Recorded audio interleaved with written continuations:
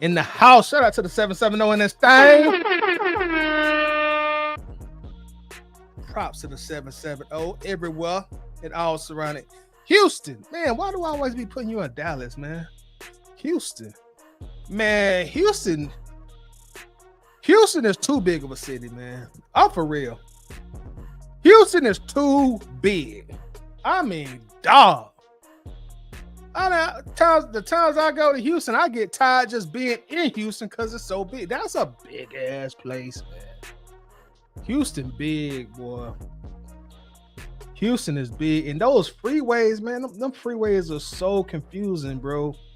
Great, coach, have y'all did something about them freeways? The freeways are confused. Houston is a big ass city, man. That's a big ass city. Oh, whoa. That's a big city, man. Big ass city. Mr. Toxic Black is in the house. What's up with you? Falcons show they ain't ready and we need a new coaching staff and a general manager. Toxic Black say fire everybody. Fire everybody. General manager, coach, cheerleaders, everybody got to go. After yesterday's performance, I understand why you say that, man. Tyreek in the house, what's going on? What's up? Bo Nix beat our ass. Yeah, Bo Nix put it on us. I guess Bo Nix said, look, you know what? All them years and all them time, Georgia Bulldogs whooped my ass. I'm about to get some get back on y'all. I'm about to get some get back on y'all. I'm gonna take it out on the Falcons. I can't get Kirby Smart and them Georgia Bulldogs, but I'm gonna get the next closest thing I can get, and that's these Atlanta Falcons. Going off course a little bit, if you know the history, of the Falcons are really, believe it or not, even though the Falcons are the professional team, the Bulldogs are the college team, but the Falcons are really, truly the Georgia Bulldogs Junior. They're the Bulldogs Junior. Atlanta Falcons original owner, Rankin Smith, attended the University of Georgia when he bought the Falcons, I think in 1965, When he bought the team, he molded the Falcons after his college, UGA. Hence, red and black. It's not a coincidence that we share the same color scheme as the Bulldogs. So he molded the Falcons after the Georgia Bulldogs. Now, legend says there was a lot of outcry from the Georgia Tech Yellow Jackets. Like, hey, man, this is supposed to be, a professional team in Atlanta. Why are you out here capping on a team in Athens? What's up, dog? Then you get the yellow or the gold stripe in the old school helmets. So that's your history lesson for today. Man. What's popping, everybody? Jamar is in this thing. Says, what's up, Ty? That ass whipping was embarrassing yesterday. Bo Nix looking like Elway the first. Yeah, he did, bro. He sure looked like old Elway, man. Boy, Elway, Steve Atwater, Shannon Sharp. Boy, look like the old Broncos, boy. Look like them Super Tecmo Bowl Broncos, man. Goodness. They beat our tail, man. They lit us up, bro. They lit us up. They said we better wake up. Chargers playing well, and the Vikings and Commanders will not be easy games. This could go to crap in a real big hurt. You right? Hey, man. After the bye week, that's a must-win game to me. We gotta win the Chargers game. Gotta win the Chargers game, man. We gotta get back on the right foot. Gotta win this Chargers game. Coming off a bye week, man. Y'all, they better come out here and be prepared. Wallace says, we got an embarrassing whipping yesterday, and once again made a rookie quarterback look like an MVP candidate. Yeah, he might have won Rookie of the Year off that performance yesterday, man. That's just how bad it was for us. ATL Jordan Faithful players and coaches should know what's up, especially with the Aints of Sean, especially Raheem. Yeah, and that Sean Payton boogeyman appeared again yesterday, man. He liked beating up on the Falcons. He did it once again. In fact, Sean Payton beat the entire NFC South, I believe. I think he beat the entire NFC South. I think he beat all of us. So, golly. Sean Payton, still throwing his weight around the division, huh? Coach said the city planners who drove the freeways were smoking rocks because they stupid. Man, bro, them freeways, dog. I swear. My first time on them Houston freeways, man, I got so frustrated, bro. I got so frustrated because I hadn't seen nothing like it before, man. In the exit just sneak up on you. So like, if you like me, like the first time I was in Houston, and like it's your first time there, you're on the freeway, you're not really sure where you're going. It's tough. And then they were doing a lot of work on the freeways when I was there, man. And not only that, it's a big ass city, man. All y'all who done been to Houston know what I'm talking about. And all y'all who ain't been to Houston, man, that's a big. Houston big, bro. Houston is enormously big. But yeah, them freeways had me frustrated, man. I remember like, man, I gotta take a break. I just pulled out to the side of the road. I went to Subway. I said, man, this got my head hurt. I told my girls, hey, man, we gotta take a break. This got me frustrated. She's like, you want me to drive? I said, yeah, I do want you to drive. C-Dub says, I would do a paternity test on Zach Robinson if he's related to Mike Bobo. I am firing him. Mike Bobo and Carson Beck, I got to give special Carson Beck some credit yesterday. He stepped up and he played a good game finally, man. Saturday against Tennessee. He was past due, man. The fan base in Georgia was saying he needed to be benched, but he stepped up to the plate, played good finally. So hopefully he done shook whatever was on him off of him, and hopefully he continues to play like that throughout the rest of the season and through the playoffs. Because if Carson Beck is on his A game, I don't think nobody can beat Georgia. But if Carson Beck is playing like he's been playing these, last few games prior to Saturday, we can be had. I'll just say that. Tay 6 in the building, the youngest in charge. What's going on, Tay? Says, how you doing, Ty? I'm doing good, Tay. How you doing today, brother? All I can say is, oh boy. Yeah, man. It was one of them games, bro. One of them games, dog. It was definitely one of them games. One of them games. Tyreek, Raheem better use his bye week to self-reflect. Yeah, the entire team needs to self-reflect, man. I don't know what they need to do, I don't know. Maybe they need to go to the movies together, go to the skating ring. I don't know what they need to do. They need to do something, man, to get it together. They need to do something. John Kemp, what's happening, man? Says, what's up, Todd? I think the Bucks will overtake us with that easy schedule. I hope not. I sure hope not, man. I definitely hope not. I think we can come out here in these next 6 games. I think we can go 4-2. Then we're going 4-2. I feel like this next game is essentially a must win. But if we happen to lose it, we have to win at least one out of the next 2 games, preferably both games. But we must win one out of the next 2 games. Must win one of the next 2 games. We lose these next 2 games, and yeah, we might have to come on here and start talking about the draft. We lose the next 2 of this, we might have to start talking about the draft because I don't know if the team will be able to recover at that point. At that point, you'll probably lose to a team like the Giants also, and then you'll probably lose either to them or somebody like Carolina. So we got to recover, man. We got to get back on our square. Okay, yeah, swept NFC. I thought so. That damn Sean Payton, I can't stand it. So, that one Falcons fan, what's up? That one Falcons fan, how you doing, brother? Appreciate you coming in. Says, what's up, Toddy? Most embarrassing losses the blood in Dallas, the 2021 game. Oh, yes, I remember. Oh, that was horrible, man. That's the game that we didn't jump on the onside kick, and we had a big lead, and we blew the lead. Oh, why did you remind me of that game? It says we must imperatively do something about the defense because it is atrocious. I agree. The defensive coordinator must be fired. So that one Falcons fan says, get rid of Jimmy Lake now. I agree, man. You know, the defense must improve.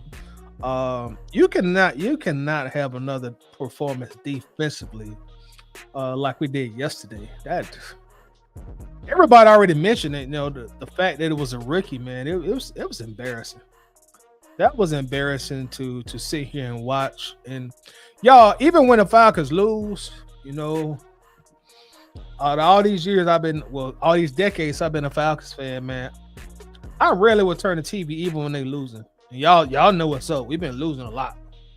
But I seriously thought about it yesterday, dog. I'm like, man, bro, I could find something else to do. I thought about it hard. I think the only reason I didn't turn the game yesterday, turn it off, is I want to see what Michael Penix was going to do. I want to see how he was going to look. But if I didn't want to look at the Penix factor and just see how he was going to look throwing the ball, I probably would have had to give in and say, bump it, man. I'm about to turn this game. I'm about to turn to something else, bro. I don't care what it is.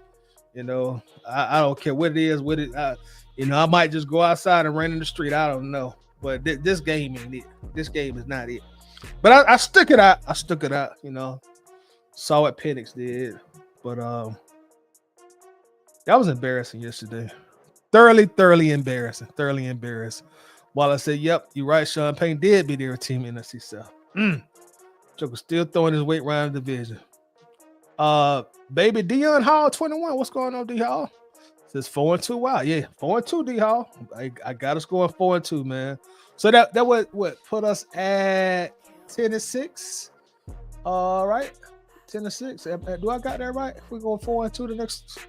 Yeah, I think that no. 10-7. My bad.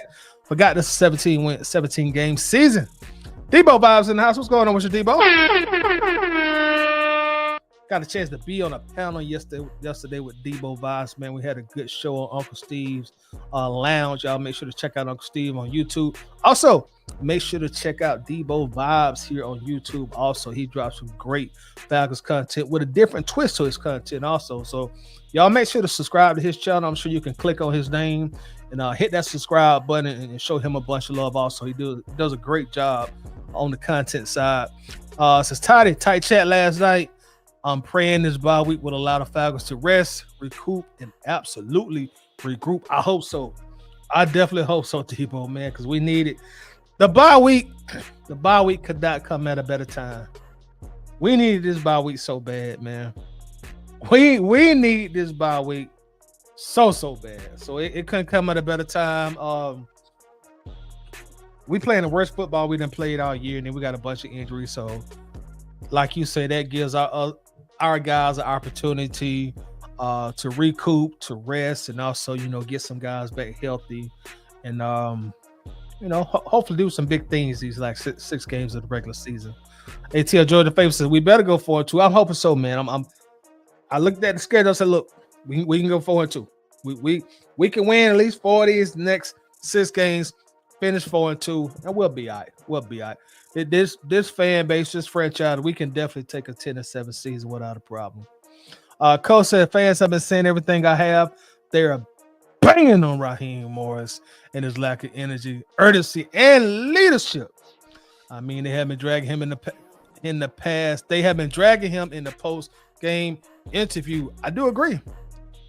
The fans have been. What's the correct word I can use? Is disarray a good word? Is disarray panicking? Man, the fan base has been super critical over these last 24 hours. Not just a Raheem Morris, but I mean everybody on the staff. Everybody on the staff. But we're gonna talk about that too. Definitely. We'll get into that as well. Baby D Hall says, Baby D Hall 21, excuse me.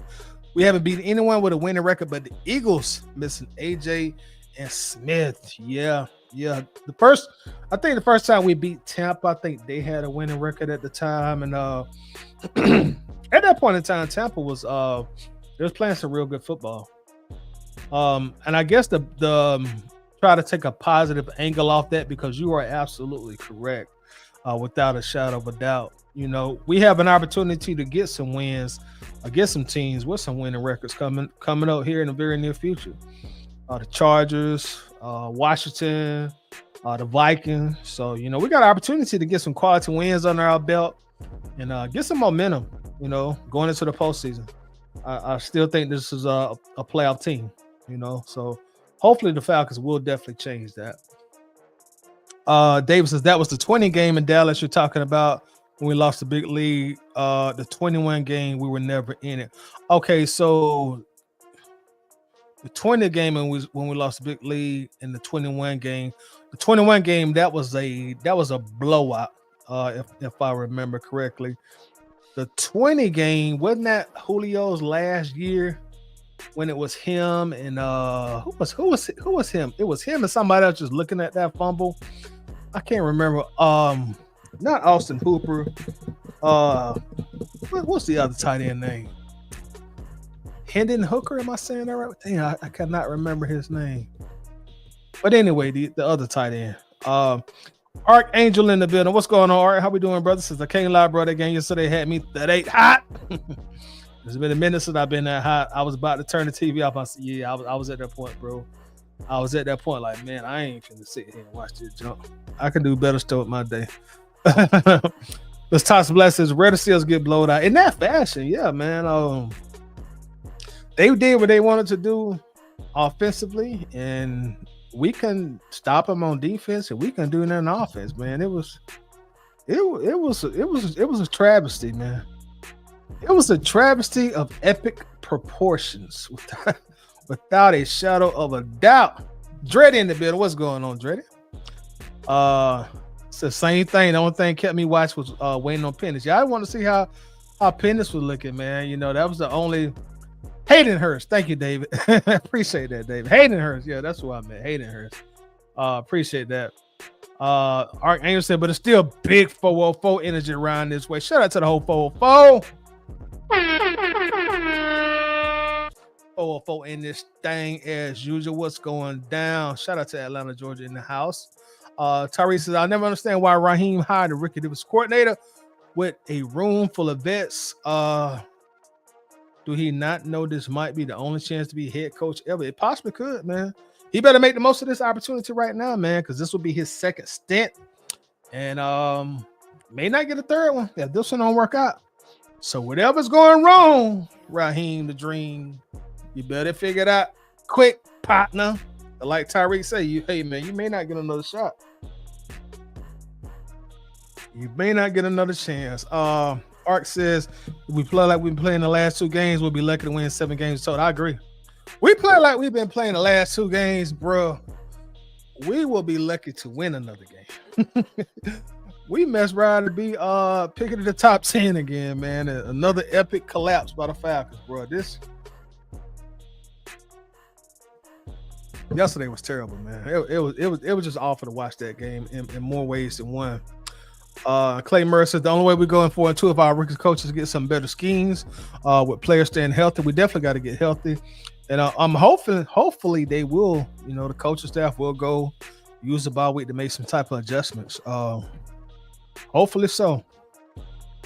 Taser, I just don't agree with the win now mode, and then you turn around and hire rookie coordinators. This loss got me thinking about a lot of red flags in the offseason and preseason. Not playing starters. Yeah, I know not playing starters. That was a big topic of conversation. What other red flags do you see, Tay, if you got any more? I'd be interested to know what else you're thinking about. I said I honestly don't care what the record is. Just get me to the dance where anything can happen. Yeah, we just got to get in the playoffs, man. Just got to get in the playoffs. So a little bit on the game.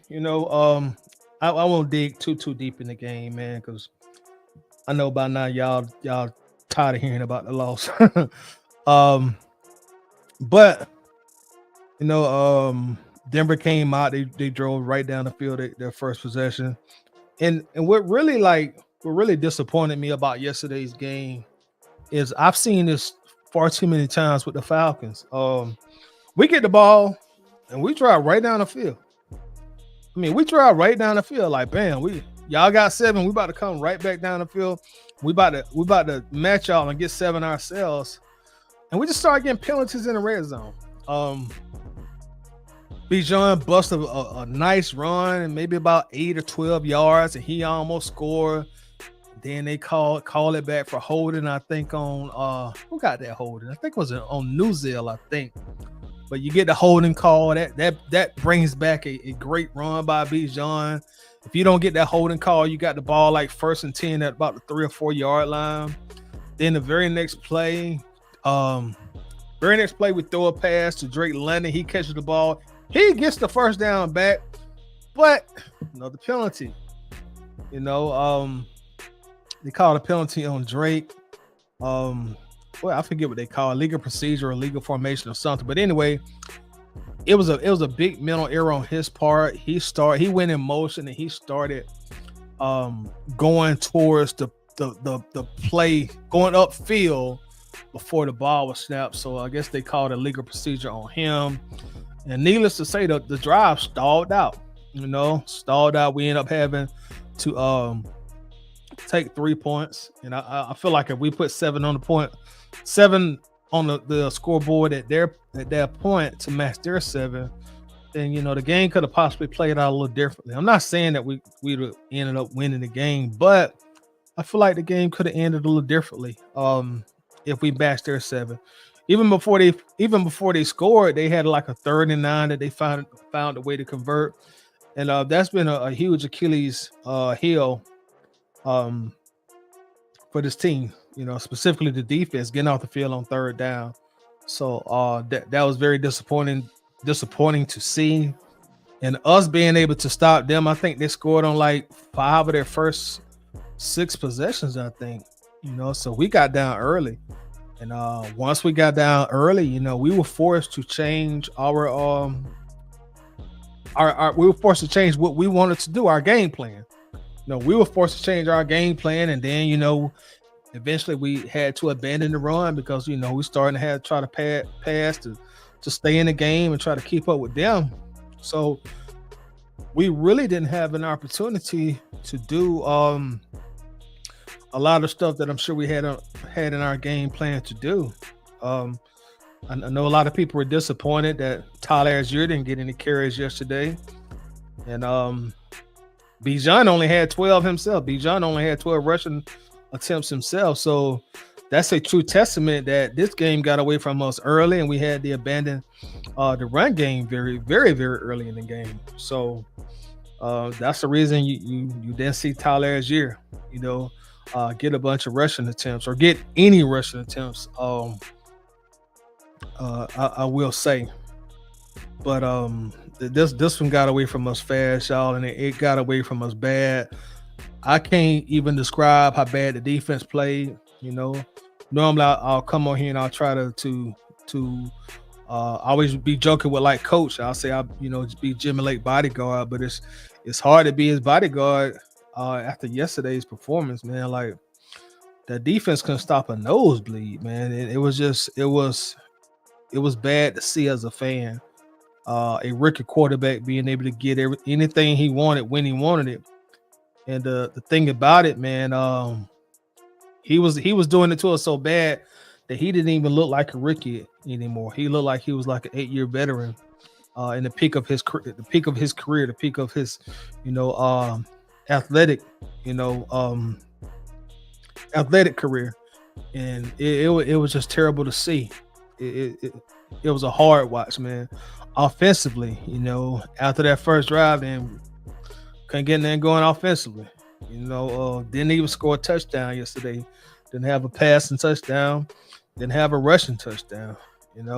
Speaking of Bijan, I think he had 5 straight games with at least 100 all-purpose yards, and we had to get out of our game plan so early in the ball game that you had to abandon Bijan. Also, again, I understand people being upset about Tyler not touching the ball, but Bijan didn't even touch the ball as much as we would like either, because we were just forced to try to pass and throw the ball to try to keep up. This was just a bad game all around. All around. They had guys running up and down the field wide open, catching passes on 2nd down and 3rd down. big gain after big gain after big gain after big gain. Man, it looked like being a Georgia Bulldog fan, man. It looked like when Georgia go and they play one of these like Division 3 teams, like a tune-up game. It looked like a tune-up game. Like we didn't even deserve to be on the field with this team. Like and it shouldn't be like that, man. That was a very embarrassing loss. A lot of the flaws in this team got exposed in a major way. One thing I will point out, with the defense, being a big topic of conversation within our fan base, and rightfully so. After yesterday's game, rightfully so, there should be a topic of conversation. We are going to really have to do a good job, y'all, in the off season and bringing some proper talent to this team on defense, y'all. We're gonna have to do a real good job. I'm gonna assume Terry Fontenot will still be the general manager. And if so, man, him and his team, they're gonna have to do a hell of a job this year in the draft and also in the off season. You gotta get some talent on this defense, man. This is a real talentless defense for the most part. Last week I told y'all, I questioned Judon. Judon to me is washed. It was a bust of a trade for us. I'm sure they're not going to give him a extension in the off season, so at least we'll get a comp pick back for him. Just a wash. He's giving us nothing, and they're starting to bench him now. They're starting to give Abakady more snaps. They're starting to give Zach Harrison more snaps. So it was just a wash. He ain't giving us nothing. And then we talked about Justin Simmons last week also, and to me, Justin Simmons wash. He ain't giving us really much. Not what we thought we would get from these two players, man, at all. And I don't see Justin Simmons getting another contract neither from Atlanta unless he just these last 6 games, man, he just plays out of this world. To me, he ain't been playing good football. I've been a little more reserved with my criticism of Justin Simmons in comparison to Matthew Judon, but shoot, I'm not seeing that from Justin Simmons either, y'all. Straight up, I ain't seeing that from him either. Like, bro, you just came here and you washed up too, and it could just be playing with Atlanta. Maybe we just got some bad juju on defense and we transferred that bad juju to them. I don't know, but then last week also we talked about our linebacker core, man. Look, y'all, I know we love our players. We support our players, and that's what we should do. That's part of being a fan. To me, if there is ever a time, and trust me, I get being critical, I get pointing out the flaws, but if you can't at some point in time find some joy out of supporting the team, then maybe it's not the best. Maybe that's not the right team for you to root for. And I'm not saying go find another team. I'll never tell nobody that. But that is part of being a fan, of supporting your team. And I'm not saying that you got to support what the Falcons been doing these last 5 or 6 years. But if you couldn't find a way in 1998 to be happy with them doing the Dirty Bird, or if you couldn't find a time and when Mike Vick was here to be happy, if you couldn't find a time when Matt Ryan was here to be happy, or Julio, et cetera, et cetera, et cetera. If you can't find some type of time period where you're going to stand behind your team and support your team, then that's probably, not a good team for you to support. And that's ultimately what I mean. With that being said, I've been super critical on this YouTube channel these last few years of the Falcons, and the stuff that they've been doing in the front office and on the field. But coming into the season, they started off pretty good, outside these last 2 games. So, I was going to stand behind them. I was going to stand behind them, and I definitely saw all the flaws. I spoke about all the flaws. I made a Troy Anderson video after his rookie season. and said I was worried about Troy Anderson. So for me to come here now and say, the linebacker core ain't it, that ain't new news to me. I had already spoke about that. But as long as they was winning, I was gonna ride with them. I'm still gonna ride with them if they losing. But the point I'm making is when they finally turn it around, I'm gonna try my very best to make sure that I'm not just putting out a whole bunch of negative content while the team is still winning. If the team is 6-3 and then I'm putting out a bunch of negative content, I don't think that's fair to the team, and I also don't think it's fair to y'all. Now, if the team is 2-5 or 3-5, that's a lot different because the team is not doing well, the team is not performing, especially the Falcons. For example, when you went 6 straight, seasons with a losing record. You know what I mean? I kind of, a part of my whole persona, is banging on the Falcons. You know what I mean? Some of my best performing videos have been after we done lost, and I done came on here pissed off, cussing, mad at the team. You know what I mean? But again, like, I don't feel like I can do that all the time because I'm by nature I am an optimistic person, and I try to find some glimmer of sunshine dealing with these Falcons every year if I can. But some years I just know we're gonna be trash some years, and I kind of do that the last 2 years. But I think the point I'm trying to make here, or where I'm trying to go, right? Everybody want to fire Raheem. Everybody want to fire Jimmy Lake.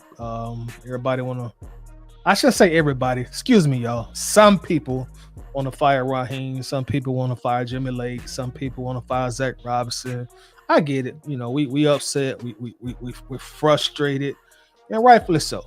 The last 2 games have been very unacceptable for this franchise, and as fans, we definitely have to to voice our opinion and voice our frustrations. We definitely have the right to do that.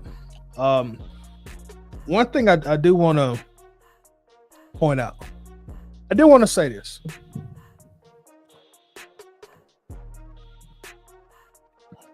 As far as like getting rid of Raheem or getting rid of any coach or anything of that nature,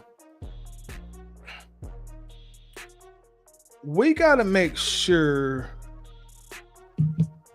that doesn't become a pattern, because you can't fire coaches every year. I mean, some teams have done it. Don't get me. Some teams have done it. Detroit, Cleveland Browns. You see how long it took Detroit to be good. You see how long it took Detroit to be relevant. Cleveland Browns, they still ain't got it together yet. So you can't get in the habit when the going gets tough. First thing your owner do is, well, I'm gonna fire everybody. Because if you're always firing a coach or coaches, if you're always firing a coach or coaches, you're never gonna hire a good one, because nobody worth anything is gonna want to come and work for you. So you can't always that can't always be the solution to your problem. We gotta fire a coach. Somebody gotta lose their job. That can't. You gotta find a root of the problem. Because I'm gonna say this, and the reason I say you gotta find a root of the problem. If there's a reason to fire a coach so often, that means you're consistently bad. You know what that means? Coaches are not the root of the problem. That means the coach is not the root of the problem, the coach or the coaches. That means those are your scapegoats. And I've been talking about scapegoats for weeks on this channel, and I'm going to continue to bring it up as I see needed, because I do see a lot of scapegoating going on in this fan base. And so going back to what I'm saying, if the thing is to always fire a coach, then you gotta get to the root of the problem. It's not a coaching problem. You know, we fired Dan Quinn. Dan Quinn went and did his thing as assistant a few years, and look what he doing in Washington. You know, look what he doing now. You know, Art Smith bounced right back on his feet. You know, I don't think they lost for 2 games with the team he's with right now. Granted, he is not the head coach, but still, this time last year, y'all. Most of this fan base blamed everything on Arthur Smith. This time last year, most of this fan base was blaming everything on Arthur Smith. You know, I feel like we played a very, very, very, very, very small part in him losing his job. Because I'm sure a bunch of people emailing the Falcons, fire Arthur Smith. Fire Arthur Smith. Fire. Every time they open their Instagram account, fire Arthur Smith. Hashtag fire Arthur Smith. Every time they look at their Twitter, fire Arthur Smith. Fire Arthur Smith. Every time Arthur Blank step out of his suite at the Benz, hey Arthur, fire Arthur Smith. He sucks. That's all everybody kept saying. This time last, fire Arthur Smith. Fire Arthur Smith. Fire Arthur Smith. Fire Arthur Smith. No less than 12 months later, no less than 1 full year later, now people want to fire Raheem Morris. You know, fire Raheem Morris, fire Jimmy Lake, fire Raheem Morris, fire Jimmy Lake. All right, so you fire Raheem Morris tomorrow, and then you go hire another coach in the offseason. This time next year, when you this time in 2025, when you back sitting around 500 again or below 500 and 1 game over 500. We're gonna start that same pattern over again of blaming the coaches, making the coach the scapegoat, instead of getting to the root of the problem. You know, in order to actually solve a problem or find a solution to a problem, you got to get to the root of the problem. You have to find the root of the problem. I don't think coaches is necessarily the root of the problem, because this is the thing. We've had a multitude of different coaches come in here the last 15 years or so. Multitude of different coaches. Multitude of different assistants. And at this point, we have had multiple general managers. Same result. Losing, mediocre, losing, mediocre. So you got to find a root of the problem. My friend Sam, he said something that was very intriguing to me, and it made me think. Sam said, y'all keep, and I'm going to use Sam's terminology, y'all keep bitching about the coaches when it's not just the coaches, it's the players. And that's the part y'all don't want to admit to. It's the players. It's really... Now, this is when he really went down a rabbit hole. He went down a rabbit hole. Sam said the issue is it's the type of players front office want to win with. That's the problem. And that made me think. I had to step back and I had to think about that for a few days. Because for me, that was a profound statement. Sam said the problem is it's the type of players the front office want to win with. That's the problem. And I just had to sit out like, I said, did he just cook with that? Did he cook? I think he cooked with that, because I had to think about that one, y'all, for a couple of days. It's the type of players the front office wants to win with. I said, God damn it, there you go. I said, and there you go. That's it. You know, because every time something don't go our ways, you know, people want to fire the coaches. Like, you keep bringing different coaches in here, you keep getting the same results. But what's the root of the issue? What's the root of the issue? And Sam said that, boy. I was like, boy, I said to myself, damn, Sam cooked on that son of a bitch. Damn, boy, shit, I had to think about that. And that goes back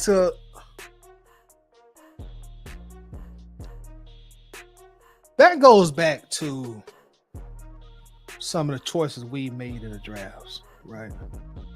And this is some of Sam's point, you know, and I know how Sam feel about certain stuff because I talked to him and then I just observe him because he's very outspoken, you know, he's very outspoken. Y'all, please don't take this the wrong way. I love this player now that he's here. All this year, I've been on this YouTube channel propping him up and telling y'all how great he is and he can be an all-pro. But case in point, to Sam's point, when you draft Bijan Robinson, it's the type of players the front office wants to win with. You draft the Bijan Robinson, and he's a boy. Bijan a stud, though. Bijan is a stud, and like I got a friend who I met at my old job. Good friend of mine. She's a Falcons fan, and she sent me a message through Facebook like 2 weeks ago, right? And she was excited. She sent me a message. It was her and her son. And so she sent me a message. She was pretty much saying, look, you know, I ain't gonna say her son's name, but say so-and-so, he got to meet Bijan. He was so nice and he was so happy. And she sent me some pictures with him at the game taking a picture with Bijan Robinson, right? I'm gonna try to show it to y'all and not show these kids' face. Wait, I don't want to show her kid's face. But anyway, you get the picture, right? That's Bijan, right? That's the inbox that she sent to me. She's like, oh man, Bijan is so nice. And she was just so excited. And then her kids' face, they all lit up, you know. And she said something, she said, Toddy, Kirk Cousins was out there too, but he wouldn't come talk to us. Bijan would come talk to us. See, that's the kind of guy, that's the kind of person Bijan. Bijan is he's a great human being. I seen somebody else in our group posted a video yesterday of them talking to Bijan and he taking pictures and signing jerseys and all that stuff, you know? So Bijan's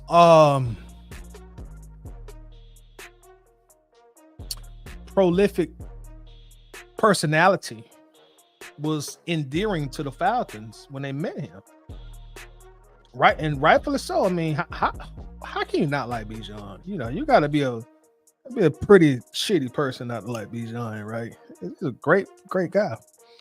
But y'all know where I'm going, right? Now, what do all of us Falcons content creators have to address this season? What do we have to address in these broadcasts, right? What part of the team do we have to address? You gotta address it. You can't ignore it. What do all Falcons content creators got to address? You know, what do you have to address when you're talking to your homeboy, your homegirl? What do you have to address in these Falcons groups, right? What part of the team has to be addressed? If you don't address this part of the team, you ain't really talking about Atlanta Falcons football, right? What part of the team is that? It's the pass rush, right? Right, it's the pass rush. It's the pass rush. So Sam said, it ain't the coaches. Sam told me, Sam said, it ain't the coaches. It's the type of players the front office want to win with. And he was talking about the tip top of the executive branch of the Falcons. So going back to my question, anytime you talk Falcons football, you got to talk about the pass rush or lack thereof of a pass rush. D-line. And when you go back to that draft, and again, hey man, I love Bijan. Y'all know I've been propping Bijan up, so don't do me like that. Don't do me like that now. Don't act like I'm a turncoat, because I've been doing nothing but saying epic stuff about Bijan. I got no problem with him. I love me some Bijan Robinson. He a beast. Don't do me like that now. Don't do me like that. But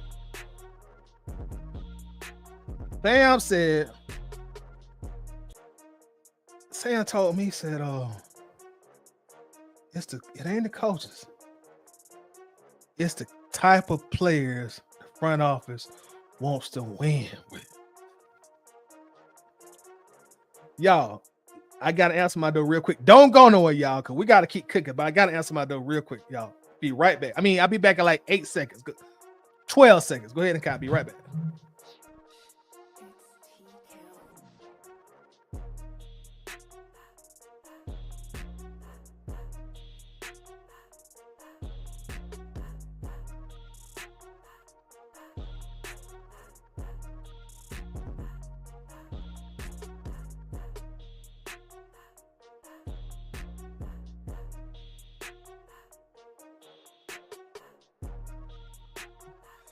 All right, my bad, y'all. My bad. Yeah, but but Sam, like, hey man, see, it ain't the coaches, bro. It's the kind of players that the front office want to win with. So, going back to what we were saying, we all have to talk about the pass rush now. And when you drafted Bijan, you had an opportunity. You had an opportunity to take. We always use the word generational talent, right? That's like the new catchphrase in sports. Generational talent. But you had an opportunity to take a generational talent at your weakest area of your team. Your D-line, your front seven, your pass rush. Instead of doing that, because this guy had a checkered pass. I ain't gonna dig into that, but y'all know. Most of y'all are Bulldog fans, so I ain't gotta preach to the choir. He had a checkered pass, and I think he'll throw it off. But you know what? I told Sam that. Sam, shit, boy, that's what we need. Hell, you talking about? That's what we need. So what? That's what this team needs. He told me that it was hard for me to come back. I'm like, God damn, he kind of right too. I said he kind of right. Cause I looked at that defense yesterday. Them boys soft. So when Sam said, shit, that's what you need. You need somebody to look throw it off. And then look at that Sunday, I'm like, God damn. They ain't got no comeback for that. But and see, going back to Tyler Algier, the reason, and I get it, y'all, because I initially I wouldn't mess with the Bijan pick. If you go back to when we did the draft show, when they announced Bijan Robinson, bro, I was on this camera mean mugging. No lie. As the young folks say, no cap. Go back and watch it. Go back and watch that draft show. I was mean mugging. I was pissed off. Mad, hot. Pissed off. But I'm cool. We got him now, so what's done is done. But some of the reason that a lot of people say they talk about Tyler Algier and his touches, because it's like, look, before Bijan got here, Tyler had 1,000 yards in like 14 games as a rookie. He set a rookie record. How we gonna just forget about him? Yeah, we know Bijan all razzle dazzle, but Tyler, how are we gonna just forget about Tyler? And that goes back to when Sam told me it ain't the coaches. It's the kind of players the front office want to win with. So when you double down on a running back, after you already got a running back here who ain't been in the league but 1 year, who just had 1,000 yards, and you bypass this beast of a defensive lineman, a beast, and you go double down on running back, and then a year or 2 later, 2 years later, everybody crying about the pass rush. Well, duh. Well, duh. Well, duh. Sam said, it ain't the coaches. Because Raheem Morris didn't make these choices. Zach Robinson didn't make that choice. For the love of God, Jimmy Lake did not make that decision.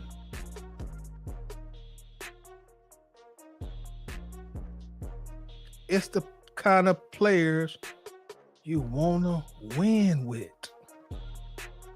Sam said, that's what our problem is, Howdy.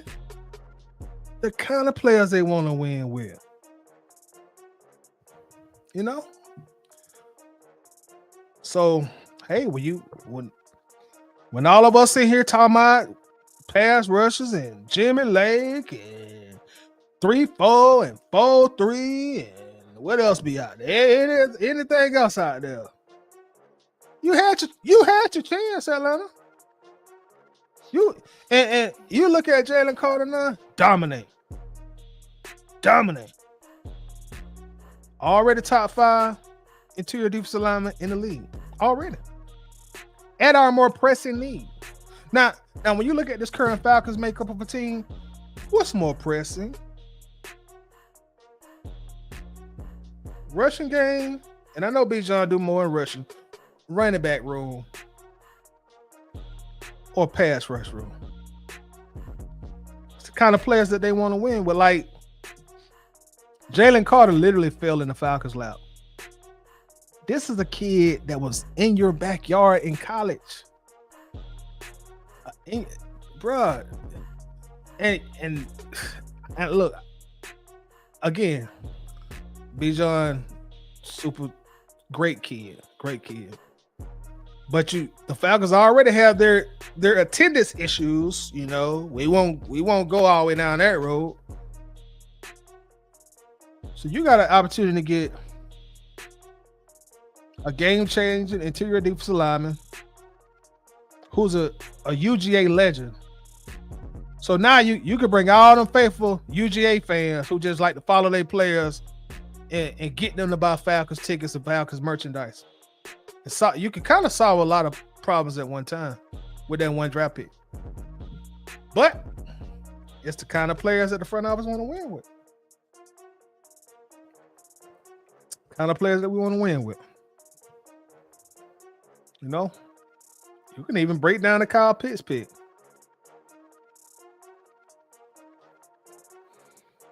You know, we start off the rebuild with Kyle Pitts. Hey, Kyle here, I'm gonna ride with him. But when we first had him, I'm like, hell no. What the f we doing? Why? Now, full transparency, because I'm not gonna BS y'all. At that time, I wanted Justin Fields. Now, I'm going to get the Falcons props. Justin Fields would not have been the move because we would still he's not it. He's backup. Strong backup. But you know, in hindsight, tight end was even if Fields went on the table, I'm still not gonna take a tight end at 4. In hindsight, the best pick for us in that particular point would have been Penei Sewell. It would have been to get Sewell. Get in the trenches. Go ahead and draft early in the trenches. Go ahead and solve that problem. You know? and I know you could say Jamar Chase. The only reason I would say Sewell over Chase, because we would have ended up wasting. And again, this is hindsight. Hindsight is 2020. We'd have ended up wasting like 2 years of his rookie contract with bad quarterbacks, Mariota and Ritter. You know, so Sewell would have been the right pick. That's going to be a top tier perennial all pro lineman for 15 years, and he's going to be a first ballot Hall of Famer one day, barring injury. He'd have been the anchor in your trenches for a decade and a half. The Falcons are the first team in NFL history.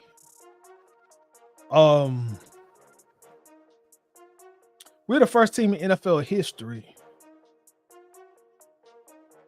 to draft four consecutive offensive skill positions in the top 10 of the draft. First team in history to do that, y'all. To draft 4 consecutive skill position offensive players in the top 10 of the draft.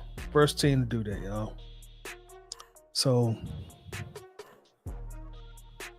I just had to share with y'all what Sam told me, y'all, because that's been on my mind since he said it. And I be wanna like debate him about it, but I can't, because he got me on that one. I ain't been able to say that back to him since he said it. Like, God damn, he got me on that one. Shit, I can't even say that back. God damn it. Oh. He got me. But it's what they want to win with. You know?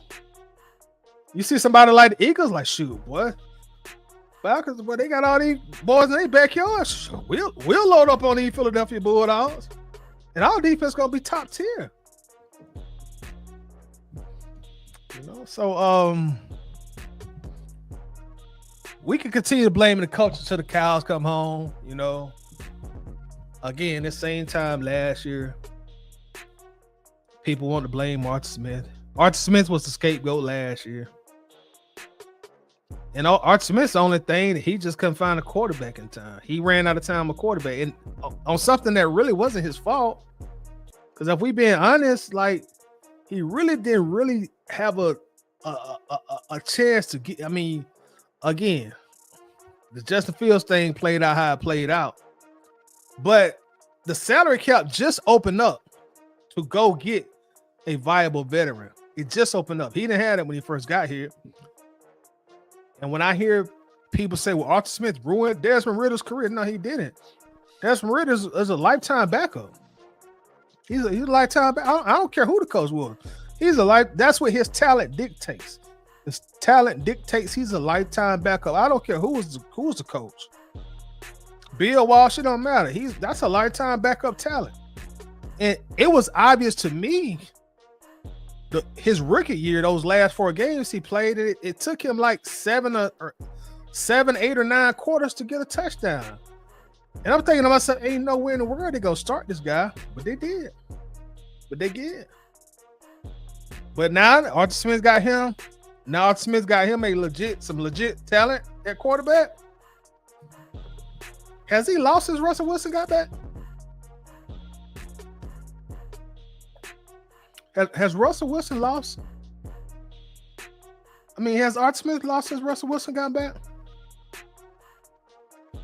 You know, I don't know, man. The Falcons like to build. I don't know if that goes back to Arthur Blank's past in retail, but he likes offensive teams, man. That's always been Blank's thing. Offensive teams. It's always been Blank's thing. Offensive teams. You come here, you get the Madden Julio era going. You break down the Madden Julio era. You break down the Madden Julio era, and then you kind of rebuild the same team. That's the one you just broke down. All offensive heavy. And then, you know, you use like the rest of the picks. Well, we'll spread it out to the defense now. No, bro. As I said plenty of times, like when you drafting in the top 8, the top 10, the top 5, that's your foundational picks. That's your foundation. So I'm truly not surprised that the defense is struggling so much because we used the top 4 pick on the tight end. We followed it up with the 8th pick overall on a wide receiver. The very next year, we tripled down, 8th pick again, running back.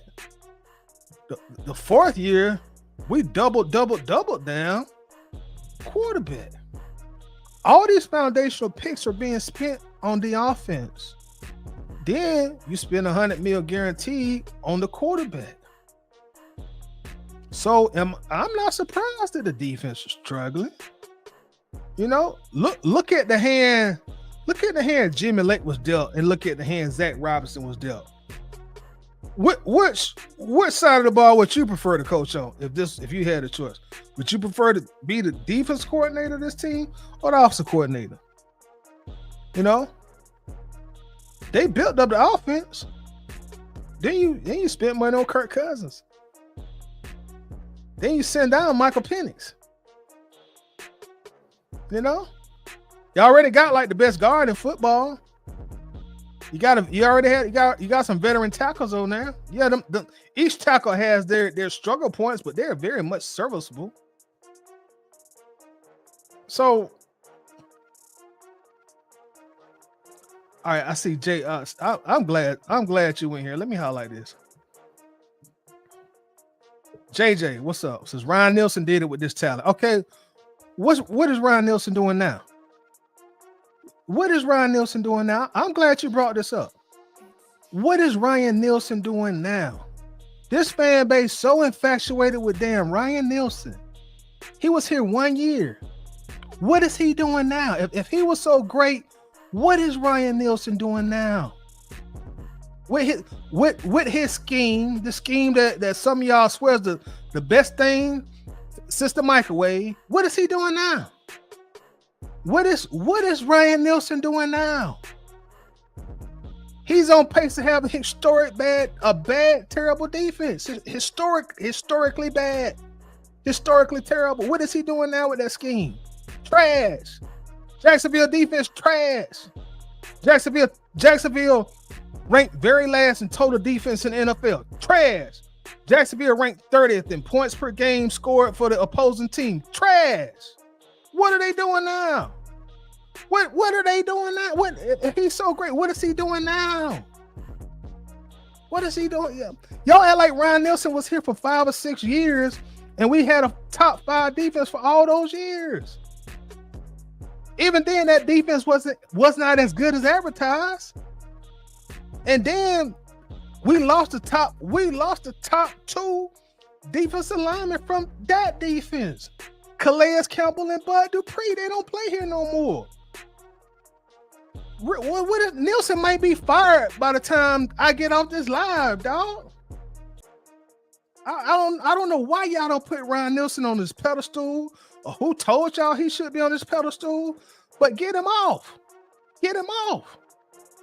Now, the people that I say you can go put on a pedestal is when they come here, Kyle Shanahan, and they have a top-rated offense, Kyle Shanahan, and they go to another team, still have a top-rated offense, you know, but with 2-3 different quarterbacks, and you still going to Super Bowl. Those are people you put on the pedestal. Put Kyle Shanahan on the pedestal because he deserved it. Ryan Nielsen was here 1 year, played a bunch of bum teams. When we finally would play teams that had a real post last year, defense would get beat up. But y'all got him on this pedestal like he's some big shit. He was here 1 damn year on a 7-10 team. And what is he doing now? He ain't doing nothing. Jacksonville is terrible on defense this year. Bro, Jackson, you actually typed that in my chat on a game where they just gave up 52 points yesterday, bro. And damn near 700 total yards to the opposing team on offense. But y'all act like Ryan Nielsen just some big shit. And he ain't shit. I don't know Who told y'all to put Ryan Nielsen on this pedestal, but take it down? He don't deserve to be there. 1 year on the 7-10 team, he don't deserve to be there. You want Kyle Shanahan, yeah, put him up there, but Ryan Nielsen, take him down. I'm tired of y'all capping him up like he did some monumental shit in Atlanta. He ain't do shit. He was so good. He was just defensive savant that some of y'all in this fan base think he is. He done went to Jacksonville. He done did the same thing like Kyle Shanahan did. This man had a 18-sack player on this defense last year in a 3-4. You had Trevon Walker in that defense also, and all them guys done regress under Ryan Nielsen. He got some real studs on that team from last year. He came in here, and this scheme that y'all just love, he switched their scheme from a base 3-4 to a base 4-3. Now them boys are terrible on defense. Now they terrible. Now they trying to run him out of town. Man, get out of here. Don't talk to me about no Ryan Nielsen. Yeah, do better than that. Man, don't talk to me about no one-off year. This some old one. That was a one-off year. A one-off year. No, get out of here. Damn, Ryan Nielsen ain't did shit, man. Gave us 700 yards yesterday on offense. 52 points. They put up a 50 burger. You should have waited. They at least had a good defensive game before you type him in here. A 50 burger. You know? No. If he was all that, he would have been able to take his scheme, his expertise to another team and have the same similar results, if not better. Man, that man gave up 52 points yesterday. 645 total yards. Go look at all the defensive metrics. Jacksonville is at the very bottom of the bottom. The very bottom of the bottom. Y'all got to get off this Ryan Nielsen shit. You got to get off of that. You got to get off of that. You got to get off of that. Josh Allen had 18 sacks last year, bro. You know, no. If he was really that guy, his scheme would have carried over to Jacksonville. You know, you think they hired him for their defense to get worse? You think they hired him for the defense to get worse? Please. Man, I get so tired of these Falcons fans acting like Ryan Nielsen just did some big shit last year. Please, the top two guys from the defensive line from that Ryan Nielsen defense last year, they're not on this team no more this year.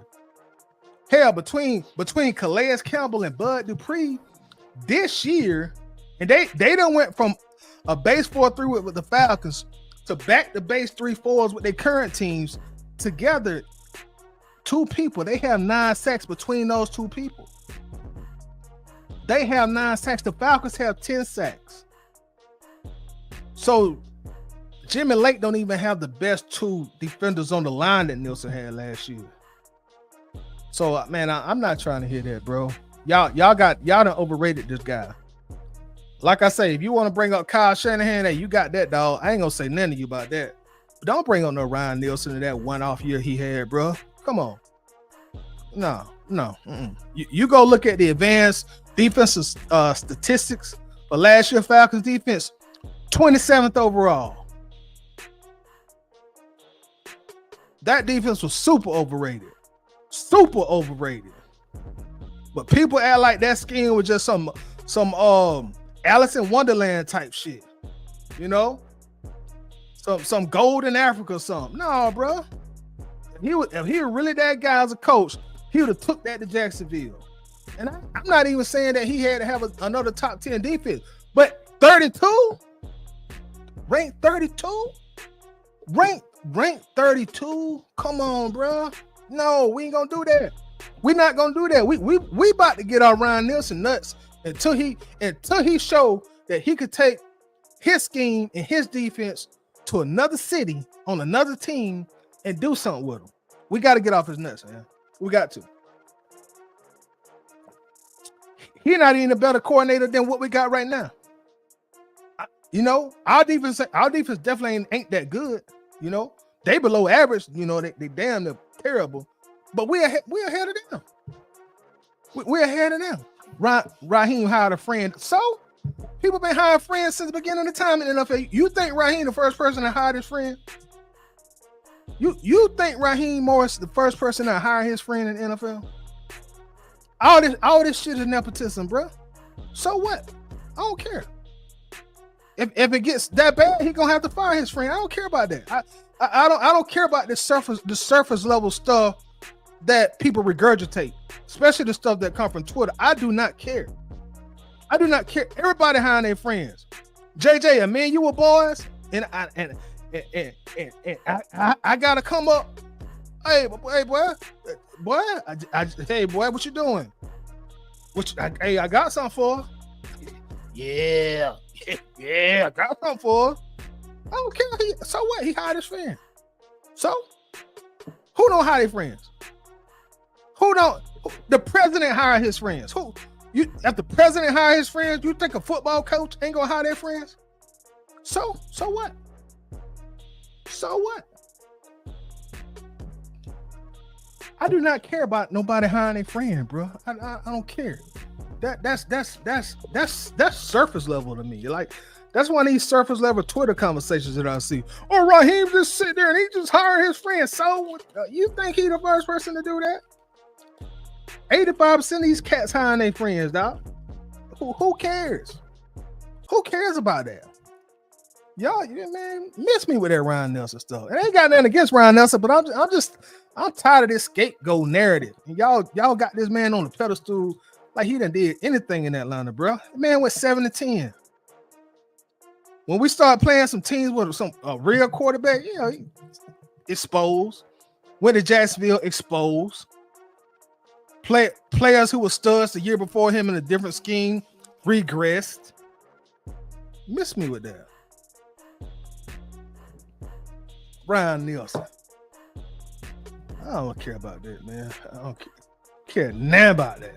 Care nothing about no hiring no friend. I don't give a damn about that, dog. Everybody got relationships, bro.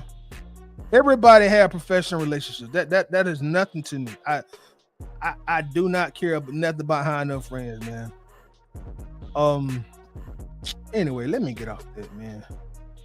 Let me go to something else. I forgot what I was talking about.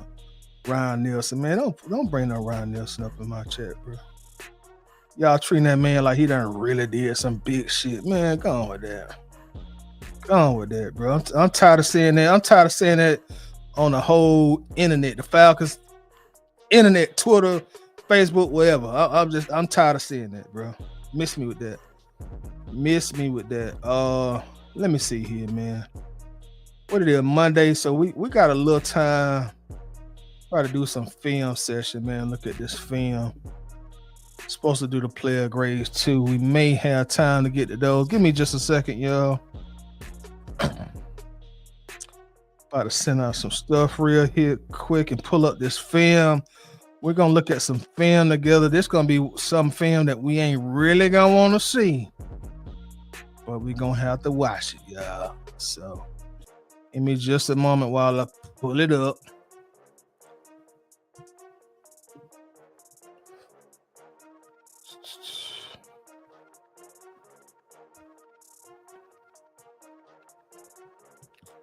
Jay just says, you must like losing 38-6 to a rookie.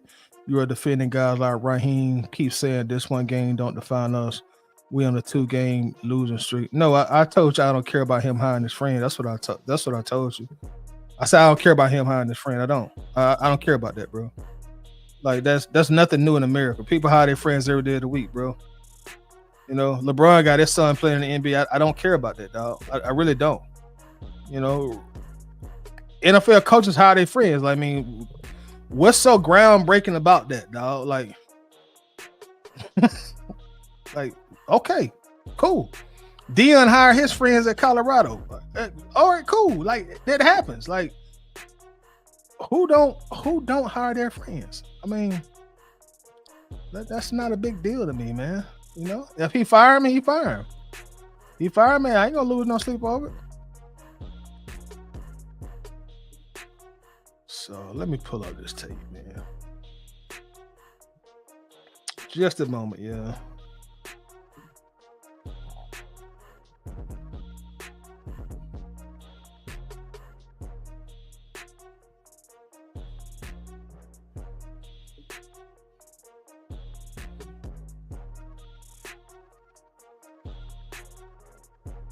Let's bring Coach here. Coach, what's up, Coach? What's up, brother? What's up, everybody in chat? While you doing that, let me speak on what you just said real quick. Go ahead. Um, Hit mute. um, excuse me.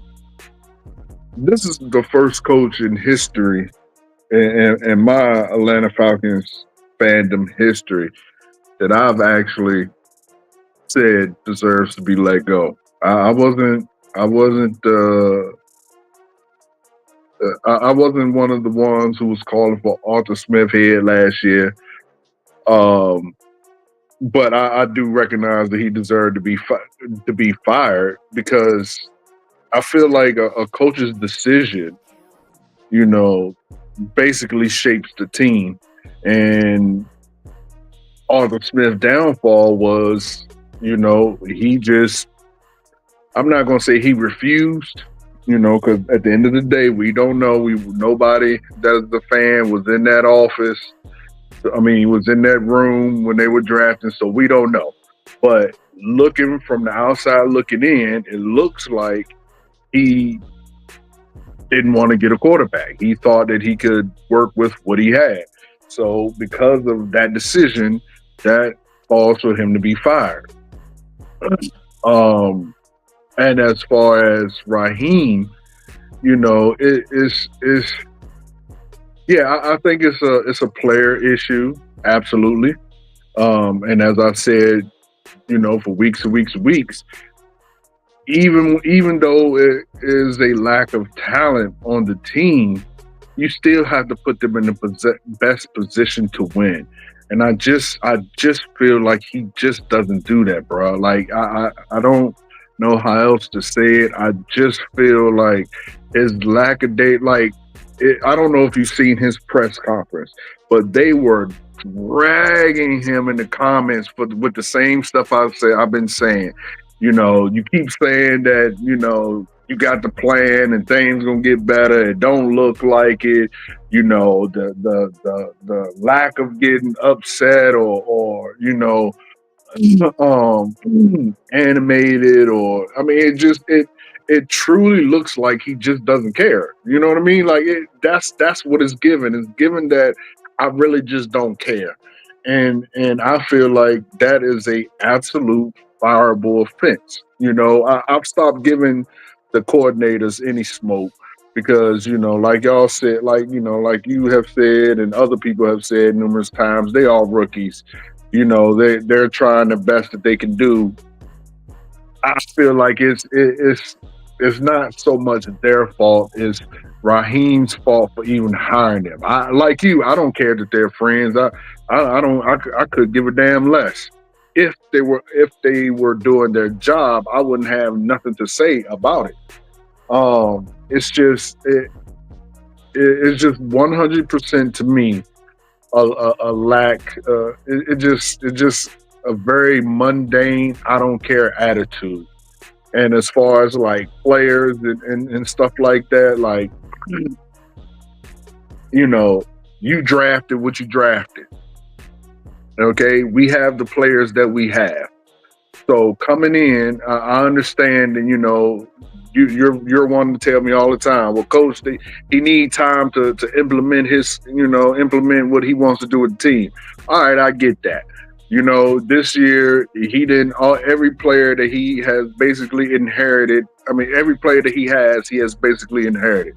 I get it, but then you go out and you get other players that fit a scheme that you don't run.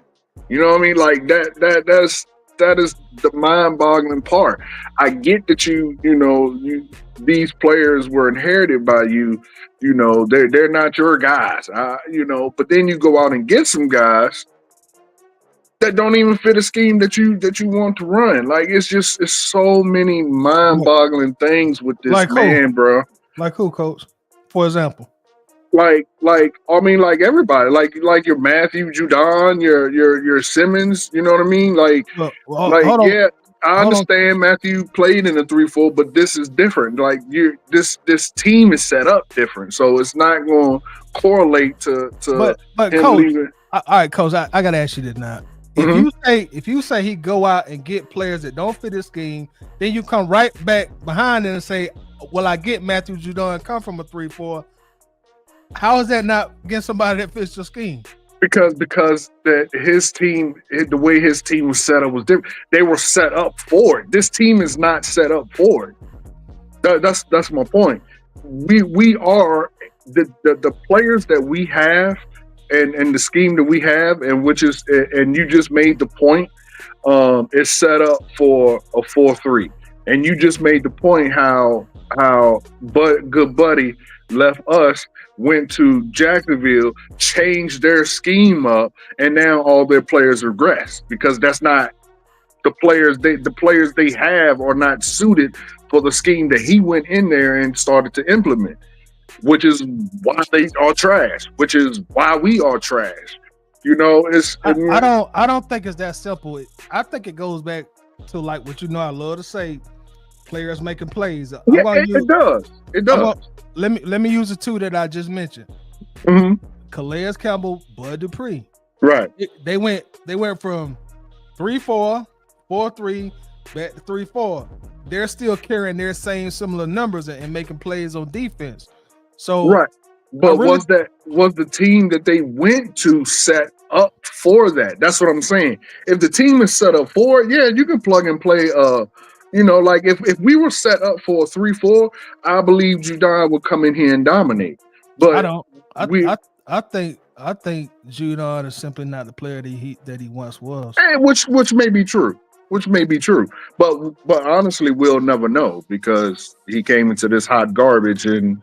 It is what it is. But that has always been my thing. I have never called for a coach's firing. I didn't call for Dan Quinn's. I didn't call for Arthur Smith's. I didn't call for what was his name before Dan Quinn?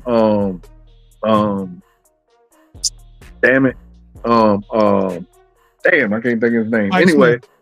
Yeah, Mike Smith. Yeah, Raheem Morris is the only one that I truly don't think it's going to get better. He's just not. I don't think a coach like him needs to have the reins. It's just too motivational, quote in quotation marks. It's not going to work. I don't think. And I hope I'm wrong. And I would love to be wrong, but that's just my 2 cents on your scheme. But like you, I mean, on your rant. But like you, I don't give a damn if they were friends at all. Like if they were doing an immaculate job or even a above average job, I wouldn't care at all. But I mean, they suck. But they are rookies, so I'm not going to put it on them. Put it on the man. All right. Well, let me come at you from this point. There's 2 things I'm going to bring up to you, Coach.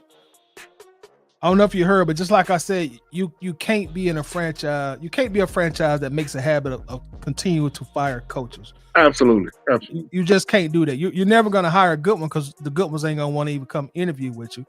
And secondly, when I talked about look how Zach Robinson is set up for success based on how we drafted, based on us going to spend the money on the quarterback. And then you look at how Jimmy Lake isn't set up for success. We didn't spend any foundational draft picks on the defense. We bringing in guys like Judon, we're bringing in guys like Justin Simmons on the twilight of their career. We did hit with Jesse Bates, but Jesse Bates still in his 20s when we got him. Right. So and you yourself, you're one of the most critical people's of Grady Jarrett that I hear talk. So you got a guy like Grady who's declining quick. You got a guy like David Onyemata who's declining quick. You got arguably the worst linebacker room in the NFL. Yep. So are we expecting him to make some magic when you consider all that stuff? No. That's why I said I'm done giving them the smoke, because at the end of the day, even though I don't agree with the scheme that he's running. I don't agree with 90% of what he does. The axe falls on the head coach, and and it just to me there's nowhere. To me, there's literally no way around it. You know, I just no, I'm not giving him the smoke no more because, like you said, we have we have maybe four people, maybe on the entire team, maybe five people on the entire team outside of the offensive line. We're not going to talk about them, but five people on the entire team who will be starters in other franchises. So I totally understand the lack of talent, but that is why I say it is critical for the coach to put you in the best position to win. And that's why it's so critical because we have a huge lack of talent. We have I think our team is one of the oldest teams in the league.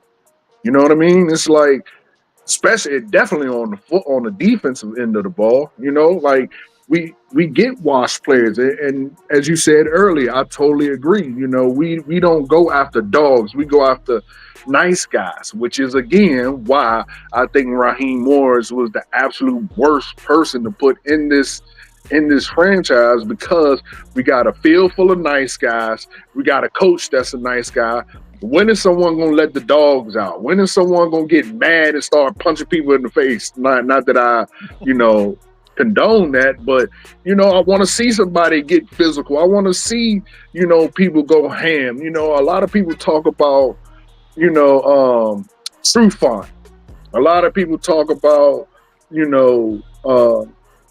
was the other boy's name that was out there with True Font? Robert Alford. Alpha. A lot of people talk about how they got beaten, they getting torched out there, this, that, and the third. But them boys would show emotion. Them boys would slap people across the helmet. Them boys cheap shot and get a 15-yard penalty. And I understand that's not the name of the game. I'm not condoning that whatsoever. What I'm saying is them boys show emotion on the field. We have no one, not a single player on our team that shows any type of emotion, aggression, anything on the field. And then when you put a nice guy in that, like I said last week, it just seems like they holding hands and kumbaya and a circle jerk. It just is ridiculous to watch to me. Mr. John Harris, we are discussing. First off, good evening, sir. We are discussing whether or not Raheem Morris deserves to get fired. But before you do answer that, John, we got a super chat here from Tay 6, the youngest in charge. My guy Tay. I say now, Tay. I say now. Appreciate you, Tay, man. Thank you very much, man. I appreciate the support. Appreciate the super chat. Thank you as always, my brother. He says, before you answer that, John, he says, when do we start looking at Terry Fontenot? John, since before you answer the question about should Raheem be fired, let's address Tay's question. When do we start looking at Terry Fontenot? Go ahead, John. Good evening. Can you hear me? Yes. Yes, sir. Okay. Yeah, I'm on the road. Once again, I'm trying to catch the last bit of this warm weather because it's going to rain and going to go into the toilet for the next few days. So, yeah, I'm going to catch a little bit of this warm weather out here, make a couple of runs or whatever. And good evening to both of you gentlemen. Good evening. Looking at Terry Fontenot, I say we don't. And it goes back to the question within the question as far as Raheem Morris. Now, it may be time to start sacrificing some assistants because, as you said, Todd, I was listening to you in the very beginning of the show, and what you say is absolutely true. You cannot fire and continue to fire coaches, especially rookie head coaches, because see, number one, we the fans, or some of you guys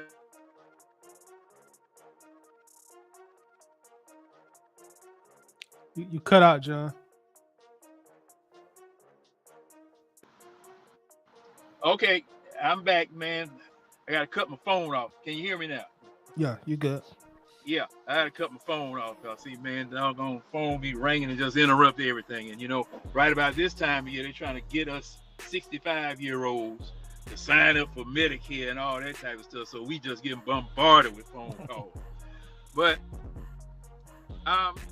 you can't continue to fire coaches because you know what? Now the Atlanta Hawks are in the same predicament. Everybody wants to fire Quinn Snyder, but you still paying Nate McMillan.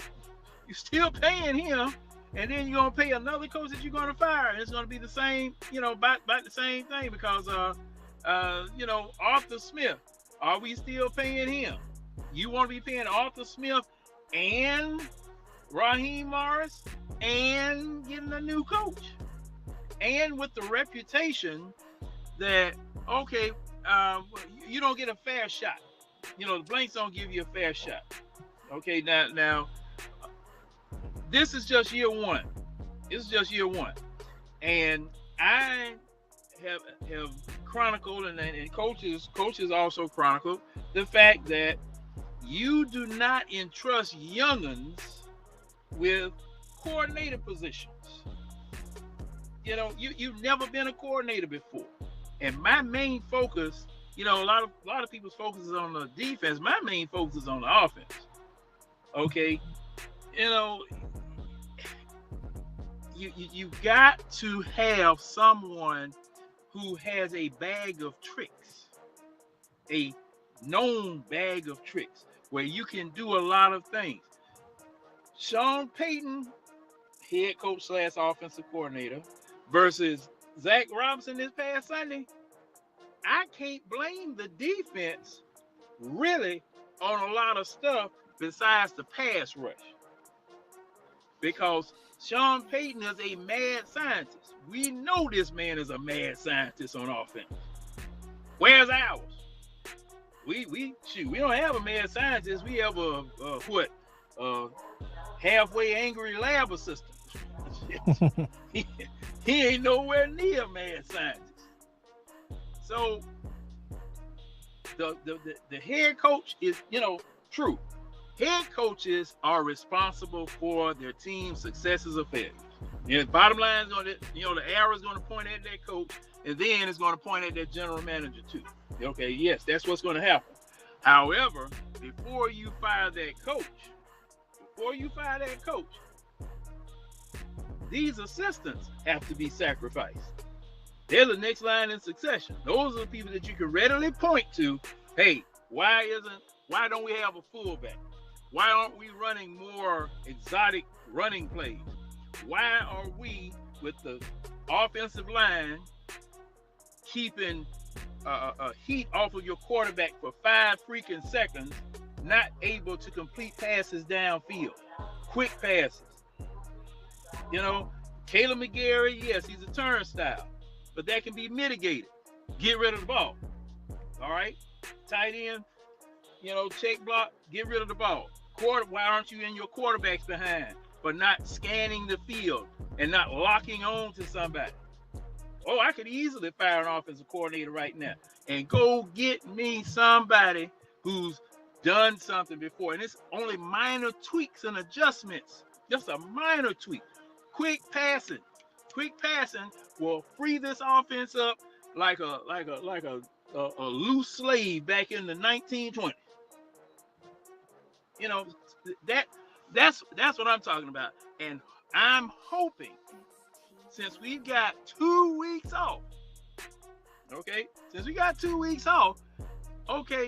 let the players go on vacation for a couple of days. But coaching staff, you need to be getting in the lab, both the offensive side and the defensive side. And when these jokers come back, you need to, it needs to change. It needs to change drastically over this 2-week period. Because see, I just see very simple little tweaks that everybody else is doing that we could do. So In answer to your question, sacrifice the coordinators after the bye week. If you need to fire one after the bye week, fine. At the end of the season, definitely, because you're going to be called to account for what your team did the whole season. Because all they're going to look at everything. Hey, could we have done this? Could we have done that? Could this happen? Really, Fontenot's going to say the same thing because he and Greg Beatles, they're in charge of the team right now. They can ask that question. They can ask that question right now. What have we done that we need to improve on? What works? What doesn't work? What do you guys? I'm looking at this play right here. Why did this happen? Why didn't that happen? So it's. I'm like I said, it's coordinator time. Yeah, All right. It's coordinator time. All right, Coach, you still there? Yeah, I'm here. Okay. All right. To answer Tay's question, Tay says, when do we start looking at Terry Fontenot? How do you feel about that? So barely. I'm I torn. can't hear you. I'm torn on Terry, because, and I'll tell you why. Because prior to this year, I think Terry should have been fired with everybody else. This year though, just with the new regime, I think he's done the best that he could with the money and the resources and everything else that he had available to him. So he, Now, hey, Coach, to me, Coach, he is. Coach, let me ask you this. Now, you said that he should have been fired along with Arthur Smith. Why? Because again, it's for lack of better way of saying it, it's they're a couple. You can't just say, Arthur Smith, you're fired for a lack of production with the quarterback room, and allow Terry Fontenot to stay here. You can't say you can't get a tight end, running back, wide receiver in the top 10, and they're not, and then you don't get other positions. Like it just, but again, none of us know who did what because none of us was there.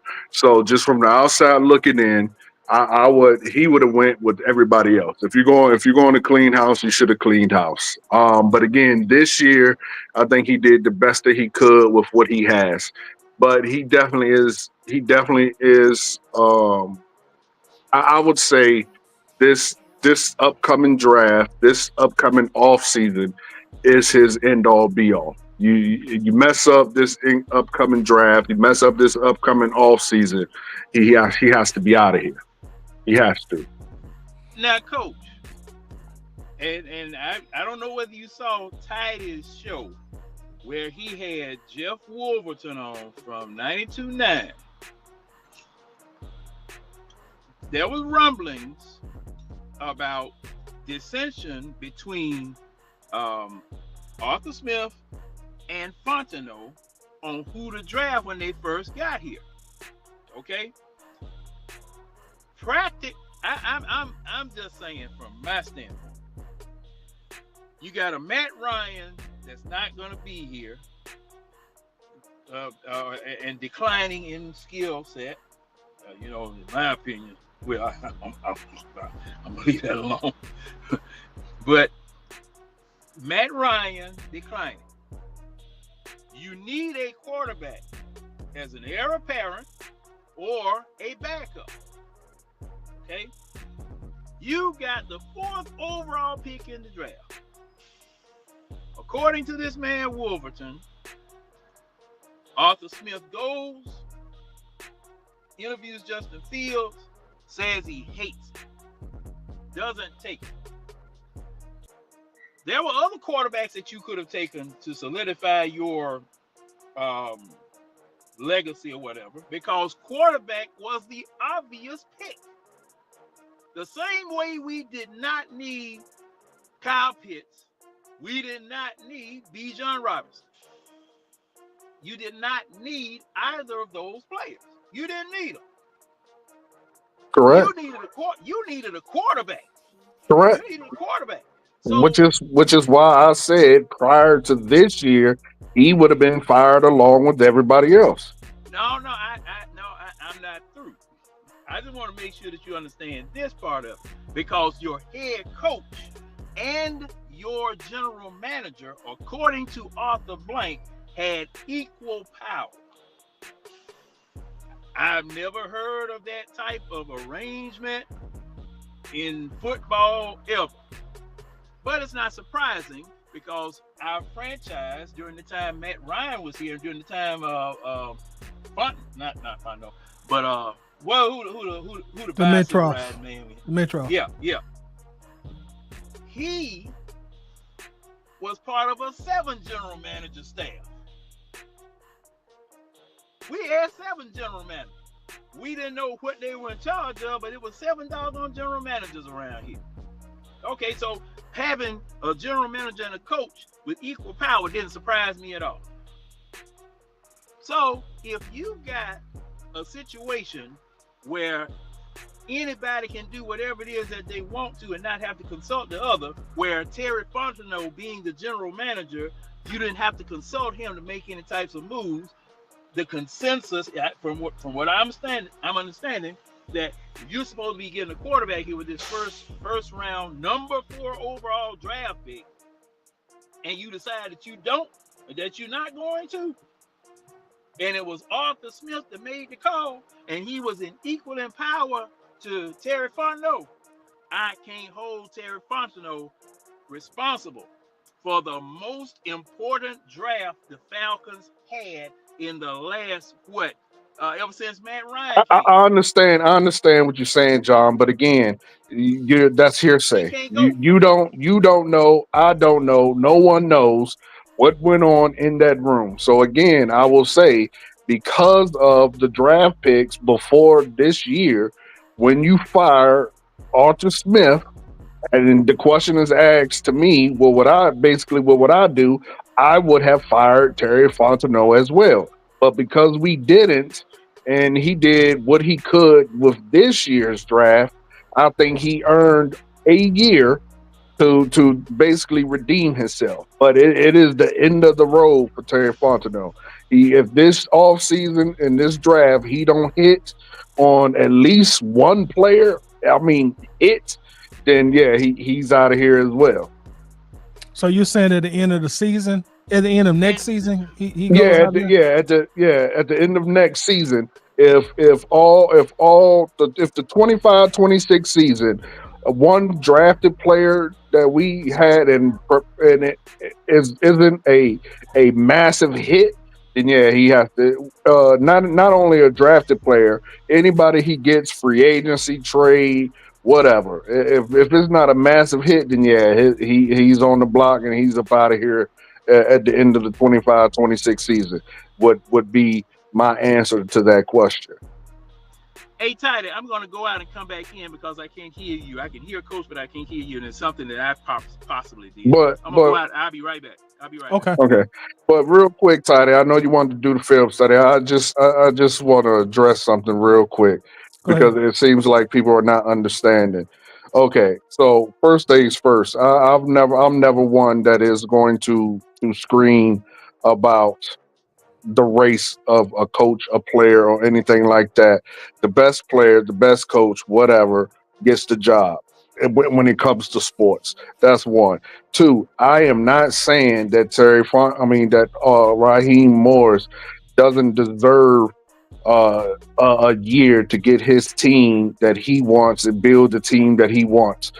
I understand if he has a losing season this year, I will be quite okay with it. What I am not okay with, people in the chat, and really listen to me and understand what I am not okay with, what Keely is saying in the chat that y'all are not understanding. When you continue to have the same result and you don't do nothing different, that falls on the head coach. Period, people. You cannot keep sending the same product out to people and it's garbage and expect people not to want a refund and want their money back. You're not going to do it in your life. No one else is going to do it. I'm not going to do it in my sports life. If I go to a restaurant and they continuously serve me the same garbage, I'm going to look at the chef. I ain't gonna look at the owner of the owner too. But the first person I'm gonna look at is the chef. It's the same with sports, man. We understand that this is Raheem's first year. If the man was out there making adjustments, doing something, I wouldn't have nothing to say. I'd be like, all right, this is first year.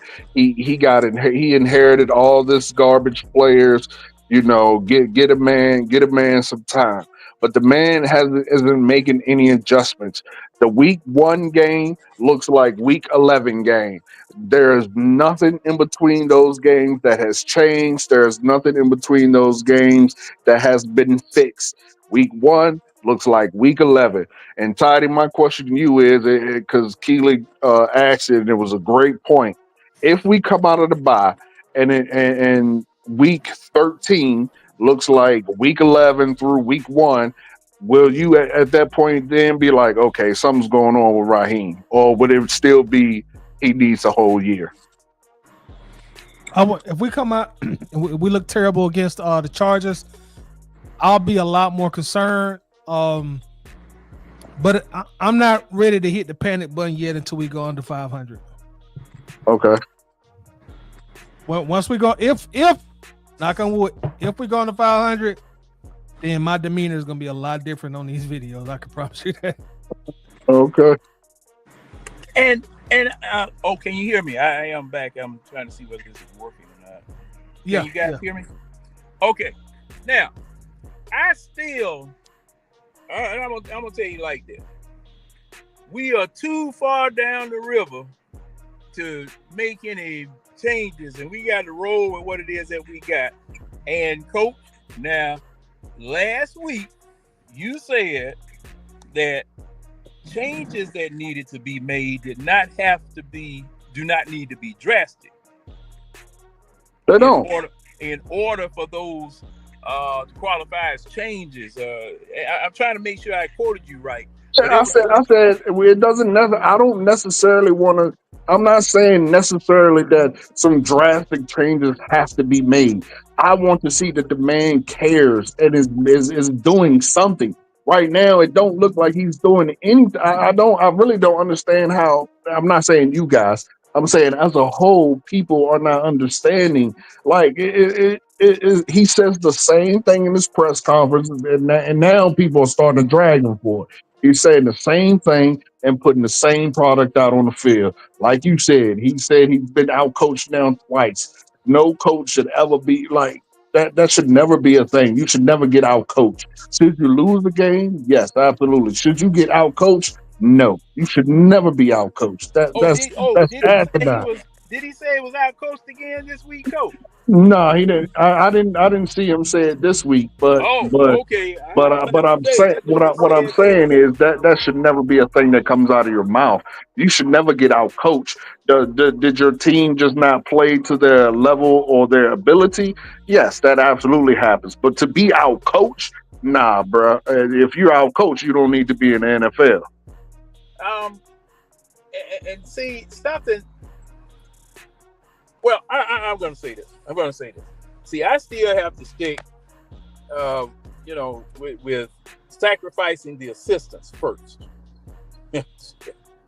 Son, it's a hard job, but somebody got to do it. You got to go.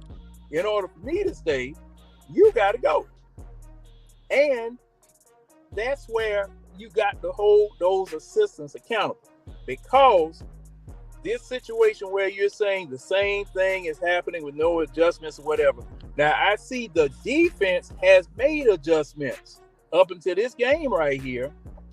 Okay, the defense made adjustments for the past 2 to 3 weeks.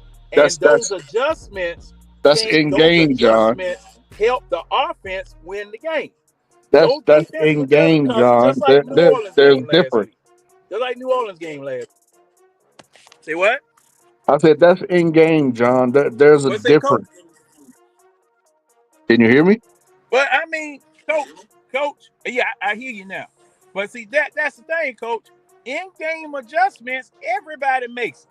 Right. Everybody makes in-game adjustments. Correct. And the defense made that in-game adjustment last week and held New Orleans to 3 points in the entire half. Now, if we had gotten just a little cooperation out of the offense, we would not be talking. We wouldn't have talked about New Orleans game the way that we did last week. And it's the same thing here with what's going on with our offense. Those silly mistakes we made on the very first drive. Okay, holding. Then your wide receiver goes upfield before the snap. You know, and drive killers, and momentum killers. They did it to themselves. You know, that's basically what I saw. These jokers did this to themselves for 2 weeks in a row. And then now another player, I think it was Judon, and I know Tidy doesn't appreciate anything Judon got to say about the game. He ain't playing worth nothing. He said we started out slow and pointed. No, I can't say that. But he did say we started out slow. I just heard him on 92.9 about an hour before you came on. You know, we started out slow. And this has been the refrain, and it is the offense for me, because they scored 38 points. I just posted the drive chart for this game. 10 possessions, 3 and outs, 5 punts, and an interception. Okay, and I'm looking. And to just like you say, Coach, the same thing's going on. Your quarterback is getting plenty of freaking time. Matt Ryan, and I keep talking about it. Matt Ryan would kill for 5 seconds in the pocket. He would kill for 5 seconds in the pocket. Kirk Cousins has between 3.5 to 5 seconds in the pocket. But when that joker lock on to somebody, he gonna wait until he figured that man can't. Yeah, excuse me, I got a truck coming by me. About to kill me.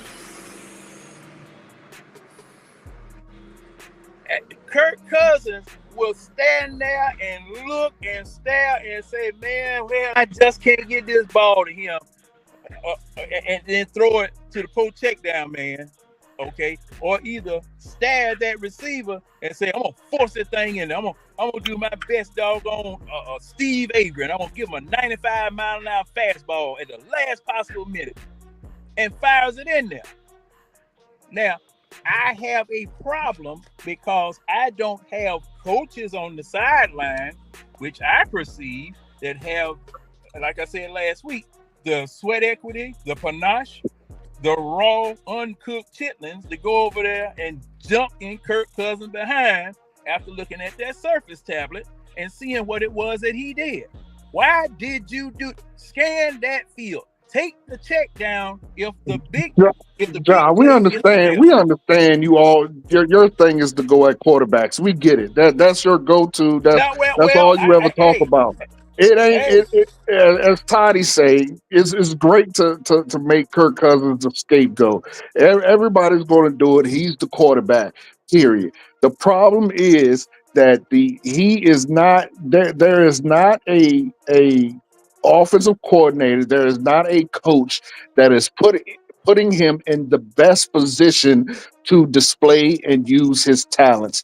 And even still, he's still in the top 5 of quarterbacks in the league. And so I don't prescribe. I'm not going to dog Kirk Cousins. In the league, yeah, he has thrown some outrageous. In the league does not soothe the ailment that we have.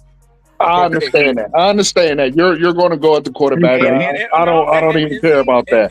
Like I said, the problem is he doesn't have an offensive coordinator that puts him in the best position to use his talent. And even with that, he still is the top 5 in the league. Yeah, he just threw some outrageous. interceptions. Right. We Coach, get it. coach, We get it. hold But up, again, hold up. everything goes back to Hold on, coaching. y'all. Hold on. Hey, how y'all doing this evening? I'm doing all right. What's Ran up, into a Queen? little, ran into a little technical issues today, so if I missed the film session, I do apologize. Oh, we hadn't Now had we it we yet. we we done we done Thank we you. done we done hijacked Toddy's stream, bro. We supposed to be doing it right now. Okay, so I came in at just the nick of time. The Yeah. thing is, at the end of the day, both of y'all have a valid point in regards to who, but you got to understand, though, Coach, some of the scheming that Zach is doing right now, people are open. Your quarterback is not looking to see them open. Like yesterday, there's a picture up there with Bijan sitting right there with a lawn chair with a pina colada in his hand, waiting on the ball to be thrown in his face. Did Kurt throw that ball in his face? No, he didn't. And No, you he know did. what? No, he didn't at You all. So you with that probably being said, absolutely right. I hold on, Coach. All So right. with that being said at hand, I think it's a combination of both. Zach, in some areas, is not scheming Kurt to get the ball out where he needs to be, or where scheming him to be put him in the best position possible. But also, it falls on Kurt when the scheme is right to see who's open and get that ball out because Kurt is getting to a habit of be locked in on one or two receivers. That's Darnell Mooney and Drake London. Right. It's a third and fourth option out there, maybe even a fifth option if you move the back out there. Right. So with that being said, that falls on both because for the simple fact it is, ain't no coach getting Kurt behind, but and getting Kurt behind telling him that hey, Bijan was sitting right there wide open. Hey, Ray McLeod is sitting there wide open. So it falls on both. Right. So with that being said, I'm a Mac out.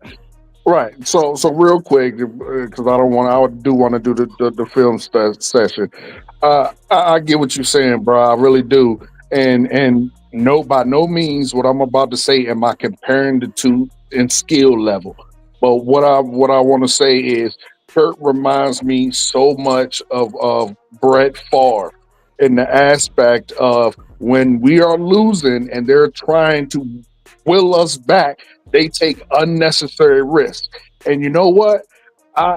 Me personally, I will take that from a gunslinger who is trying to will us back versus just someone who just lobs up just grenades. You know what I mean? Like I will take because when the game is on the line, you want the ball in your best player's hands, and you should be okay with winning or losing if the ball is in your best player's hands. Again, I'm not comparing the two in skill. I'm saying their mentality of gunslinger, I got to make this work. I'm okay with that. And yes, he has thrown some egregious interceptions. We all know that. But again, I just feel like, and I've said it numerous weeks ago, and it's to this day, it's just as a whole, the entire team is not put in the best position to win. Kirk Cousins, and for all those who say he's a statue, we know it. So if you know he's a statue, what's the best thing to do? Run, play options, and run the ball. Don't just sit him back there and ask him to pass the ball in today's league where defenses are fast as hell. Do what is best to get your players to win. That is my only issue with this coaching staff. None of them, not the offensive coordinator, defensive coordinator, head coach, put any aspect of this team in the best position to win week in, week out. And it's been the same for 11 total weeks. All So right, that's it. Let's get with the film. all right. Well, now, okay, okay. Before we go Go to the ahead. film, let me read this comment from Baby Dion Hall. He says, "Tired to do. Does Terry Fun have any pull or say so? Terry didn't hire Smith or Raheem, I believe. Baby Dion Hall, according to your owner and also Richmond K, they handed the keys to the car to Terry at the end of last season. So once Arthur Smith was fired or relieved of his duties, according to the guys who pushed the buttons in Flowery Branch, Rich McKay got it away, Arthur Blank got it away, and Terry, along with Raheem, started making all the moves. So according to the people who signed the checks, Terry Fontenot is calling the shots along with Raheem.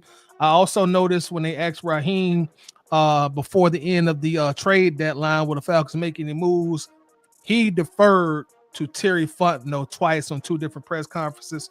So it does seem like Terry Fontenot is calling the shots. With that said, gentlemen, let's jump into this film. So let me go ahead and get us going real quick. Can y'all see it real pretty good? Mm-hmm. Yeah. I can see it good on my end. Yeah, I can see it. I can see All it. right. I'm gonna see if I can blow it up a little bit. That a little bit better? There you go. There you go. Yes, sir. All right. So let's get I'm going. sorry I'm on the phone. Oh no, you're good. You're great. So let's get going. I think this is probably the first drive. Let's go back. That's Denver's first drive, right? That looks Yeah. like Denver's first drive.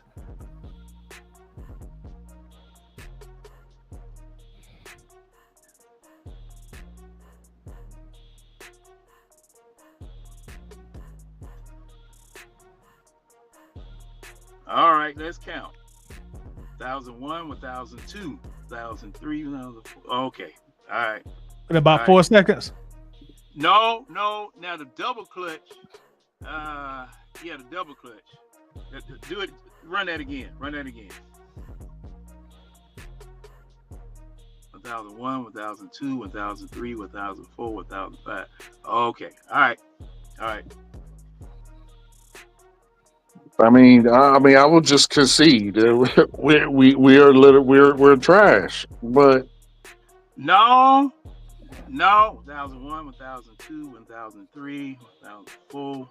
Okay. and All right. that go back to that, Toddy. This is a perfect example of what I have been saying. You know, for those people who who ask about the scheme and this, that, and the Okay, third. we had normal speed. Okay. And this is a prime example right here of what I've been telling you, brother. Our scheme is so trash that we're in this 3-4 that as soon as anybody gets any type of pressure, the quarterback just slides into a huge gaping hole and completes a pass. That is the difference in us getting absolutely torched on defense and us getting any type of sacks. Is that right there? Play it, you'll see it. Watch this massive hole that's going to open up. He's just going to climb into and, look and see who he can throw it to. Hey, Tide, is that normal speed or did you slow it down? This is slowed down. Okay. All right. Well, I already counted, so okay. Now, let me ask this question. How many teams in the NFL 4-3 or 3-4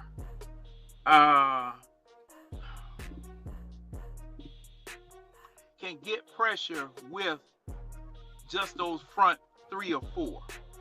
A lot. If you have the correct personnel. No. I'm talking about right now. A lot if you have the correct personnel. No, most teams who run a 3-4 have the personnel for 3-4. Coach. I don't understand the question. I asked how many teams, and this is something we'll have to look up. Because, see, I was trying to find that, but I'm going to have to look it up. How many teams, and name the teams that can get pressure with just their front 3 or front 4? Right off the bat, the one I can think of is Pittsburgh. Okay, and you got 31 other ones. And, well, you got 30 other ones because we ain't in it. That's a question I can't answer, John, because I really don't watch no other team on Sundays. Yeah, I'm at the dig. But generally, no one runs a 3-4 who don't have the personnel for it other than us. Okay, so because it's a stupid thing to do. We down to 30 teams that we have to take under consideration. I'm gonna look into this. I have 2 weeks, so we'll look at it. Oh, look how we got our butts kicked on this play, man. This is from the front guys to the second level. Look at this. Yeah, they get every team's linemen get to the second level every time. Double team now.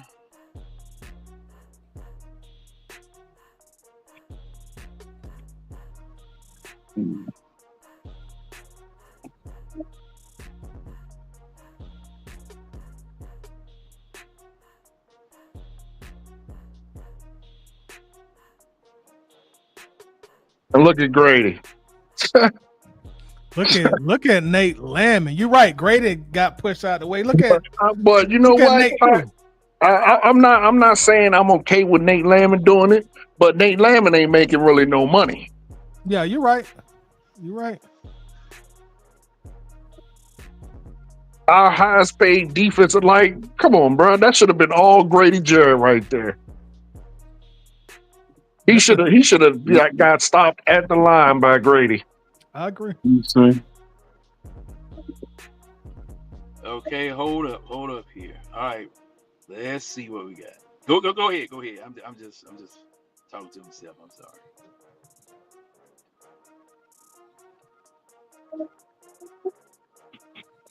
That wasn't great. That wasn't great. That was just a smart ass play call, and that was on Jimmy Lake. Man, Yeah. Grady should have shed that block, bro. What are you talking about? Look at it again. I've watched it now 5 times. He attacking inside. He attacking inside A. He came back inside A. He should have shed it, but Jimmy Lake put Grady in the wrong position. He should have been attacking outside A instead of inside A. That was on the play call. Cause see now, 17. Now I'm watching 17 and 55 here. All right. You see? 55. Hold on, pause it. Back it up a little bit. He can't back it up. He got to start it all over. So when I say stop, Tyler, I tell you to stop. Bro, trust me, I know what you're saying. But at the end of the day, as Toddy say, players make plays. He has to make that play. He has to shed that block. That is all Grady right there. See, he tried to shed it. Okay, now wait a minute. 93 cut in front of him. That's Amyamata. Amyamata actually did a good job on this play. He drove his man in the backfield. And Grady could not get back there because like Coach said, he didn't shed the block. But I put that on normal speed, Tidy. Put that on normal speed. Taking inside A. Offensive lineman got inside shoulder on. That's gonna be hard to try to shed that. Boom. You see, he trying. Boom. He holding. High inside A gap. That's the wrong call by Jimmy Lake by his damn self. Again, look at it again. I will say this, bro. Bro, he was trying to shed that block to get back to the outside A. That offensive lineman hold. Look at that. Look at how that offensive line holding his inside. Bro, listen to me. I understand all that. At the end of the day, players make plays. Offensive linemen hold on every single play. This is nothing new. How you gonna shed that when the offensive lineman pulling his jersey down? It's the same way everybody else. The same way TJ Watt does it. The same way every other player does it. Come on, man. Stop making excuses for that. I ain't no excuse for that, bro. But at the same time, you gotta look at the play call too. You gotta see where they're attacking it.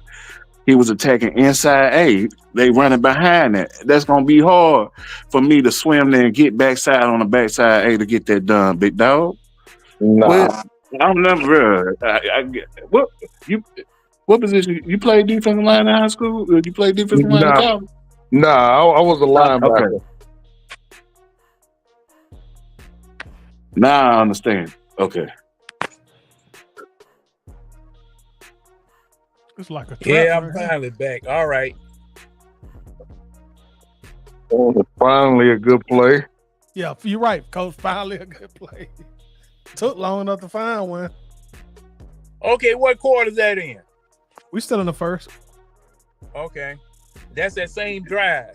Yep. And that's when Kevin King got them cuts, huh? Yeah, I didn't see when I got to watch the game, they had already scored. So what was that flag for right there? Hey, what, Coach? I said I didn't see the first 2 drives. When I turned the game on, they had already scored. So what was that flag right there for? Did anybody remember? I don't remember. You remember, Jane? I don't remember. I tuned out. Yeah, I don't know what that was for. Like they Uh, called Maybe it on us. maybe run that again, maybe a because I chop think. block. Did they get him for a chop block? Maybe. Oh yeah. Uh-huh. Wait a minute. I saw what it was. It was holding. It was holding. On Oh, okay. Okay, I'm gonna tell you where to stop it, Tidy. Right there. Where?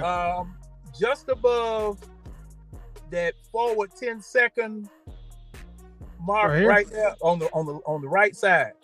That Denver player right there held. Oh man, my man right in front of him. Right here? Right beside. No. Go up, Tidy. Right here? He held, go straight to your left. He held him for a second. Okay, let me go back. They call holding on that. Now watch it, cause all that red out there, you'll go blind trying to follow all that red and lose sight of the number. You got to be quick on the stop now, Ty.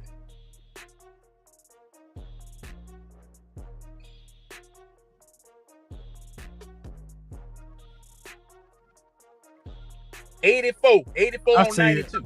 Yeah, I seen it. Yeah, it was a hold. It was a hold. I think they were generous with that one too. Yeah, man, shoot, they called us for less than that. They were being generous. Because he had him.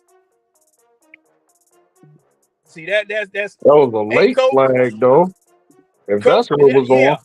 Coach, was that a hold? I mean, I'm looking at who you said 92. If that was the call, then that was a hell of a late flag. Yeah, it was. Yeah, it was. Like it was extremely late. And look at that. That is insane. The holes that. Okay, hey. Oh my God, just trash. Hey, now, Tidy, run that at normal speed. All right. Run that with a normal speed, because I want to count and see how long he had back there in the pocket.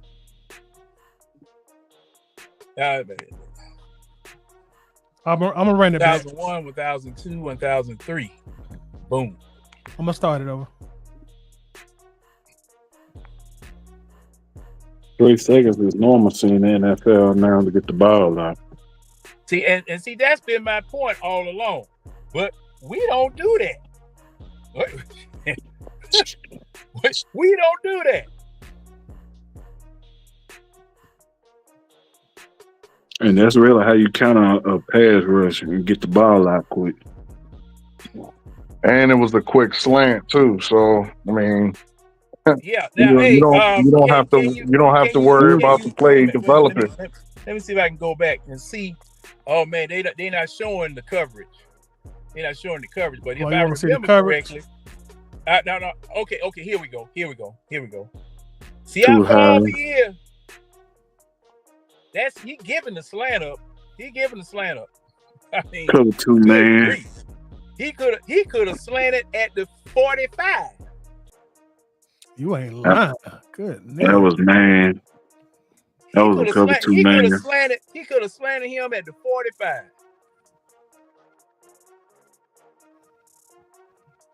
And been more open than that. Could have been still running. Who was that? Clark Phillips? Yep. And I see why they did that. That's our normal coverage, James. That's what we do. Yeah. That's what we do. You think that Posturepedic mattress got a cushion on it? It ain't nothing compared to what the Falcon got. Wait. Do it one more time. I want to look at this thing. Oh, he gave up that inside easy. That was too easy. Yeah. He was in the outside stance. He gave it there. So I will take that inside shoulder. Boom. Yep. Cause see the thing what? Now watch and see. Okay, run it back. Watch and see how long it takes for him to react. when he was dead. As soon as he cut inside, he was dead. And let me see let me look at the other side over here. Let's see what they're doing on this other side. It don't even look like they were running routes over there. Mm-hmm. Like they were decoying. Let's see. But oh, I see what that did. They ran a screen on the backside. Yeah, they ran the screen on the backside. That's a good play design, actually. That's something we don't do. We don't have no complex designs. This is what I say about where's our explosive plays. We don't do nothing like this. You're right, Coach. Well, see, what did I tell? What did I say? The mad scientist against a pissed off student. And see, look at this too. What froze Clark Phillips is Bo Nix look toward that screen, and he froze Clark. Watching right there, he froze him and came right back to him. Right, but yeah, cause that's why I emphasize offense so much, because you can scheme a defense right out of a doggone offensive play very easily now. Very easy. And if you're gonna give up that kind of cushion, hey man, okay, now this is a new play. Okay. 2001, 2002. You ran a fullback trap. Yeah, that was that third and short, I think. I remember this play. Fullback that was dive. a conversion too, wasn't it? Yeah. It could be fullback trap, fullback dive. We got decent penetration. It's just, And see, look at that.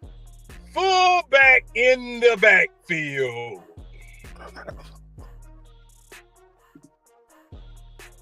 And I mean, look, this man is running anything, everything. See, I mean, good grief, man. This man got a bag of tricks. Man, look, show you one thing, do something else. That's just too easy right there. Now, come on, fella. Golly. I could have caught that.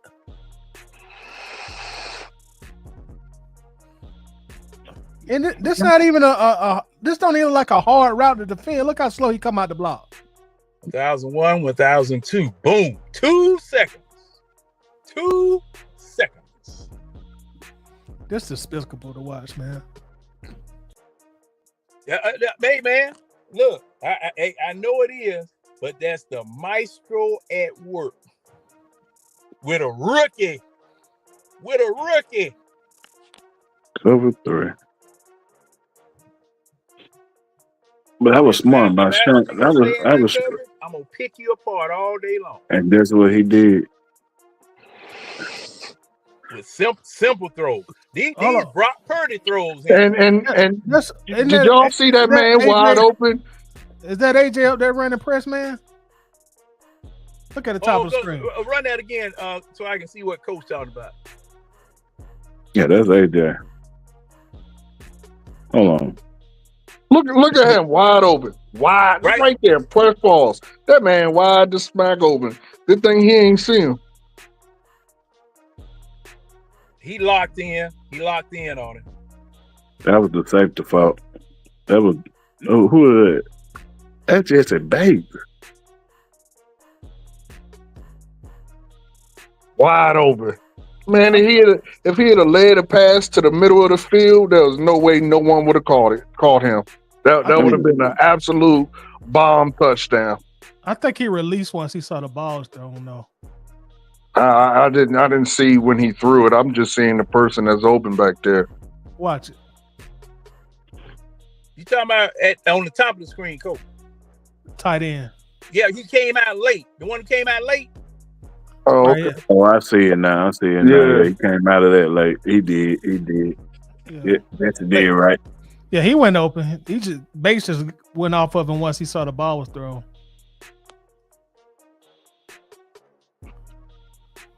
So he still covered. Now he let go. Oh, okay. Yeah, I see it now. I just happened to see that dude wide open. I'm like, what in the hell? What?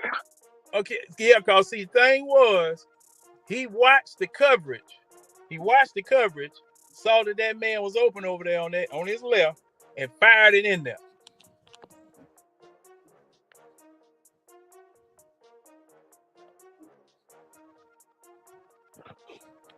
Look like they got AJ and Man most of their drive, y'all.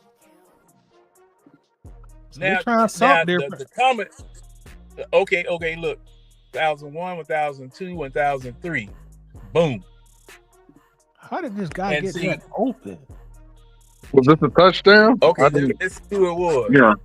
So Tyler, what he did was it's called it's called a delayed block. So he delayed, act like he was fully blocked, and then he released out for a route. Oh, I see. I mean, Where he not a coming delayed from, right block. here? It's not a delayed block. Yeah, it's a delayed route. They call it a delayed route.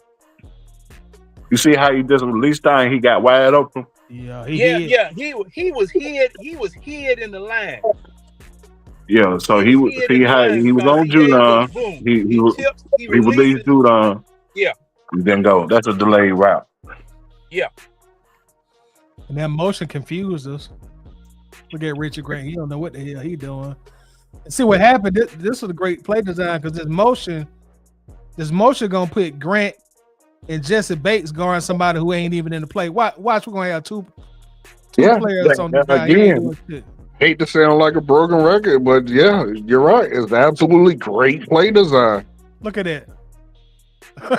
And this guy ain't going out for no play. This just wasted energy right here for us.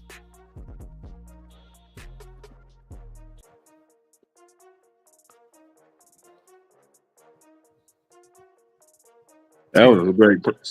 That play action froze Bates and that linebacker. Yeah, it did. Great play design. We don't have nothing like that in our repertoire. Y'all want to watch offense or go back to defense? Yeah, I'd rather watch offense. We know our defense got smoked on this. Ain't even worth looking at. None of it worth looking at for real. We trash, bro. Okay, well, hold up. I'm sorry, them jokers. Oh, that was a touchdown. All right. Hey, but that was a well-designed route. It was. And it's a damn shame we don't do nothing remotely close to that. Our play calling is generic. Coach, now let me ask you this. Is there anything that a defense could have done to stop that? That right there, no. That was just bad. That was a bad play call on defense and a great play call on offense. Okay, I mean, now, it happens sometimes. How is that a bad play call on defense? Well, I mean, hell, I guess because you call. I mean, I don't know. I would say because you call man, but at the same time, I mean, you're in the red zone, so me personally, I wouldn't have called man. I would have called some type of zone because the red zone is the hardest. Any zones in the red zone is the hardest thing to score on. So I probably would have did that. But I mean, it's not necessarily a bad play call. It just was a great offensive call. Really. I mean, that's really what it boils down to. That was a great play. Yeah, this comment comes from a Denver Broncos fan. He says, "I'm surprised Justin Simmons allowed so many gaps." Damn. Yeah. Well, hey, now, okay, let me see. Who was that played with Sean Payton? Who do we have? Onyemata. Okay, Onyemata is the only one of the Falcons that we have now that played with Sean Payton, right? And Ellis. Yeah, and Ellis. You're right. And Caden Ellis. Man, them jokers had to go against this in practice. Cause this New Orleans playbook. I'm gonna say it like this, John. I don't think it's New Orleans playbook. I just think it's the elevation of Sean Payton, meaning that he can adapt to any type of game that's popular today. Because he's a good coach. He's a good coach, and the thing is, he could adapt and he can evolutionize his offense. I wouldn't necessarily call this a New Orleans playbook. Well, I mean, did the Tiger need to change his stripes when he went to Denver? He changed his stripes a little bit because depending on the quarterback he got. Now you know you had Drew Brees down there. Now he bringing this one from a rookie. He bringing that Yeah. man from a rookie. So that's why you. That's why you James, see. I don't know. You probably right. So the thing is, though, when you got it just really your scheme is really based off the quarterback that you have. You know, with Bo Nix, I got a person that is mobile that can basically stand plays, and also with that being said, get the ball out quick. So I can run a lot of motions. I can run a lot of screens. I can, have him skirt out on passes and things like that because for the simple fact that is I can open up my playbook a lot more. With Drew Brees, it was set plays that Drew had that he can throw in motion and things like that. Now Sean had a lot of motion in New Orleans, but it wasn't as much motion that he has now with Bo Nix. So Tidy, this Hey, right here, hey, Tidy, hold on this play right here. After we get to talking, I want to talk about this play. Okay. this right here is exactly what me, Winston, Keely, a couple people have been talking about. There's literally like teams know exactly what we're going to do when B. John is in the game. We don't use him as a decoy at all. As soon as this play is hiked, watch how both linebackers, even though one is going to move to his right, but both of them are looking dead at B. John Robinson. They're looking dead at him. Okay, hey, go ahead, roll it. There you go. Well,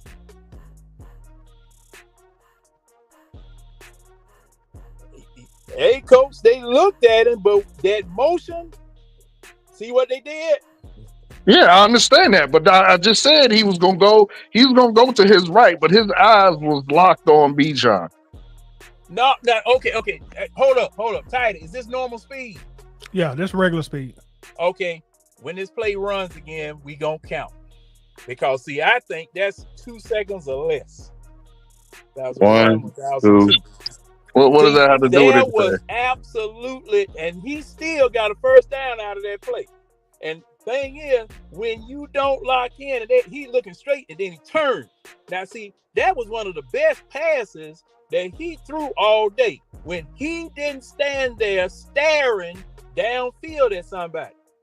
Because see, your linebacker, and this just me. This just me now. Y'all correct me if I'm wrong. When that motion goes, watch the linebackers. All three of them influence. No. Again, they're going to do their initial progression read or their initial read. So, but they were not fooled by this at all. That's what I'm talking about. I'm not talking about the fact that he threw it in 2 seconds or that it was the first down. It was the first down because Bijan is a great runner. What I'm saying, wait a minute, what I'm saying is that they know teams know exactly what we're going to do. That's what I'm saying. Coach, now how do they know what we gonna do when? Okay, if they do, and see now I'm gonna make this case right here, Coach. I'm gonna make this case right here. Now you can tear at it if you want to.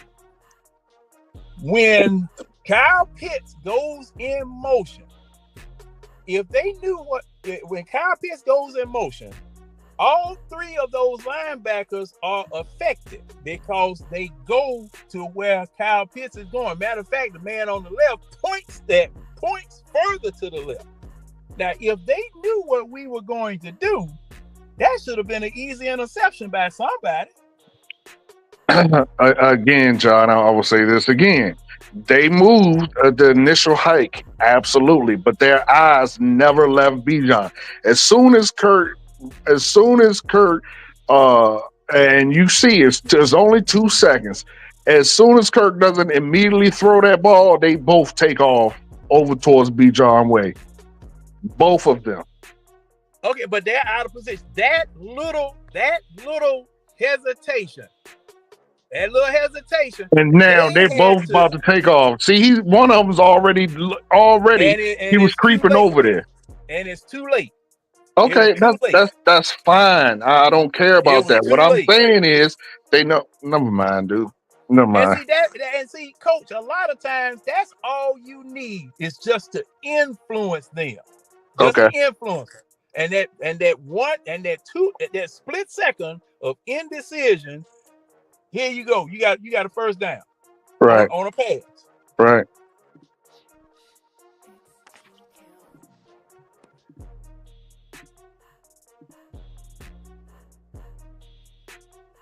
Oh, okay. Wait a minute. What's this? Man, I want a fullback so doggone bad. I don't know what to do. Now, Kyle Pitts. Now that's some great blocking right now. Yeah. Great blocking. And guess what's That was good about to blocking. happen? That was good blocking for one time. And guess what's about to happen? What? A damn the same thing that always happens, a damn penalty.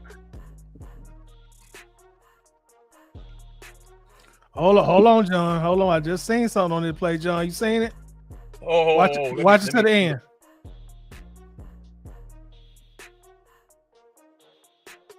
You seen it? No. Okay, point it out to me, Taddy. Watch 65. He could have got a penalty right here if they wanted to throw it. Oh, for pushing him in the back. Wait a minute. Yeah. Bergeron got whooped that game though. For clipping. wait a minute. You know what? I think he did get one. Did they call it on? They called on this play. No, they called it. Remember. No, it's the next. I'm pretty sure it's the next play. On that play, James. I think it's the next play. No, it's not this play. further. It's further down in the drive. Once It's further down by the goal line when they were driving. It was further down on the goal I know line. he got a penalty on that one, but I thought he got a penalty on this particular play too. Nah. Yeah, he clipped him. They call about it the 3 or 4 yard line. I'm glad they on a break this week, so they can get their shit together. Excuse my French, everybody. I mean, but this has been my question to Tidy and all the people who who have a different of opinion. Do you think they're gonna change anything, They better. James? Well, and see the thing is, Tidy. Is he there? When we were talking, Yeah, I'm here. We were talking I'm here. Sunday. Hello, can you hear me? Yeah. No, you talking about me. Oh, okay. I think scheme wise, no, because they need to change some things. They need to tweak some things, but as far as scheme metrics, they ain't gonna change the scheme. It's too late in the season to change the scheme, but they will tweak it a little bit. They gonna have to tweak it. They'll tweak it a little bit. I said a little bit. I ain't say about much. Oh, okay. Not much. They ain't gonna change the scheme at all. And one thing about Raheem, he's steadfast in his schemes. This is the dumbest play of the game for us. And this is what I talk about, being in the best possession to win. Why is Kirk in the pistol? Like, what are we doing right now? Why is he in that? Why is he not under center? Like, I don't understand what is going on, bro. Hey, Tidy, wait a minute. Tidy, is that the same play right there? Or different? This is the play we just watched right here. Okay. I wanted to see that. Okay, this is what I wanted to see right here. Now, see that. Okay. I know what they were thinking about doing. They were trying to influence the blocking and the defense with the man coming in between. And see, man, that's a risky play right there. He just should have handed off on that reverse. I'm gonna be honest. He should have handed off on that reverse. Yeah, Because you see. Look. Yeah, they were keying on Bijan. They were definitely. They always do. They should have handed off on that reverse because he would have been gone to the house at that point. Shoot, and who was that running that reverse? Ray? That's normally who does it. That's normally who does it. Like Ray. See, look, you hand that to Ray. Woo, he gone. He wide open. He gone. But again, there's no finesse in our play calling. He is gone, man. But this right here, I just don't understand why Kirk is in this formation. Technically, that is a finesse play because they really trying to influence the reverse get them. That is a finesse play right there. because that's what they trying to do. They trying to influence the linebackers to follow the reverse man. But they didn't foul for it, and they keyed in strictly on Bijan, which worked out. So really, Kurt should have read that and just handed that off to Ray Ray. Boom. But Ray knew he wasn't getting the ball, though. Hey, James, Ray knew he wasn't getting the ball. It wasn't designed for him to like that. James, That's what I be talking about decoy. He turned his back to the line, so he wouldn't have seen it. He don't see it. He don't see it. Watch this. He don't see it. He don't see it. I bet you Ray looking like, why you didn't get the ball? Now, hey, if he'd have snatched it out of his hand, it would have been a fumble back there. Woo, man. Well, number 2 right there. Hold on. Number 2 right there was he was in between. So he might would have sniffed that out. But I think Ray could have got some steam up. Hold on, y'all. Tired. What's up, Jay? I was just making sure you wasn't no technical issue. Oh no, I'm on the phone. Go ahead. Oh.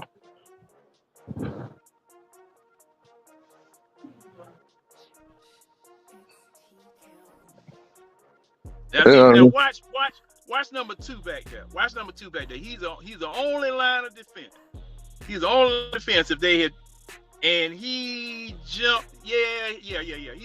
He might would have limited that play was never that was never a design to go to Ray. Look at how the timing ain't even close. Like Kirk barely had the ball by the time Ray even got to him. It was always meant to go to Bijan in that play. Watch it again. Now on a read option, because he basically would you call that a read option play? Could that have been a read option?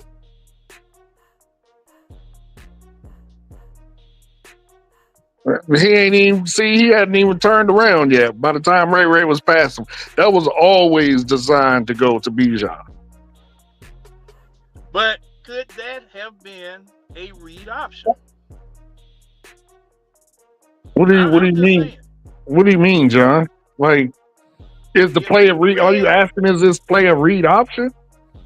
I said, could that have been a read option?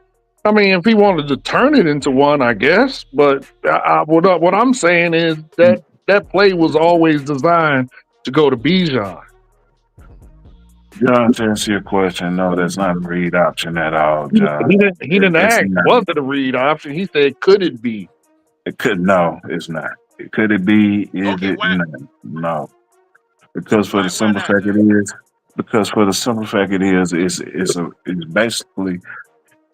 they call it an end around. It's an end around. When the end around meaning that the receiver either is coming behind or coming in motion, he can either hand it to that receiver or hand it to that running back. So no, that would not be a read option. A read option. Hold on. A read option is basically that I'm reading the end or the linebacker on the backside or on the front side to see if he's going to attack the running back or he's going to attack the quarterback. If he's going to attack the running back, I keep it in running. If he's going to attack the quarterback, I just hand it off to the running back. That's a read option. Or you could also pass it as well. That's what I thought he was talking about. Or if you're talking about in the pass sense, then that's a RPO. That's a run pass option. Right. My bad. That's what I thought you were talking about, John. Coach, let me ask you this real quick, Coach. I'm sorry, John. No. Go ahead, Ty. Why is they 3-4 just so much potent than our 3-4? They just have better athlete? Look at this. Our defense never looks like this. Look at this. Well, one, I don't know how. Well, first things first. The first thing I can tell you is look at their nose tackle. Look how he gets off this block. That's first. Immediately he's off the block. Even though they completed, they just look so much more physical than our guys. Look at it. Yeah. 1,001, 1,002. And see, quick pass. And another key thing that what makes their 3-4 a lot more efficient, they blitz a lot more. Correct. Denver That's one blitzes of a lot one more. of the things you that's probably the biggest thing that you should do in a 3-4 is blitz. You see, they ran a mid. That's what's called a mid blitz when both linebackers is attacking the inside A with the nose. So they basically giving help to the nose by attacking because if Bijan, say for instance, Tyler Algier right there, and Kurt didn't get that ball off real quick, Tyler Algier will have to choose one of the two. But the offensive line did a good job right there because he picked up that linebacker. He picked up the linebacker, so with that being said, that left Algiers 1-on-1 with the other side linebacker. Hey, So for the guy who's a Broncos fan, how much does your nose tackle number 97 weigh? I'm just curious. Yeah, but that's a key thing in the 3-4 though. That blitzing. And Jimmy Lake don't blitz at all. He a bend on break coach. Yeah, and that is again not putting him in the best position to win. DB94, if you're still in the chat, how much does your nose tackle weigh? We want to know. Go ahead, John. And see, on the offensive side of the ball, that's how you negate a blitz. Damn, he said Wilkes 290. Wow. Oh, coach, boy, you know where I'm about to go with that. Hey, yeah, coach, right. Hey, you know where I'm about to go with that now. Hey, that boy bad. Wait a minute. To be 290, yeah, the boy bad. They got him in nose tackle with 290. Hey, ain't nothing I can say about that. Hold on. Let me DB. Hold on, DB94. Are you sure about that? He look like a pretty big guy. You sure? Yeah, he looked bigger than 290. Yeah, cause see, man, look, 97. Yeah, he looked. Shoot, that joke. He looked a good. He looked a good 320. What number? I think he's 97. I think he's 97. No, 93. 93. Okay. Shoot, wait a minute. But see, Toddy, you see right there, that's a prime example why theirs work. You see how it took two people to take care of him, and he still really didn't move. He plugged that hole up.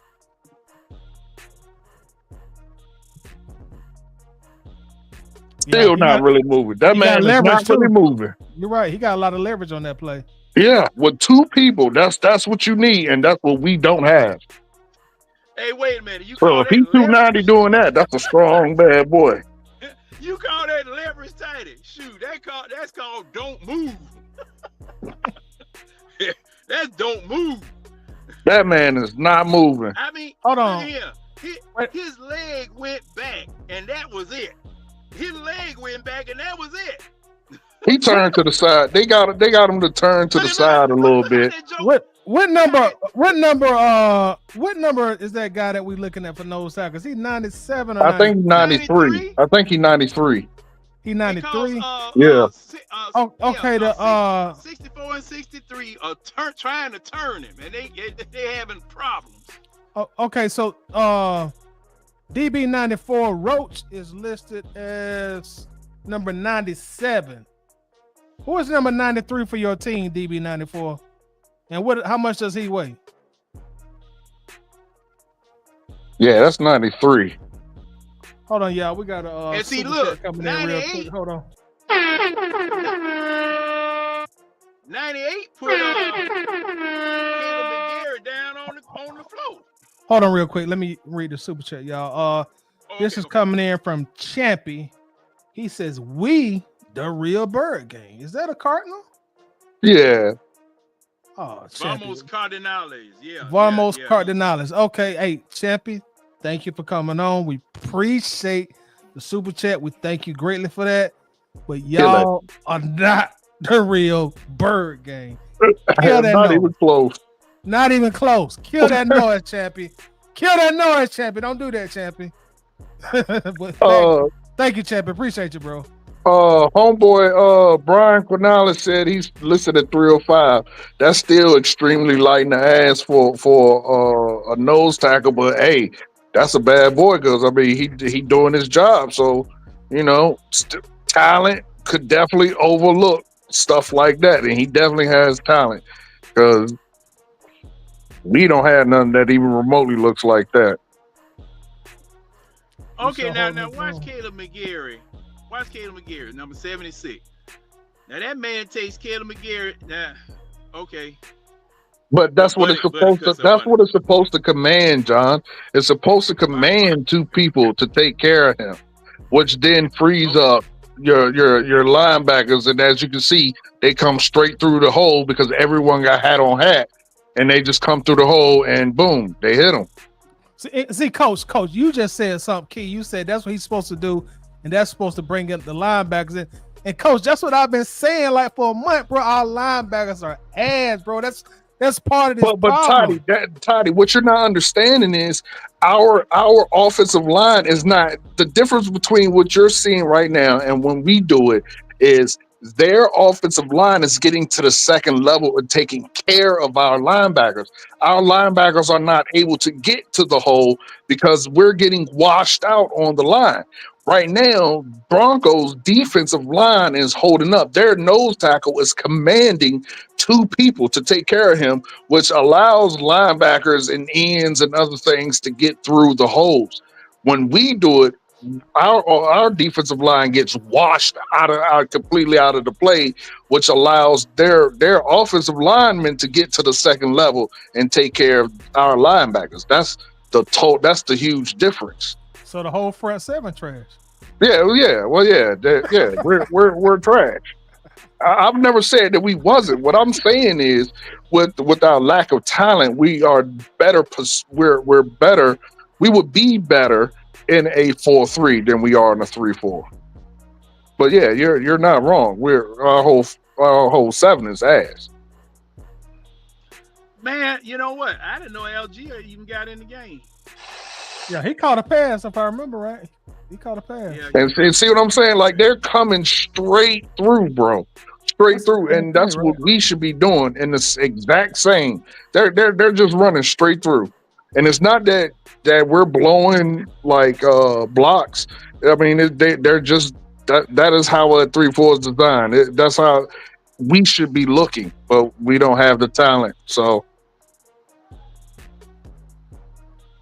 and see now that whoever that was, Mooney, Mooney. that was a real pitiful block. Real pitiful block. Couldn't even hold the man. Coach, I know you hate these plays, but if we block like we supposed to, we can spring this. yeah, absolutely. Down. This is a good one. The one that I hate is the one to like Ray on the line of scrimmage. Like he just stands up and throws it. Tyler Algier has some blockers, or at least a blocker out there. That other one we See, do, it has no blocker, so he gets washed out every time. Yeah, he got and beat see, right now. yeah. I mean that was a pitiful block. Well, I mean, that Hey, there now was a okay, wide receiver against the run corner. that one back. Run that one back at normal speed, please. I want to see because I'm trying to back up or either dispel the theory that I have here.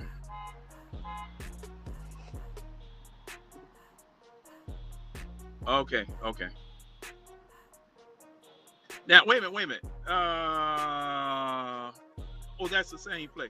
I think the next play is the one I wanted to see, but yeah, that was. So you want to go Mooney by didn't this one? hold. Yeah, y'all, the rest of y'all, Coach, you and James through with this one. Yeah, I'm good. James, he must. Be James still there? James, you still there? Go to the next play. All right. Okay. All right, go to the next play. I on that catch to the left over there. That's what I wanted to see. And this is normal speed. 1001, 1002. Boom. See? And you see what he does. 1001, 1002. Then he turns his head, and that still was a slow head turn. But he got Oh you my know, they didn't god. know where he was going. They didn't know where he was going. Yeah, Mooney open too. Watch Mooney at the top of the screen. Let me pull that back. Yeah. That's some good routes. And I this don't is know how the this offense started struggling this game. We moving the ball. Penalties and momentum. a holding call is coming up. A holding Yeah. call. You're right. A holding call is coming up. Penalties, momentum, and then they just started. Like I said, we have no type of variation in our play. Our play call is very bland, very vanilla, and teams just start locking in.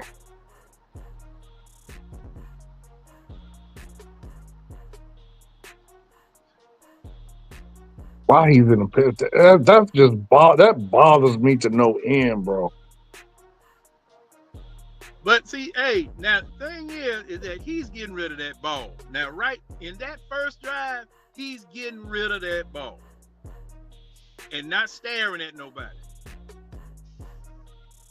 Well, yeah, he was. Yeah, he did then. He got away with it then. But he got rid of the ball in 2 seconds. 1,001, 1,002. Because, see, Man, in a passing play, coach, now that's just like a shotgun. It gets him back off the line of scrimmage. But I agree with you, coach. You just shouldn't live out of that formation. You know what I'm saying? We living out of that formation. And weren't we complaining about that in the first couple of weeks of the season? yeah, they weren't acclimated to it just yet, but they doing a lot better with it now. Man, watch their D line, how active they are. Even though we are completing these passes, look how active their D line is compared to what we see on ours. Just watch how they move out the ball. Look at it. They active. They fighting. Yeah. Our guys slow and proddy. Yeah. They creating disruption. They disrupting cause see. Well, would you say, Toddy, they're well coached? I think I went probably so, but I'm gonna say this, like, I think that's just a difference of talent level, man. Like, when I'm watching these guys, I'm not saying that coaching don't matter, but I'm just saying you see a different in talent level when you watch their D line and our D line. And more so athleticism. And they're probably younger than our guys, so I'm guessing how they get off the ball.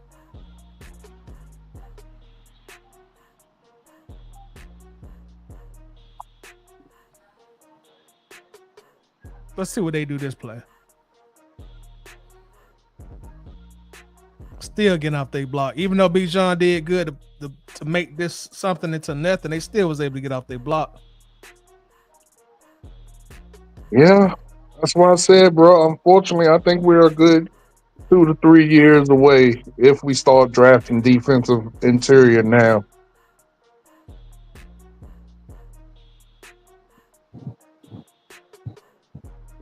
Fact of the matter is we just got to get younger, which is going to suck because all our high draft picks will be coming off their rookie contracts. Right, they're rookie deals. So see, this the penalty right here, coach. This is really when it started going downhill. Yep, and Toddy, it happens all the time. There's generally. What I will say about Lake and his vanilla offense, is we generally move the ball. What happens is most of the time, I'll say about 80% of the time, it's a drive-killing penalty. Like this. This one they called a penalty on 65, John. It makes it so bad you don't even have to hold right there. But You don't. He gonna get to the outside regardless. It's a lack of discipline, bro. Yep, see that? That's what I'm talking about. That's exactly what I'm talking about. That's the penalty right there on Bergeron. Yep. Oh man. Bergeron, I was cussing at the screen and I looked at it. I was like, oh yeah, that's a hold. Bergeron. But Bergeron got whooped up pretty good in this game though. Yep. He got whooped up. But He got whooped up. Guess what? What's up, John? Guess what? Denver's defensive line is rated below ours. 31st. No. What you looking at? What metric you looking at? Yes, I just looked at it on the football database. I just plugged in defensive line rankings 2024. But is that up to date? What date is that? What date is on it, John? Let me Sometimes that'll be up to date. Take a look. Let me take. Yeah, if I'm not, and the Broncos fan, correct me if I'm wrong. If I'm not mistaken, I don't believe they have any Pro Bowlers on their defensive front. And we have what, 2? Now this was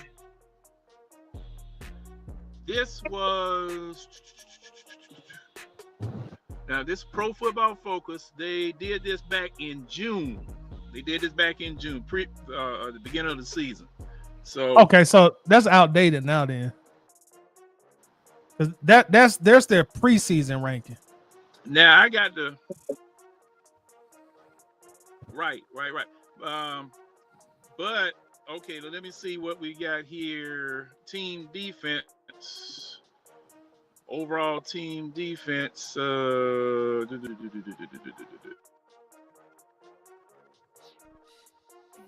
He says they only got 1 Pro Bowler database now. And only the first round pick 10 on our games, defense. total yards. Right. That's what I thought.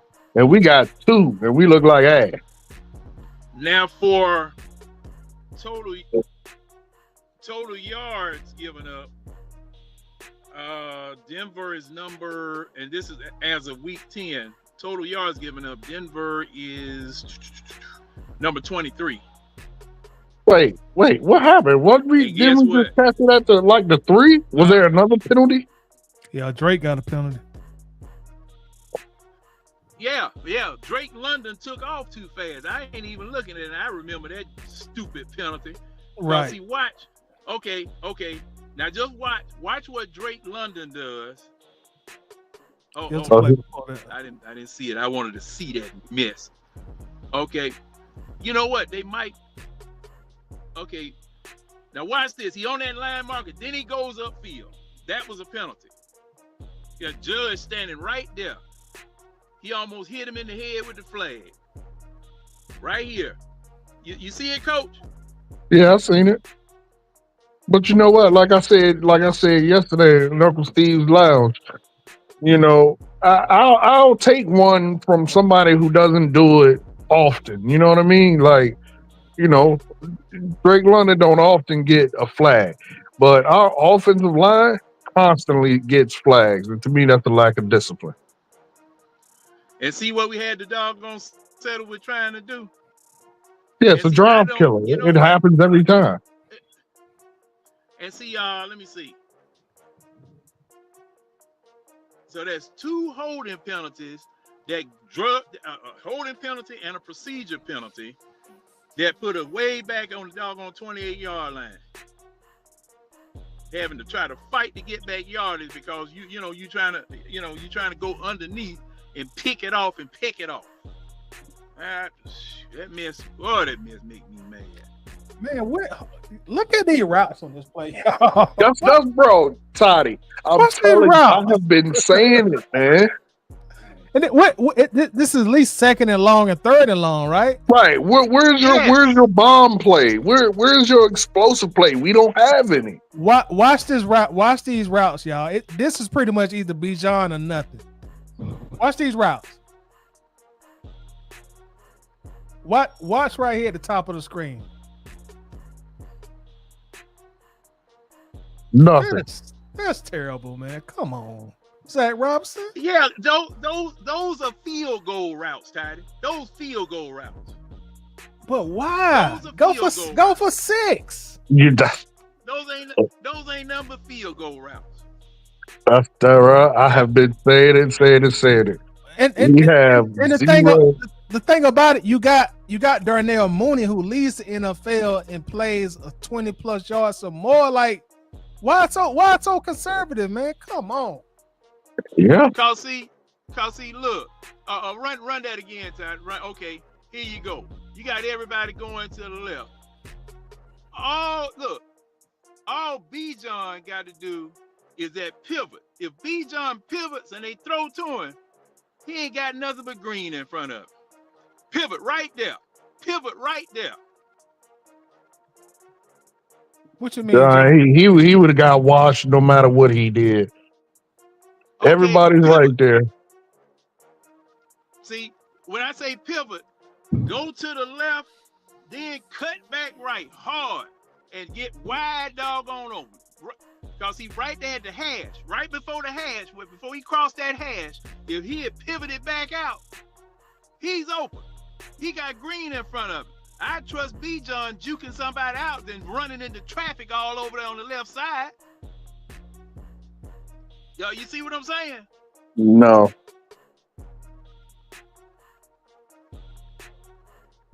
Yeah, coach, cause you a defensive man. But I know football. There was nothing. One, it's a timing play. That's one. So B. John ain't gonna do no type of pivot.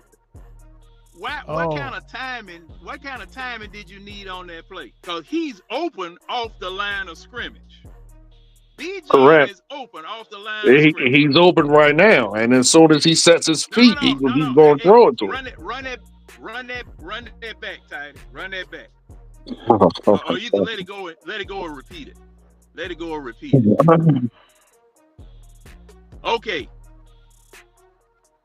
Let it go. Let it go. Open. I just said that. I just said he's open the entire time. As soon as he sets his feet, he lets the ball go. And see, as soon as who set the feet? Kurt? The one throwing the ball, John. Okay. He didn't have to set his feet to complete that pass. He didn't even have to set his feet to complete that pass. That man was open off the snap. He could have stood in that same spot right there. He could have stood in that spot right there, delivered that ball. This man, and then Bijan, if he pivots to the outside, he got a better chance of doing something with that ball than running the route that he was running when he went over there to the left side. Because look, all the traffic went over there to the left side. He got this guy right here trailing him, though, John. He trailing him the entire play. Look at the influence. Look at the influence. Hold on, I'm gonna slow it down.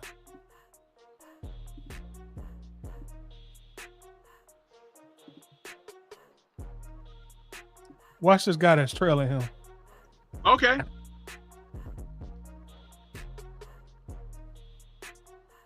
See, bam. He coming wide open over there. He coming wide open, headed that way. Because when Bijan goes to the left, that man is trailing him. But if Bijan pivots back and starts running, John, there is no pivot back. The play is the play. There's nothing that would have changed. There would have been no pivot back. Yes, it would. Okay, you got it. You got it, bro. I got to disagree. You got it, brother. I got to disagree with. I got to disagree with you. No, I've seen this too many times. Maybe in the 70s and 80s you probably have, but not in today's football. No. Don't even pull that card out. That card ain't even in the deck. That card ain't even in the deck, coach.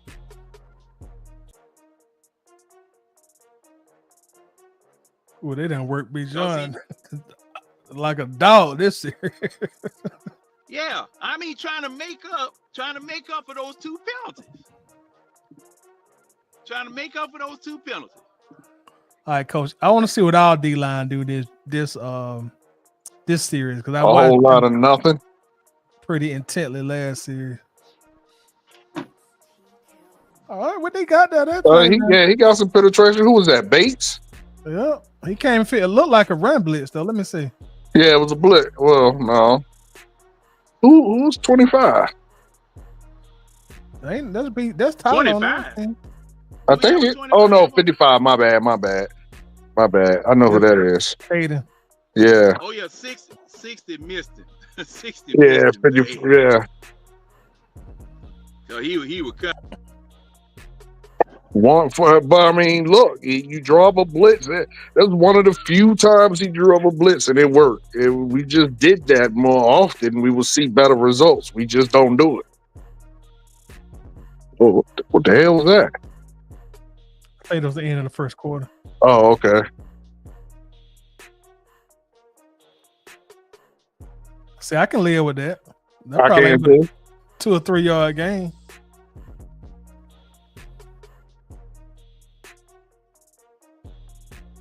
Oh, but boy, look at all this time. Boy.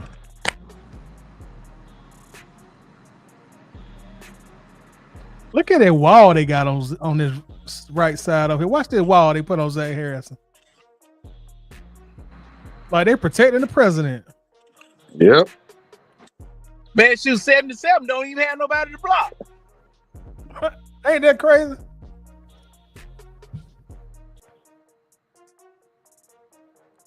Now look at Man, 99. 77 or 84. Who? 99 is on your motto, right? No, that's Goldman. Goldman? All right. He ain't doing nothing. That Yeah. man is walking him across the field. What the? Oh my God. We call that playing grab ass. Yeah, that's all he doing. Look at him. Look at him. Doing nothing. A He whole trying to lot of make damn no nothing. moves or nothing. Nothing. Not even trying to get off the block. Like you don't swipe his arms down. You don't do nothing. You just dance with him. Yeah. Yeah, bro. Like I said, this off season is gonna tell it all. If all four picks isn't in the trenches, We gotta take account free agency too, big dog. yeah, that too. I don't that too. It ain't all four picks should be trenches and free agency. Now, from what Title reported, I watched the Title. I watched it. I watched it. I'm talking about King in detail. I even rewind it back, Title, to listen to some of the words she was saying on that last video. Which one? The Travis Hunter one. Oh. Oh no, so coach. Oh no, you better watch that last video. Oh no, I've seen it. I commented on it. That was stupid. But you know what's funny to me? Toddy posted this, and which I'm okay with the smoke I receive. It don't bother me. I always catch the smoke. But I said the Falcons should have did everything in their power to move up and get Drake May. If not, the next person we should have drafted was Bo Nix. And do you know how much smoke I caught? Oh, Bo Nix trash. Oh, Bo Nix trash. Oh, Bo Nix ain't gonna be no good in the NFL. Shit, he torched the hell out of us. So how is he not no good? You saw that thing I posted where they said the Falcons was thinking about drafting Bo Nix, but went with Penix instead. Yeah, I seen it. I commented on it. I said, I told everybody. I believe that was our pick. It's just that Penix failed, and for whatever stupid reason, we got him. Me personally, I still would have liked to have gotten Bo Nix because even though, both of them about the same age, for me, it's Penix injury history. Okay, hey, now I want to see this. Now, this is the sack. 1001, 1002, 1003. Bad, look like bad throw. Let me see. Boom. 1002, 1000. Well, yeah, they got a piece of it. And let me see who the culprit was. That's exactly what I said, T. Terry. I said, I mean, unfortunately, 65. I don't care how people get mad. I say we got 2, maybe 3 wins left at the most. I don't 65. See Toddy scoring 2. Who number 65? That Bergeron getting beat. That James boy. Well, Bergeron got whooped the whole game. He showed. I'm talking about the whole game. They put their best defensive tackle on Bergeron the whole game, and it worked. That dude. Tidy, you all right? Because look, they running the same defense we run with their third man not putting his fingers in the And dirt, shoot, and they got 98 penetration, did the and we same don't. thing. Right. Look at 98. Watch 98. And honestly, man, Eddie Goldman is bigger than everybody on their line, bro. In terms of weight, he bigger than everybody on their line. Yeah, These guys are way more athletic than our guys, man, and they faster. That's what it is. It's the athleticism at the rush gene. Yep. The rush gene is critical in the 3-4 defense, as well as the nose tackle and the inside linebackers.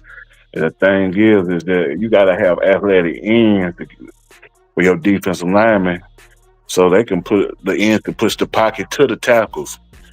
And the thing is, they running a 4-3 personnel in a 3-4 scheme, and it ain't making no sense. So I've been thinking about it. And I said, man, the Falcons may make some drastic changes on this defense next year to get the scheme that they want to run. but this would be like I said before, and I'm with you on that.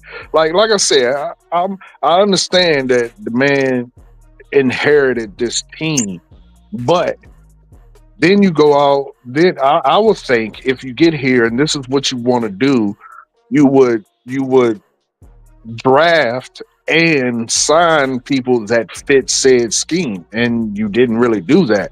You drafted people and then got one free. You drafted people that don't fit the scheme, and then you got one free agent that does fit the scheme, but he ain't getting no pressure because the rest of the team don't fit the scheme. That's true too, but He got rid of that ball there. And that. I think that was the best pass he threw. I thought that was that other pass, but that's the best pass he threw all day. It was. It's the best pass he threw. yeah, that was an anticipation throw right there.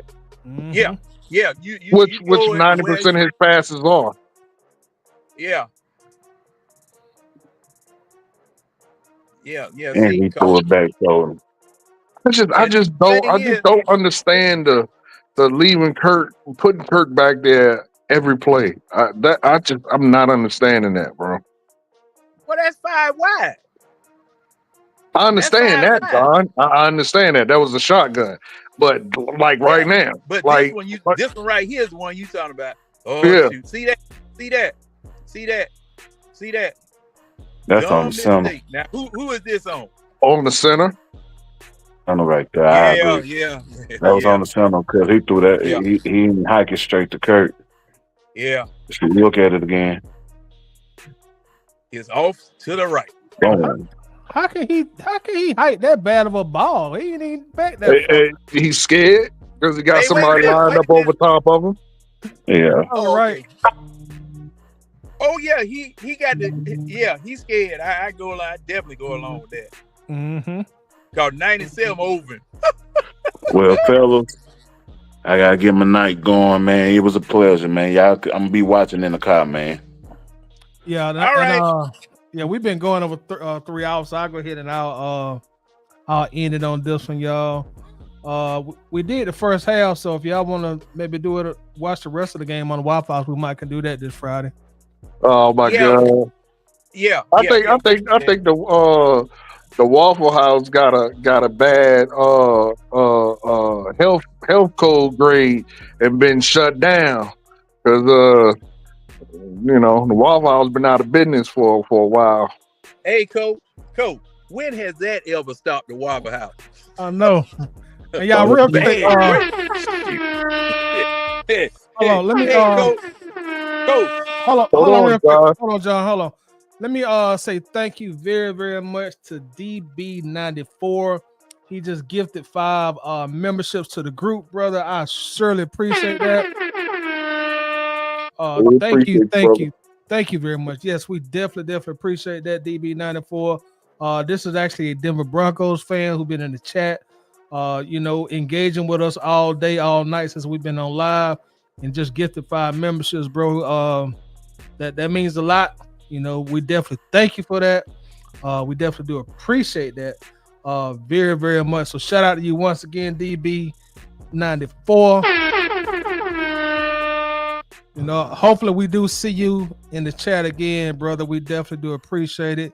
And I see a lot of the people in the comments saying that they appreciate it also for you gifting them that. So DB, man, I definitely do appreciate that. A great, great deal. So I don't know. So with that said, y'all want to go about 15 more minutes, man? I mean, it's up to you, brother. I'm here. Yeah. I ain't got nowhere to go. Okay, well let's keep going then. I thought maybe y'all, I didn't want to keep y'all too long. Nah, I'm here. Okay. I don't All care right. about the game that come on. I just need Mixon to score one rushing touchdown and win 500. So that's all I care about. What you got, a parlay? Yeah, I do. What's the name of this damn thing? FanDuel. DraftKings. Coach, you there? I do. John. Oh, John. Here we go, John. Yep. 1001, 1002, 1003, 1000. Oh, man. Come on, man. Come on, man. 2.5 seconds. And see, I want to see the pass pattern. That's what I want to see. You want to look at it from another angle? Yeah, I want to see the that pass looks pattern. like a coverage sack. Man, good grief! Now he had London.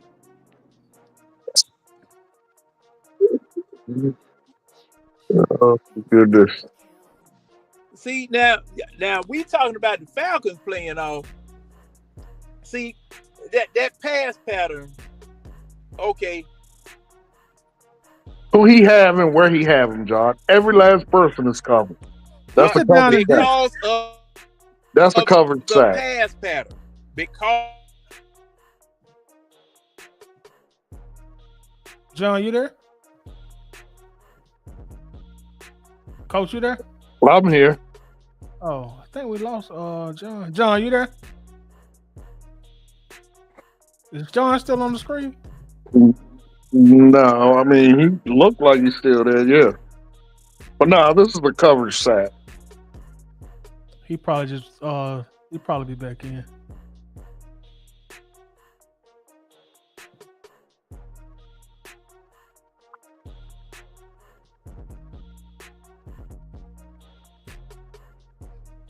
Yeah, I'm with you. Now, if Drake London would have cut this route off, maybe if they'd have hot routed, I could see it.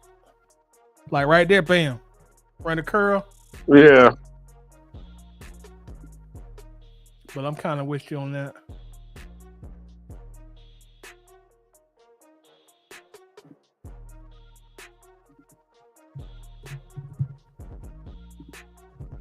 I don't know, man. Like I said, I think the product that we get coming out of the bye will tell us exactly where the rest of the season is going to go. Either they do some mad scientist work during this bye, or they come out with the same product. And if they come out with the same product, we gonna miss the NFC South champion. Oh, now I'm in total agreement with you on that, bro. If we come out looking like we did yesterday, we'll be lucky to win 2 more games, man. Yeah, it's it's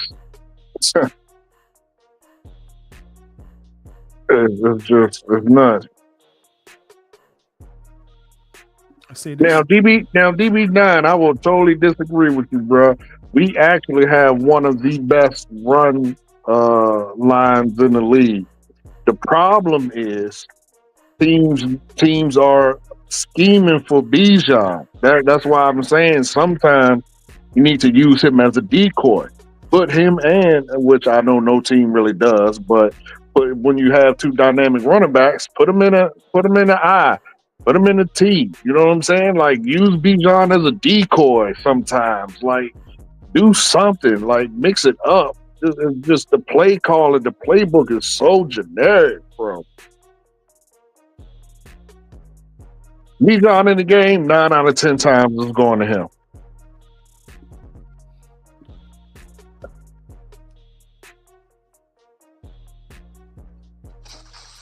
We did much better that time. Yeah.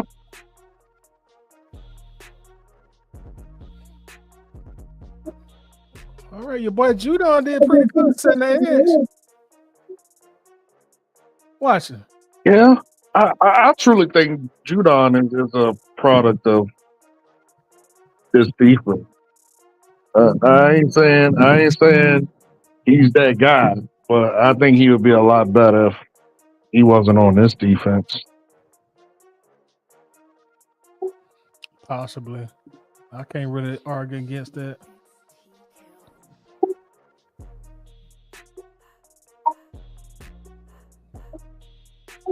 All this time.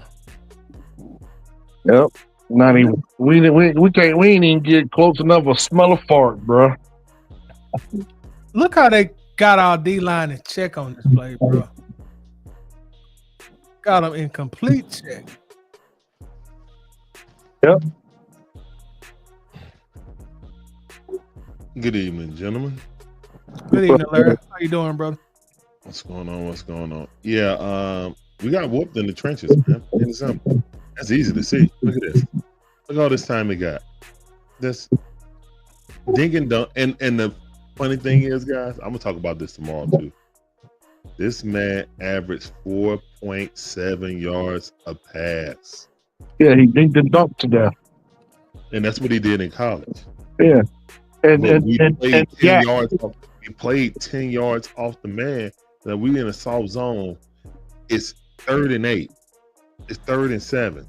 It's 3rd and 5, and we 10 yards off. We 10 yards Man, off. Who can't complete that? Can y'all Like, hear who me? can't complete that? Yeah, I can hear you, John. See, man. Okay, well, we'll go back. We'll go back. Cause see, Larry, these jokers, like I told them earlier, you couldn't get that soft a mattress in the mattress store with that cushion. You know, DB9, I have said the same thing 1,000 times, brother. I've said it to these guys. I've said it so much. I'm sure people are tired of hearing me say it, bro.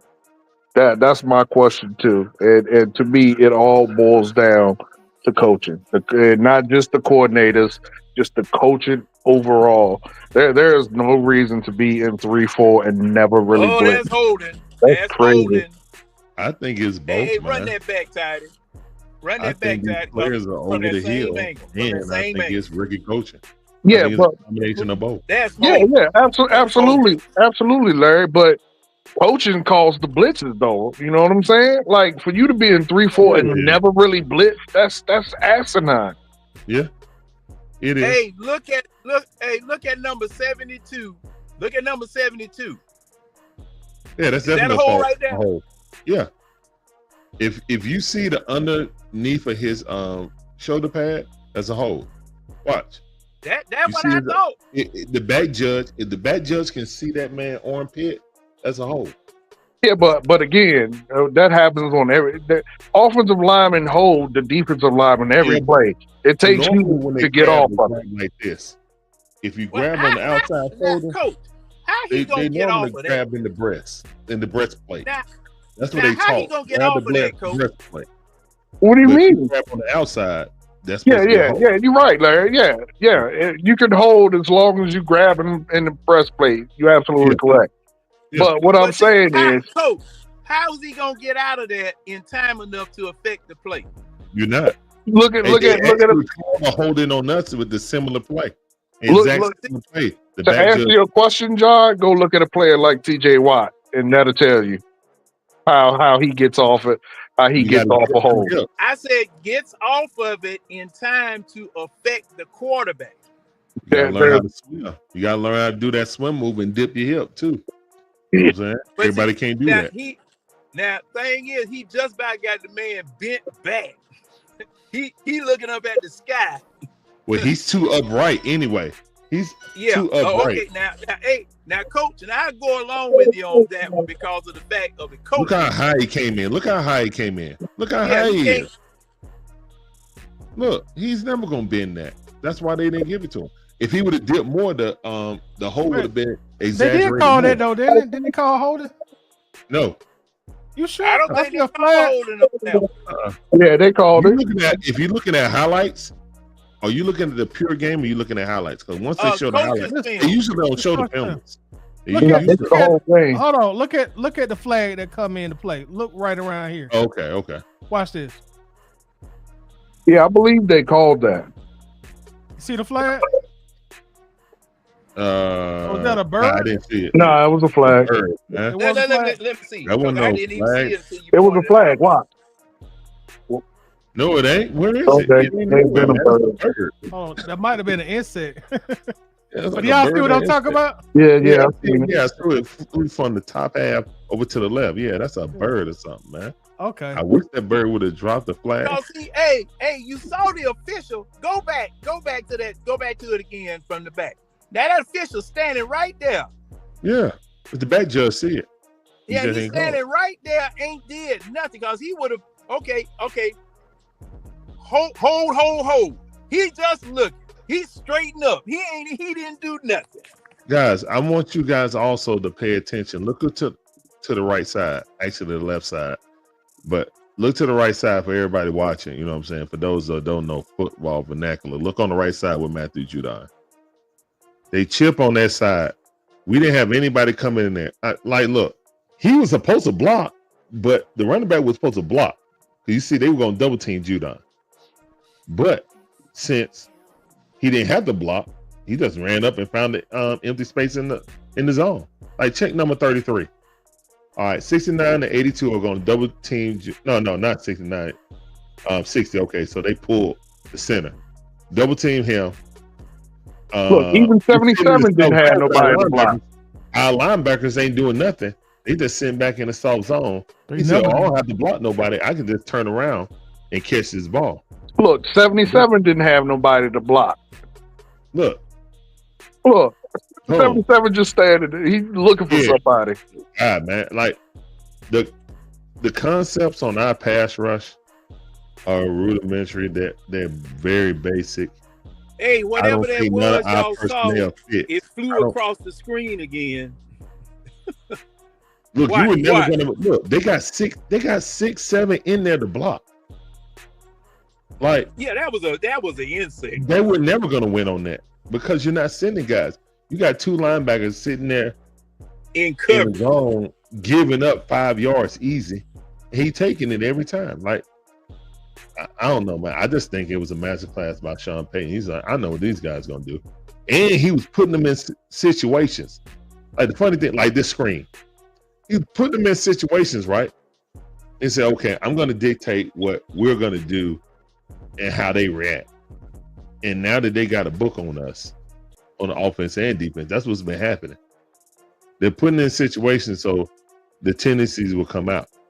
Another thing about our offense, if you go to our offense, Joyner getting hurt was the biggest blow to this offense. Who getting hurt? What's the backup? Not the backup, but the blocking tight end. Joyner, right? Warner, yeah. Warner. Warner getting hurt was huge because now when you bring the other guy in, who's a lesser blocker, you really know what the play is. You know what I'm saying? And you got Kyle Pitts who don't block. That's what I'm saying, man. Like, we're working at such a deficit with the Jimmys and Joes and the X's and O's. Like, we are so handicapped, and we're just projecting everything we're about to do. It's like, hey, this personnel is in. They only can run about this many plays off of it. You know what I'm saying? If he audible, he gonna go to this. You know, so it's basically like playing somebody on Madden and they seeing every play you doing. Like it's not. Yeah, you're not mixing it up. You don't have. Yeah, we have no exotic. We do nothing exotic. We do nothing flashy. We do nothing. We do nothing that makes teams have to think. Like it's a very straightforward vanilla playbook on both sides of the ball.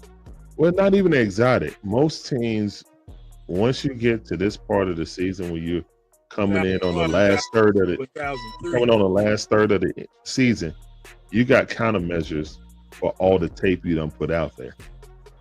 We don't have any countermeasures. It's just like what we run is what we run. And you missed it earlier, but there was a prime example. I mean, it was just an amazing play call by Look at Denver that just, that. I mean, that we just absolutely don't do. We don't do nothing like this. That play worked. Just flip it. Watch this. This play worked 3 times, and it was big chunk yards every time. Look at that. Because of the zone we was playing. That play worked every time. Later on in the game, they're going to flip it to the other side. Yeah. He wide open. Yeah. Because you had Lorenzo Carter out there, out in space. In a look at that. Lorenzo Carter supposed to check number 19. Yeah, right. Okay. He faked like he was going to rush and then went out in the zone. It was a zone blitz. Not really, though. We zone blitzing with 3. Yo, we zone blitzing with 3. Imagine that. Who does that? Oh, my bad. You know who does that? When you have Aaron Donald, who can't be blocked by 2, then that'll work. Right. You don't have a disruptor like that on this team. That's a Hall of Famer. This defense works because you have Aaron Donald. Best player of the game. Right there, Harrison. Defense, yeah. Best defensive player of the game. Swam this dude, got clean. Come here. Best defensive player of the game for the Falcons. Now who is that? Who is that? Zach Harrison. Yeah, that was Who? Harrison. Zach Harrison, but he got hurt. Oh, he got hurt? Yeah, Zach Harrison. I thought you saw him limping off at near the end of the game. I think that was one of the reasons why Coach Raheem yanked everybody. And Yeah, that's exactly what I be saying, bro. He just be on the sideline, chewing that gum, looking lackadaisical. Like he truly gives off vibes of I don't care. That when I see him, that's the vibe I get. I don't care. I get paid. I don't care. I don't feel that. I think that Man, look at him on the sideline. That's exactly what arms crossed, just chewing gum. He definitely has the I don't care attitude. I don't know about that. I can't say that. It didn't sound like he didn't care in the press conference. In the press conference, he said the same thing he said all the time, and people are starting to notice that. Read the comments in the press conference. Well, yeah. I mean, look, it does. Wait a minute. Look at this. It does reek of embrace. Look at this. Look at the design of this screen here. What we're playing is look. Rewind it back, Tidy. All right, now stop. We're playing the zone. Look at our linebackers. Where they at? 7 yards down the field, out of position. When he's throwing this ball, it's too late. The other linebacker is 15 yards away from it and got to make this. You got 2 big hogs up there in front. This is blocked up. It's going to go for a big play. Look at this. All right, now started. Look at this. Oh, my God. He got pancake. Yo, 77. Pancake landing. Golly. Yo, he pancaked him. This dude dinked and dunked us for 309 yards. Look at this. They confused. They don't know what to do. Yo, let's sit back here. Guess what? We're so fast to the ball that we can sit back 7 yards away from the play. Yeah. This is a masterclass on Sean Payton. He knew they were going to play that zone, so let's draw Langman out. They had that man coming in the flat. They knew exactly what they were doing. Look, man in motion. Look at Langman. Now he's like, look, I'm going to bump this guy right here. Boom. But you out of place, stupid. And that was Sean Payton's play calling that manipulated all that. You see what I'm saying? Watch Nate Lamb in this play, y'all. I did. This That's is all I'm piss talking about. poor. Watch him all the way through though. Oh Okay, yeah, 74 77 about to coming for him. pancake him. That's what I said. 77 about the pancake. Boom. Yeah. Yeah. Yeah. I said Nate Lamb got pancake, but he was already. That was the design. When they made the man run over, everybody slid over. That's all they wanted. Say, yep, it's gonna work. Oh, that's holding. That's holding. That's holding. Bruh. Number 60. Number 60. Watch 60. The center.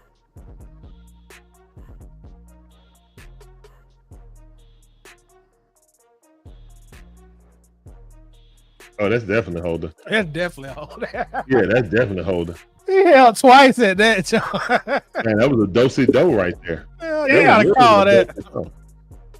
Wow, that's literally a do-si-do. These are videos I was sent in. Now let's see. Could that have been the play that sprung everything? Because see, number 60 coming. He see it. That's a both. It's two holes, man. What 72 other? and 60. What other? 72 and 60. What's 72?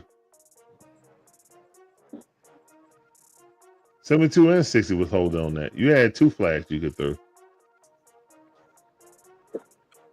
Watch inside.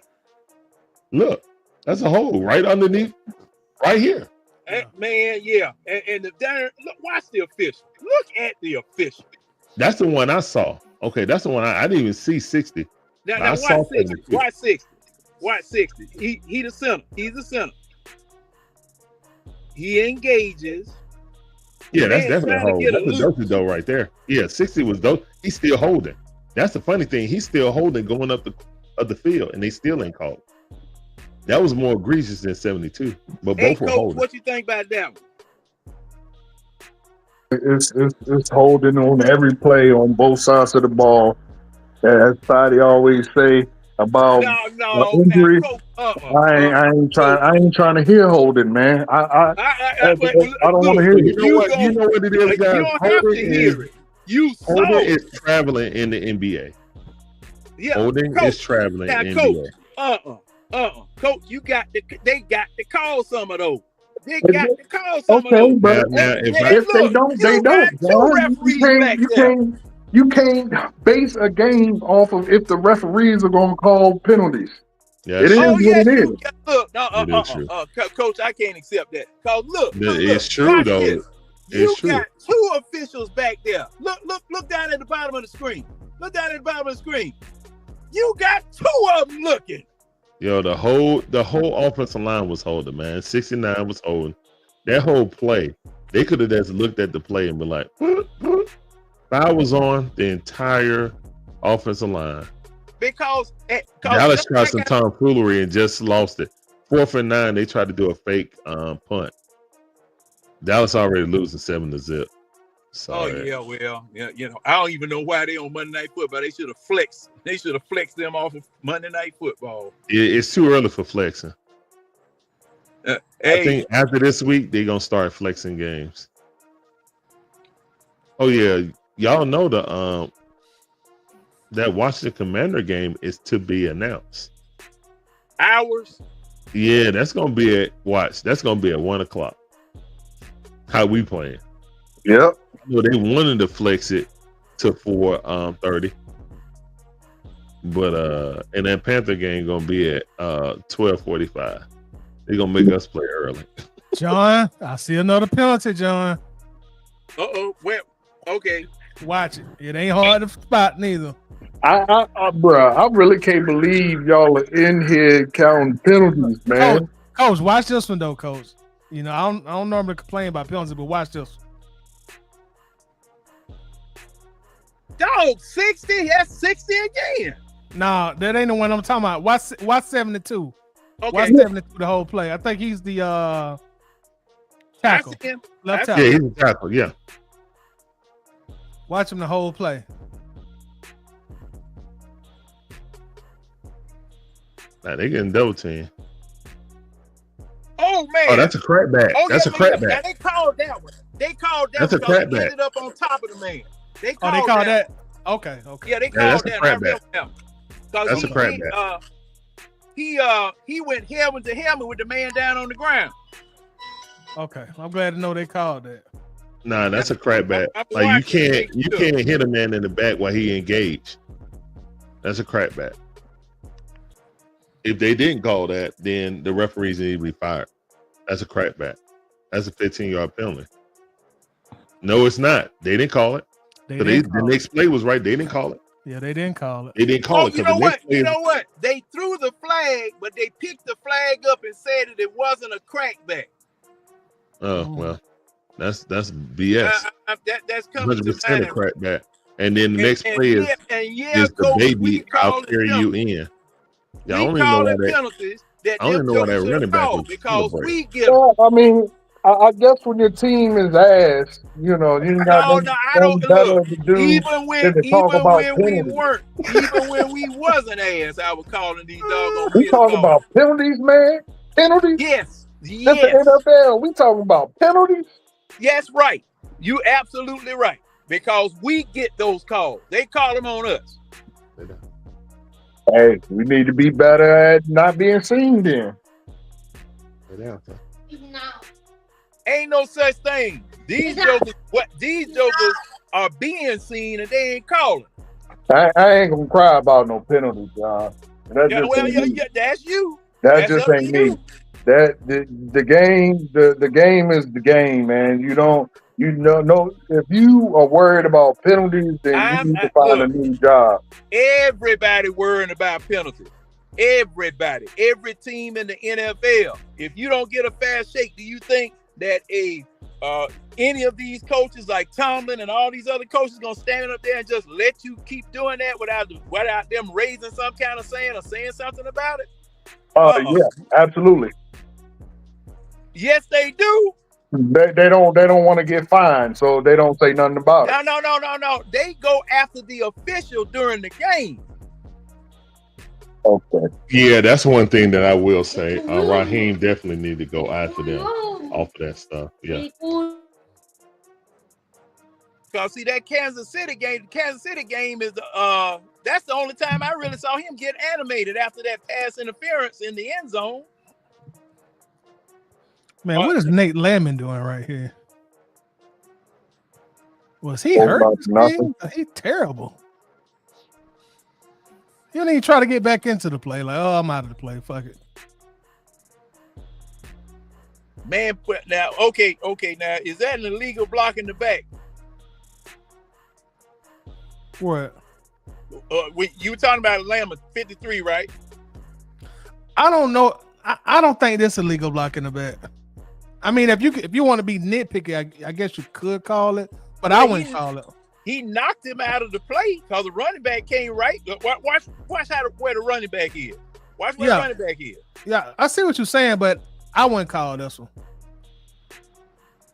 To me, you got to just be tough. Okay, he come. Oh no, yeah, I got to call that. No, I wouldn't call that.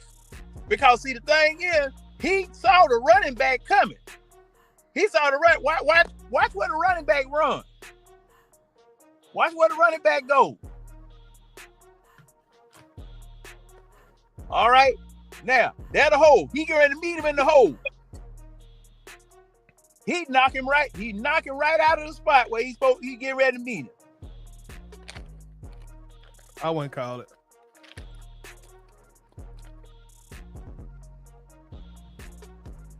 Because see, that definitely affected the play. Because he's watching the running back right now. He watching the running back right there. And he was getting ready to meet him in that hole. Then the lineman I think he over pursued that. Even if he didn't push him, I think he was out of the play. Now, watch Landman track the running back. He's tracking the running back right now.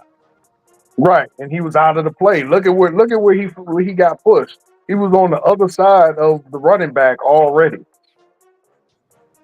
He was already he took a bad angle. He put himself out the play. I'm not calling that one. I'm not calling that one. You gotta be better. Look, yeah, he was already out the play. Well, anyway, we trash. So here's what it is. All right, check this out, Coach.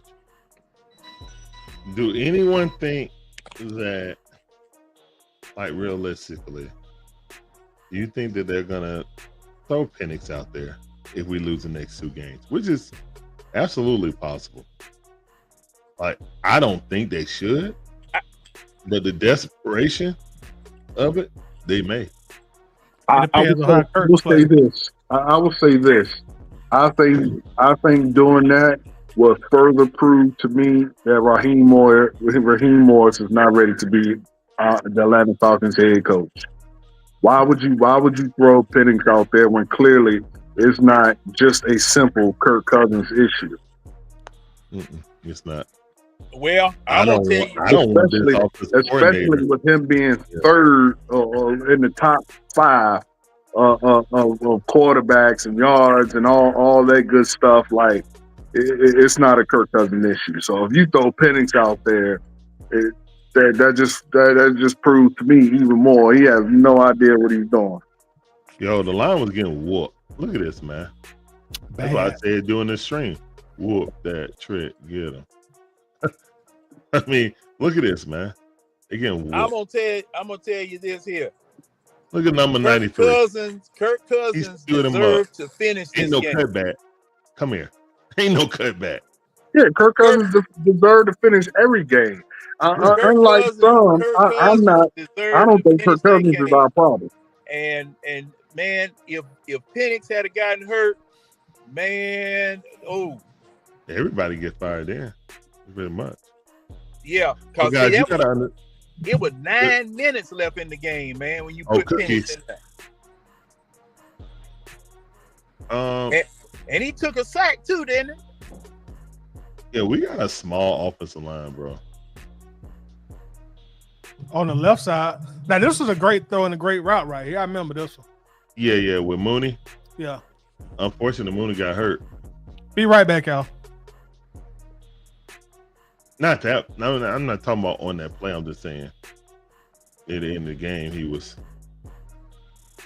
hurt. Another reason why they just said, you know what, wave the white flag. Oh yeah, I got that. We did some house cleaning and we found our white Falcon flag. So yeah, I might add that to the stream. But yeah, it's Kirk Cousins ain't the issue. So I don't know, man. I seen him miss a lot of open guys. Yeah, Kirk Cousins, man. Look, the issue part he a part of it, man. He is eyeballing Drake London, bro. Like he be. Yeah. Yeah. I mean, you know, when you're the quarterback, you the scapegoat automatically. I get it. I understand. No, it ain't that, man. But, I mean, I'm not saying he's playing perfect, but he is by and far no means the reason why the Atlanta Falcons are not good. It's accumulation. Yo, hey, Titus, run this at normal speed. Titus, we only had one practice at normal speed when it guys. stops. We only had one practice last week, guys. One. Okay, hey, now Larry, hold up. Now, Larry, I called in on 92.9 this morning and I asked that specific question. They said, now, Squid Billy, and this, I'm just saying what he said. They had one walkthrough, but they had a practice on Tuesday and a practice on Wednesday. Now, this is what they said. So, because see, I remember, I think it was whoever it was. I think Ryan. Squid Billy is telling a fabrication. They had video stuff on Tuesday. They had a walkthrough on Wednesday, and then they had a practice on Thursday. They only practiced one time officially on the field doing football stuff. Not going, you know what I'm saying, half speed or concept and stuff like that. Like, that's what they see. He got the dates messed up because the Falcons officially put out like, okay, well, Kirk didn't practice, but technically we didn't have a practice today. And then the second day, we had a walkthrough and he didn't practice. You know what I'm saying? And Hey, then now, hey, the tight third end. day he actually Tight end. played. Normal John? speed on this one. I want a normal speed on this one, tight end. All right. Normal speed on this one. Because, see, I want to see how. Now, that got to be about 7 seconds. That got to be about 7 seconds. They did a great job on this one. That got to be about 7 doggone seconds. All right, let's look. 4 down linemen. 1001, 1002, 1003, 1004, 1005, 1006. 7 doggone seconds. Now, What's your point? see, these pass patterns will create coverage sacks. These pass patterns will create coverage sacks because I ain't seen a hitch or a comeback yet. Let's look at it from the other side. I haven't seen a Look hitch. at it from the other view. Look at it. They are very long.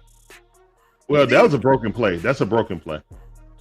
That was just a broken play. To me, like great coverage. They covered everything up, and then that was just a cut. That was a broken play. Drake getting to the open spot. So That that was what? the No.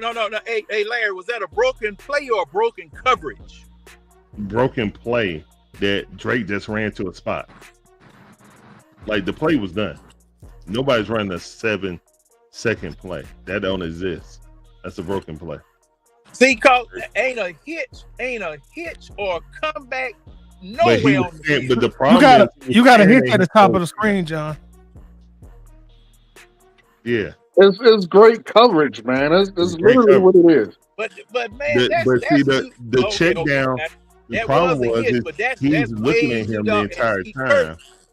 He swung his head around. He couldn't release that then. But that's too Look where darn his head's far. at. His head is at Drake first. And then he took a slight glance just to move the safety and freeze him. You know what I'm saying? But for the most part, it was not happening. Yeah, man, they dominated up front, bro.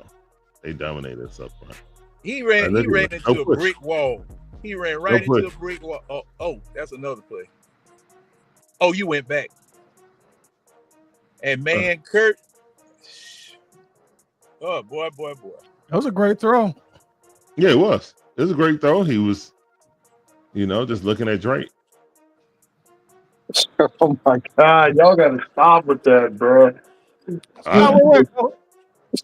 at his head. That he just, bro. You can look at him and tell he going through his entire progression, not once, but looked like twice. Nah, he looked over to the left once, bro. He looked to the left once. Bro, Toddy, show the other view. He looked to the left once. Show the other view. He went through his entire progression. Yeah, show the other view then. Maybe Right I'm here. seeing it wrong. Maybe I'm seeing it wrong. All right, that view. Let's see. Still looking. Now he went over there. Yeah. Did he look back over there? No. He didn't want nothing open. What do you want him to do? Look at Bijan come out right here. What are you talking about? Bijan with a linebacker coming across on the middle. Oh my God. Bijan gonna go out to the left. He cut back. He not gonna see it because he looked. He didn't see Bijan. He turned his head. Look at Bijan. Okay. Yeah, Bijan. Okay, Bijan was so you want him to go for the little bit of yards instead of going for the yards. If you're not seeing him zooming in on Trey way too much, then that's you not looking at it. He looked over there, glanced. He glanced. By the time he cut, he didn't see him no more. Look, he stopped. Bijan ain't made the cut yet. Come on, man. Don't tell me that, man. You look at it. It's right in your face. Yeah, I got y'all. I got y'all. He stared at Drake the entire damn time. I get it. He can't look at nobody for more than a second. I got y'all. He stared at Drake the entire time. He glanced at Bijan and went right back to Drake. He didn't go through no progression. He looked at two human beings and barely looked at Bijan. Stop it, man. Stop. I got you. It's right there. The proof is right there. He sat there and looked for It's 7 it's not seconds. right there. You see him looking to the right. 7 seconds There's for the two receivers on the right. You don't know if he's staring at at Drake or not. There's two receivers over there, just like there's two receivers on the left side. Coach, by virtue of the He's fact that he turned his head to He- the right, he's tells standing me Drake, what he's bro. looking at. We got 4 wide, and he stood over there looking at 2 people all the time. Honestly, I don't care. look. Y'all got I'll it. give you that. He can't. I got you. He can't look at nobody for more than a second. I got it. That's right, Coach. I got That's it. right. He looked I at got both you. of the wide Although receivers. no quarterback in the league looked at anybody for a second, but I got you. Not even a That's second. right. I got you. I got you. It's a recurring thing right now. Hey, It's a reoccurring thing. I Tiny, bet you we that go look back like to that other. I same bet you we go end. back to other games after game number 4, when he's really building that repertoire with with London. I bet you that he is staring them down. That is a tail. Yeah. It is a tail. I got you. I got it. You can say you got all you want to, but it's happening. That's a tail. I'm saying, okay, you got it. What's Hey, consistent? I mean, look, man, it's everybody. He is not above reproach. No coach is. No player is right now. None. The only one I would say is probably Bijan, because he ain't even being used to his fullest abilities, and still the 3rd best running back in the league. We got an offensive coordinator that's going to establish the pass before the run. Where they do that at? Man, we need a fullback. Good grief. That man. Go watch Jake Matthews. Hey, look, a fullback in the Texas game. What touchdown? He followed the fullback. It's always different running to that side. Who scored? Oh, the Texans. No, who scored for the Texans? Joe Mixon. Joe Mixon scored. He ran it. Yeah, he ran it.Hold on, let's see if his elbow. No, he didn't make it. His elbow hit him. His elbow did. Coach, you got money Come on on, that. fantasy football, man. I don't partake in fantasy football. Coach got money on that. Don't be giving him no up-to-date. Let him find out at around about 4:30 in the morning. No. DB. Nope. I just won. Damn. They just gave it to me. They gave it to DB you. 94. Yep, they gave it to me. So Hey, Tidy. Oh no. Hey, highlight DB 94's last post. So you got to produce right here? Yeah. All right. Here's the thing. Nixon scored that time, and High stepped in there like Dion. All right. So the thing is about it, DB. Kyle Pitts is not who everyone think he is. He is an average tight end, in my opinion. There's no reason why you got throwaway tight ends that we've had, like Michael Pruitt, Judon. I mean, not Judon, but John O. Smith. They come in here and produce more than him. With worse quarterbacks, I can't even imagine. I sit here and be like, what would our tight end position be doing if we had Michael Pruitt right now, or we had Smith right now? Like, seriously. And this is Kyle Pitts' second best season. It's his best season touchdown wise. You know what I'm saying? What would we be doing with better tight ends who actually block? Like, we're handicapping our offense because we can't run any run plays with Kyle Pitts in there, man. Like, literally, we got a tight end that can't be a tight end. He's a slow wide receiver who runs bad routes, who gives up on plays, who plays half the time. I mean, that's what it is, man. And I know it's disheartening because, you know, he probably running real hard and all this, and some players ain't built like, okay, well, if I'm not getting the ball, you know, I'm just gonna still bust it. Some players ain't meant to be like that, and that's okay, but it's not okay when you're a professional, because you got to put film out there. You ain't just putting film out there for the Falcons. You putting film out there for your next team too. Because I don't think the Falcons gonna get him no extension. They'll be a fool to do so. You can pick up any tight end and do what he doing. To be honest. Let me ask y'all this. This is a statement coming from a Vikings fan, Tevin Lowe. What's up, Tevin? He says, as a Vikings fan, Kirk is not it. And I want to ask everybody that's on the panel, after 11 games with Kirk Cousins, where y'all at with Kirk Cousins? Do you agree with Tevin, or you don't know? Jury's still out? I mean, for me, I'm not. I don't. Is he like a Hall of Famer, the greatest thing out there? Absolutely not. Is he good enough to win us games? Absolutely. Is the issue with our team and our inability to really pull away from teams his fault? I don't think so. I think Kirk is a product of bad coaching, as everyone else. So yeah, I think he's good enough to get us wins. I think he's good enough to get us deep in the playoffs if we had better coaching. That's me. What you think, Larry? I agree with Coach. I think Kirk Cousins is being grossly misused. For a quarterback that is a play action quarterback, the play action quarterback made his bones by play action underneath center, play action, pro waggles, you know what I'm saying? All that.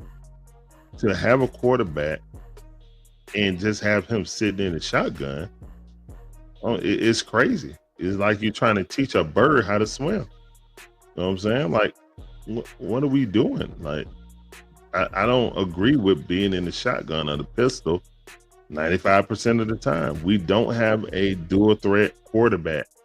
We don't even run out of that. Like a face up run pass option. We don't even do that. Have we ever run play action out of that? I don't think so. No. I don't think we've ever once run play action out of that. So unless basically it's like this. Once Kirk reaches to hand it off to Bijan, everyone on the defense, there is no deception about that. Everyone on the defense knows Bijan about to get the ball. Yeah. There's no if he's standing in the shotgun and he reaches to hand the ball off to the running back, either Bijan or Algiers, they're gonna get the ball. There is no hand it off, pull it back type of situation. I haven't seen it the entire season. Like you can't even run that offense without that option there, to be honest. So yeah, I think Kirk Cousins is being grossly misused.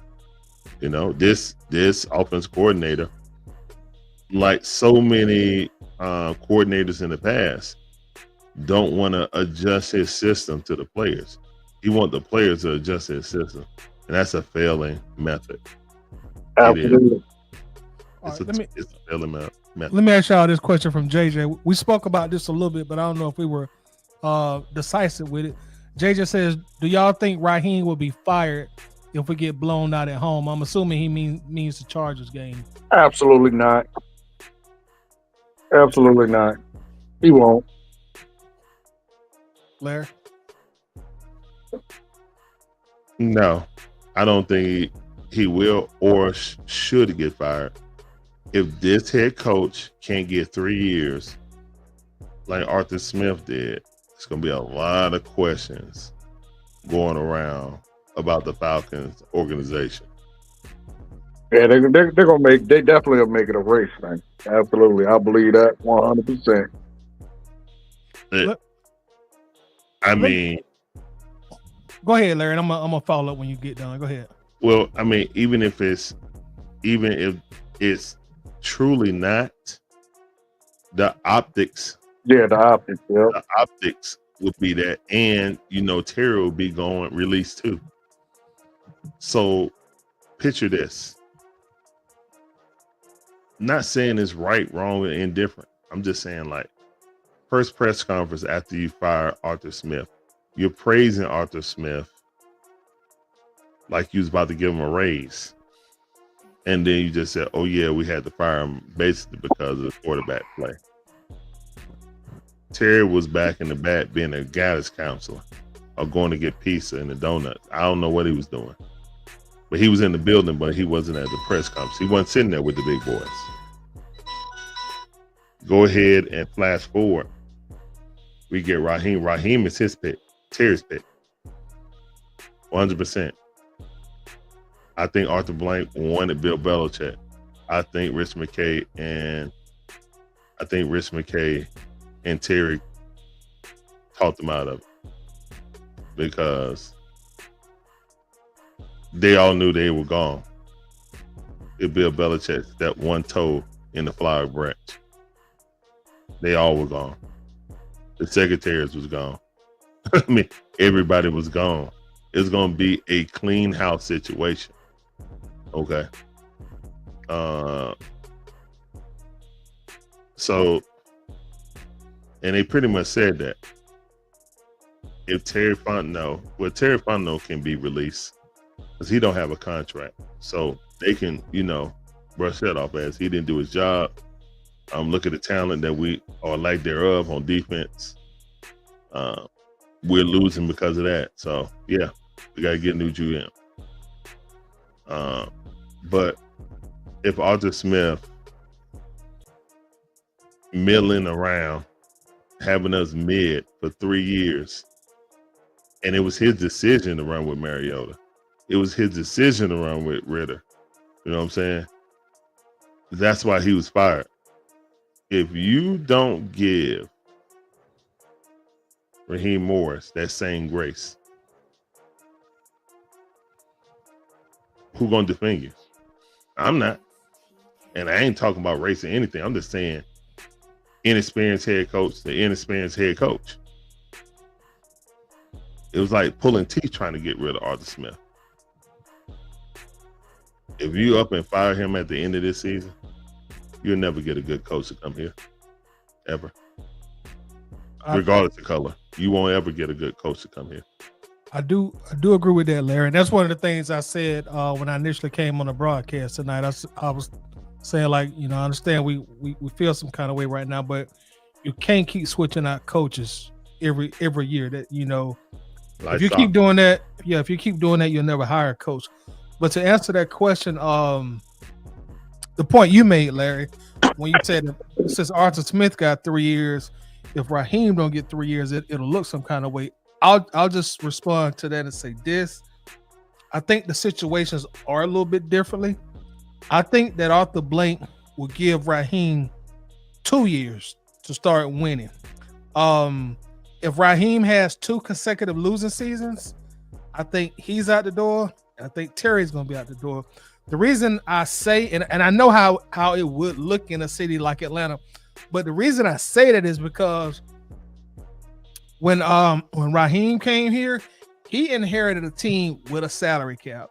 You spent $100 million on a quarterback. You spent $40 million on a wide receiver. You traded up for a pass rusher. So you had a lot more flexibility and resources and options compared to Arthur Smith, who came in here with like $8 of salary cap. So I think Blank will say, okay, you don't do it this year. Okay, fine. But in 2025, you're going to have to win. If not, Terry is gone and you'll be gone also. And also, just to piggyback off that, remember, Raheem was absolutely not who Arthur Blank wanted to hire in the first place. Arthur Blank got overruled in that, and I know everybody gonna be like, "How he get overruled? He's the owner." He listens to his people, who supposedly know football, so he listens to them, and he wanted Bill Belichick, but everyone else voted for Raheem Morris, and that's what we got. So yeah, I'm with you, Todd. He absolutely, I don't think he has any leeway whatsoever, because he is not who Arthur Blank wanted anyway, and especially if Bill Belichick isn't hired next year, I really think his leash should be shortened even more. So I'm with you. I think he got 2.5. I think he got 2.5. I think he got next year, and then if we start off slow or trash in year 3, he'll be gone. Both of them will be gone. Okay. I think I see where you guys are going. I pretty much think that if we don't make the playoffs this season, like if we Falcon and we don't make the playoffs, bro, I promise you Terry will not be retained. He won't be back, bro. I don't know why people think that Terry is secure. This is a barbecue and mildew time for Terry Fun now. Yeah, I don't think he's secure either. I think this past. I think because we didn't fire him when we fired Arthur Smith, I think this year gives him a pass. I think it has to do. I think it's going to boil down to, because you wasn't here, Larry. We actually talked about this too. I think it's going to boil down to what happens in the off season and in free agency and how the team looks at the beginning of the year to where his job is secure or not. I think they'll bring him back because of, we did so great in the draft and free agency, and I think the time to fire him was last year. I think he'll get this grace period of this year and see what he do in the beginning of next year. But next year, yeah, if we don't have a breakout star next year, yeah, he definitely gone. Definitely. All right, Coach. Only thing I'm gonna push back on is that the reason why I think he'll be gone if we don't make the playoffs this year is because so-called Rich McKay stepped the F back. Right. All right. Right. And they put all the onus on Terry back for this. Terry's the man. Terry chose Raheem. Terry, in conjunction with Raheem, chose all these players. Right. Collaborative. So if our defense is this bad, and Jared Verse, y'all can go back and look at the video. I said pick Jared Verse. Jared Verse and Fitz was right there. All you had to do is trade back a little bit, and you would have got both of them. Like, to me, it kind of stands to think of, like, you went and got a player. When I understand why you did it, it's like, hey, we don't ever want to go through Mariota and Ritter ever again. I get it, but if us not having defense and you try to fix it with free agents and it didn't work, so I'm serious, man. Like, if we don't win this division, which I highly doubt that that's possible, but by some chance we don't win this division, Terry would just be not retained. You know what I'm saying? And they'll bring in another GM, because I'm not going to give Terry Fontenot a chance to try to right these wrongs. I got a new head coach. I don't know about him because he's a part of this. I know one thing. If my GM picked nothing but offensive players for 4 straight years, and my defense been trash, and then all these pundits are saying the Falcons don't care about defense, and that's why they lost. You know what I'm saying? Then Arthur Blank not gonna keep him. He's gonna go get a real GM. Well, I would hope. Yeah. I don't. Knowing what we know, you know what I'm saying? Look how long Thomas got, with no hits really. He hit Matt Ryan. Yeah, but I mean, and Julio. Yeah, that's it. They kept his like job. really, but this is what I'm saying. And his free agent pickups were actually really good. But that's what I'm saying, because of Michael Penix, he'll get, because they were able to luck up and get Penix. That's what I said. I think because of the draft, he will get a 1 year extension. Yeah, he'll get. I think they'll extend him 1 year at least. I don't think so. If we don't make the playoffs, he done. Thank you for getting Penix. We're gonna try to do that. We're gonna get another GM who can build a defense around all this offensive talent. Because guess what? You got to get rid of Kyle Pitts. The clock is ticking on Bijan, and you got to. Hey, am I gonna re-sign Algiers or am I gonna ship them off in the package to try to get some draft picks? Because we only got 4. You feel me? I tell you this: if he don't do something with Grady Jarrett this offseason, I'm going to Flowery Branch and fire at my damn self. Another thing, man, like again, I think you said tighty that it's gonna count like 16 million, or you save 16 million. Yeah, you save 16 million if you cut him this year. Yeah, that's a wrap. I mean, that ain't even a question. Like that should be like. But let me ask y'all this though. Y'all know this franchise better not do. Y'all think Blank gonna let them boys cut Grady? He ain't got 1 year left on his deal or trading. Well, if you want to be, but my question is not what should be done, but will Arthur Blank allow it to be done? This is Grady Jarrett we're talking about. I don't think Arthur Blank will stop him. I just don't think it'll happen, just because it will be the most Falcon thing to do is to keep him. What should have happened is he should have been let go at the beginning of this year to begin with. Period. Yeah, in the offseason, I mean, we would have saved $12 million. We could have offered Danielle Hunter a little bit more money so he wouldn't have went to the Texans. Because if the money the same, I'm gonna go back home. You feel me? That's what he did. He's from Houston. Yeah. But if it's more money, tax either. Huh? I said y'all don't have state tax either. Nope. Yeah. So that money, it's the same money, but no state tax. So it's more money. You feel me? Right. So yeah, you have to offer more money here if you're bidding against a team in the state of Texas. So yeah, I mean, that's what I'm saying. But Keeler says Grady will be here next season unless he will be. He will be. Unfortunately, like I said, the time to let Grady go was last year. We didn't let him go. We ate the stupid money. He robbing the Falcons blind. And yeah, he'll be here. He'll be here next year, stealing some more money. So yeah, this is a overreaction to what happened to Julio.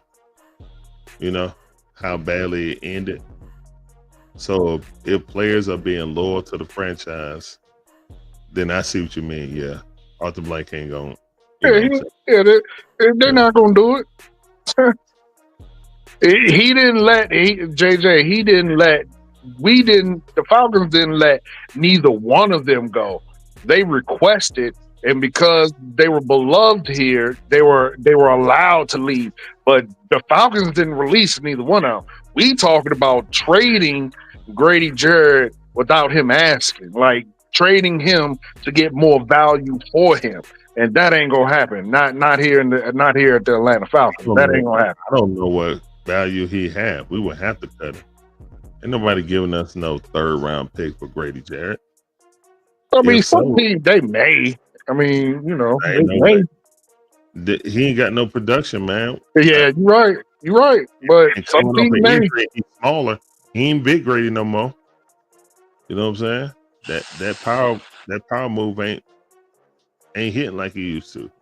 Like I told people, since 2020, he's had one good year since 2020. We all love Grady, but it's a Father Time call, man. Only person that's been able to beat Father Time is LeBron. Yeah. Other than that, man, like especially in football, Father Time call, time to go. Drew Brees, Aaron Rodgers. Yeah, and Tom Brady did too. Yeah, look at Aaron Rodgers. It's time to go. Yeah, it's washed. When you playing worse than Zach Wilson did, it's time to go. Retire with your dignity, man. You're a first ballot Hall of Famer. Don't worry about people talking about you only won one championship. That's one more than we ever won. Swab's You know? making a good point. Say you might get a 5th round for Grady, and that's the same round he was drafted. That sounds about right because he'll only have 1 year left on his deal, and he'll be about 32 at that time. Yeah, Right. exactly. So, yeah, you'll get a 5th round at best, if that. And We actually need it because that'll be the pick that the NFL taking away from NFL us. We took. actually need it. So yeah. And to piggyback off what Keely said, yeah, I mean the problem with that, Keely, is they didn't. I keep saying we like I'm out there. They didn't We know what you mean. let Root play to see if he could be Grady's replacement, and now he hurt, so he probably won't get much playing time at all this year. Which again falls on the coach. Why you don't play your rookies is beyond me, but okay. Yeah, and Carlo, what's up? Says, and this is what I was thinking about. They love Grady because his story and his father was a Falcon. He here to stay. I'm like Keelan, man. I think he'll be back for. I think Arthur. I don't know if he's gonna come out and say it, but I think he's gonna subtly make it known that unless Grady says he wants to leave, he at least wants to allow him to finish Retire. out his. Well, not so much Yeah. retire, but to finish out his Finish his 1 year contract. left on his contract here. yeah, because Grady gonna be in the Ring of Honor. Yeah, out of respect he for will. Grady and out of respect for Grady's dad. Yeah, That's just how the Right. Falcons roll, man. Right, yeah, we all are in agreement that Grady is going to be here next year. We're all in agreement on that. should But 'cause David Almanada be here? that's the Falcon thing to do is to keep a player way over his prime, pay him an enormous amount of money to do absolutely nothing. So, and he hasn't done anything. And you know, every time I say it, people blow me up with Well, he's with smoke. he's second on the Falcons with sack though with 2. Oh my God. Yeah, whoop de do. That's worth all the money he makes. You so right, brother. Oh my God. That just shows how bad it is defensively here with Well, no. man. Look, guys, that's why I say it's not just the play calling, guys. You just don't look. The Jimmys and Joes is almost as bad as the X's and O's, man. I've been telling Coach that he You think I'm crazy. That's not no, Tony. I agree with you. What I'm saying is, even though we have a lack of talent, still our coaches are not putting the team in the best position to win.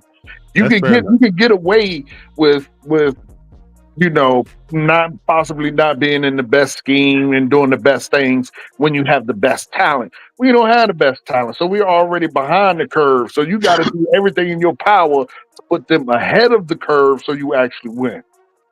Yeah, I agree.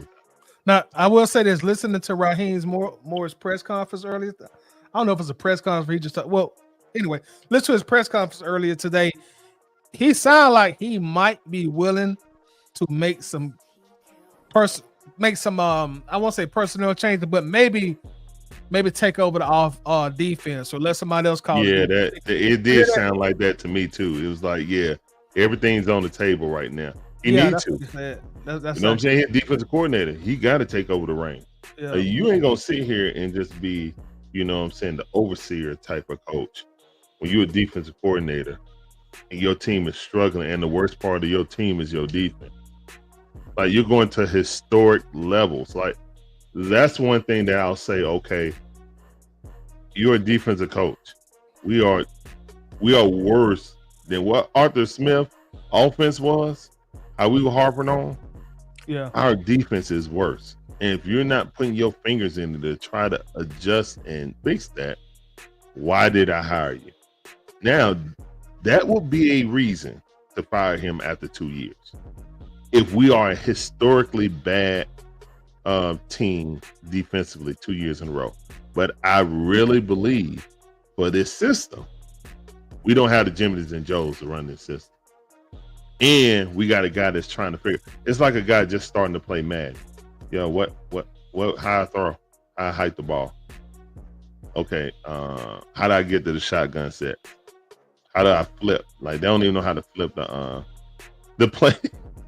And Larry, you know what I say when I say to that, and again, I know I'm beating a dead horse, but again, I just go back to he hired him. You know what I mean? Like, what would possess you to think that you're a new head coach to hire three new coordinators, offense, defense, and special teams, guys who ain't never done nothing. This is your second time being a head coach, and that's what you decide to go with. To me, that's egregious as Arthur Smith saying that he don't need. Well, he didn't say it, but his action showed it that he didn't need a quarterback. To me, it's the same thing. It's just as egregious. Yeah, no, it is. It is 100%. It is.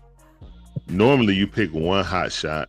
Yeah, and then go with a rookie. You know what I mean? Yeah, absolutely. Yeah, you pick one hot shot, and then the rest is veteran lady. But it was his homies, so come on, homies. I got this job. I'm gonna put y'all on. Yeah. I mean, but you got to stand tall and take them tomatoes to the face when it don't work out. And I watched that press conference too. I didn't get what you guys got. I got more of him and his pom poms. Man, you just don't like Raheem face. Just that you don't like his face. No, it ain't that, bro. It's just I despise a coach of his color, of his ilk, bro. I hate a kumbaya circle jerk type of coach, bro. I just hate it. Keely, I like your comment, Keely. It said there's no lack of talent on offense. On the skilled players, I don't think there's a lack of talent on offense at all, except for tight end. Tight end is the only lack of talent. Our offensive line is one of the best in the league. And run blocking. Run blocking, yeah. But we're passing the ball about 85% of the time. No, I'm exaggerating. 75% of the time, we're passing the ball. Are they equipped to do that? Again, that falls on who? Let's scheme it up better. We should be with two of the best running backs in the league. We should be, running the ball more. We should be doing more play actions. That's got to stop falling behind early in games too. That makes a big difference. That's exactly right. We get straight punched in the mouth, and the whole playbook goes out the window. Y'all know the only teams that can set up the run with the pass is Patrick Mahomes because of the fear that every coordinator have of him, or Josh Allen, or Joe Burrow. Those are the type of quarterbacks that you pass to open up the run because of the cachet and of the ability they have to beat you with their arm. So everybody's preparing for that vaunted passing attack.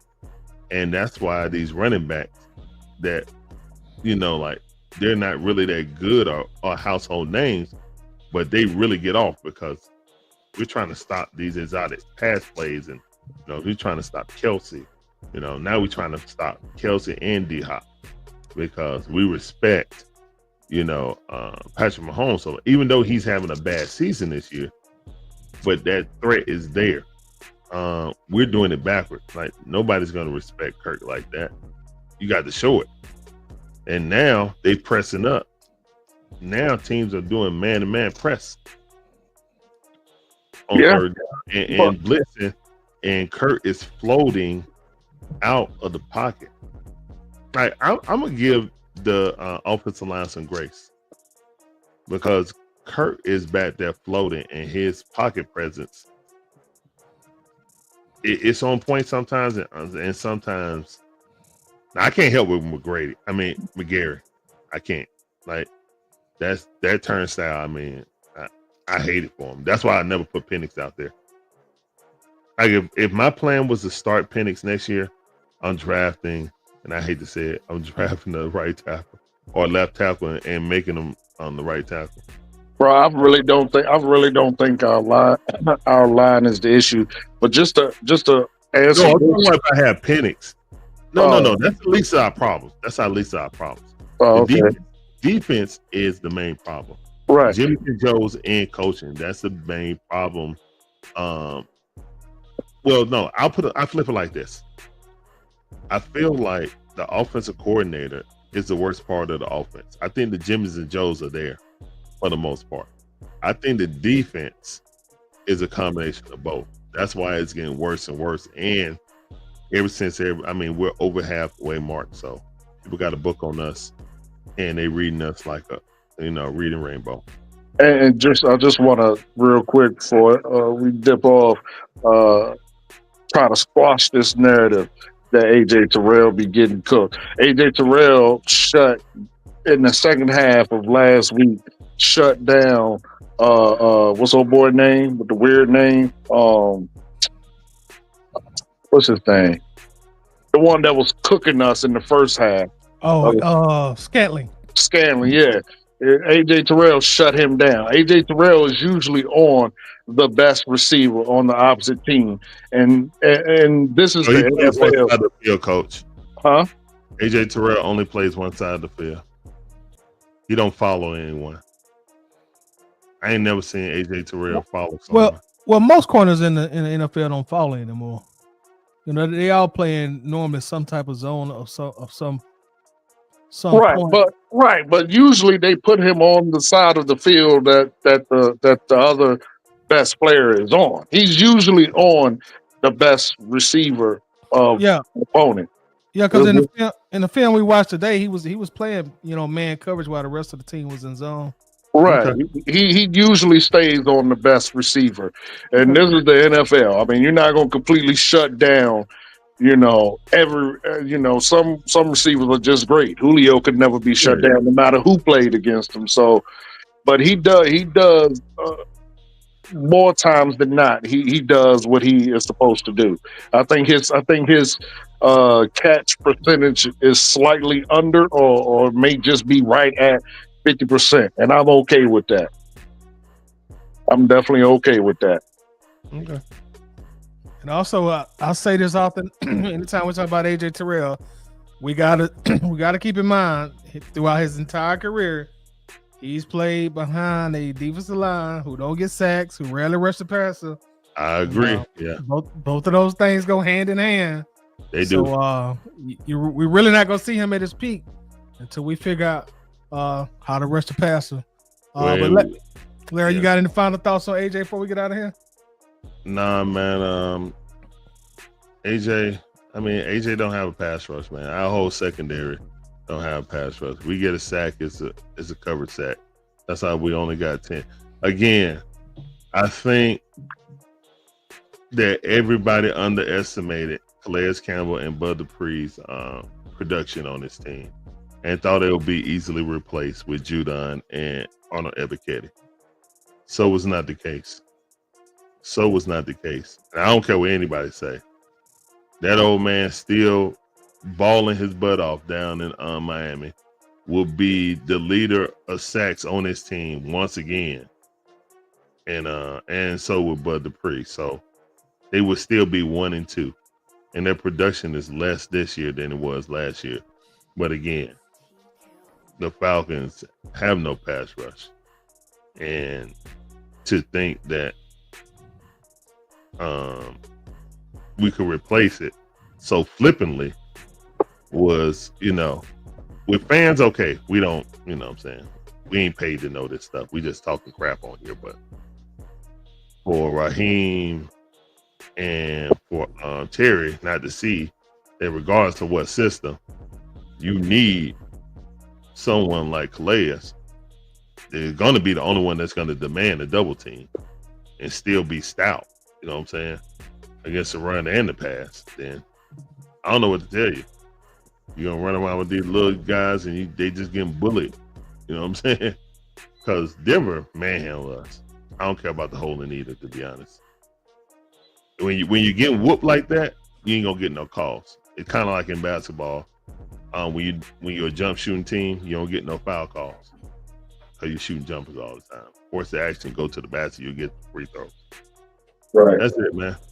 That's it with me. You got 2 weeks to get better. And my final thought is exactly what Keely posted. That has been my thought, and that is what I'm riding with. This team was too good, too talented to be put in the hands of inexperienced coaches. Damn. Here he dropped the mic. That is the greatest comment ever. That's the best comment Keely ever made. For sure. Shout out to Keely. For Shout out sure. to Keely. All right, and with that said, before we get out of here, Coach, let the people know where they can find you on social media, my brother. Social media, you can find me, I test, and on their show, which comes on Wednesdays. You can find me in the Waffle House whenever, the health department lift the restrictions on that. And that opens back up. That's usually on Fridays. Here on Mondays for the After Action Report. You can find me at the Dixon Way sometimes. I'll just jump in there to stir the pot and talk some ish to Larry and his crew. And then I hop out. You can find me everywhere, man. If it has anything to do with Falcons, I'm there. That's what I'm saying. Larry, let the people know where they can find you. Guys, you find me running my mouth over there on the Dixon Way. Me and the beautiful wife doing live commentary for the folks, man, for all our favorite teams. And you don't want to listen to them boring commentators, come on over to the Dixon Way. Turn down your TV, turn up the Dixon Way. That's the motto on YouTube, TikTok, Twitch, Rumble, and Twitter. All those sites, please become a part of the Dixon Way family. Thank you, sir, for having me on. Everybody that's on here, please hit the like button before you go out. Don't be that person. It is the lifeblood of all our streams. For real, for real. Definitely. All right. And also, before I get out of here, I want to actually give a shout out to JJ, whose comment is on the screen. Man, I definitely appreciate the difference of opinion and the points that you made early in the show, and then you stayed on throughout the entire show. So thank you for that. JJ. The entire show, iron sharp as iron. Thank you to everybody in the chat. Thank you to everybody that was on the y'all panel. should be extremely sharp then, because I've been here slicing and dicing. Right. And appreciate Larry for coming through. Appreciate Coach for coming through. John and also James. With that said, we out of here. Oh yeah. One thing. Yeah, we about to have a watch along for the Hawks. They're in Sacramento, so y'all tonight? Come over and check us out. Yeah, at 10 o'clock. Actually, I was about to get off in it, so it's perfect timing. I got to get the other stream ready. So we'll be on at 10 o'clock. Hawks versus Sacramento Kings on the back-to-back. Okay, so y'all make sure to go to the Dixon Way. 30 minutes from now, they will be live streaming the Hawks and the Kings game. So make sure to check them out at the Dixon Way. That's why I got the Hawks jersey on. Wishing them good luck tonight, and we should be back Wednesday for the eye test. We out of here. Peace. Peace. Go on.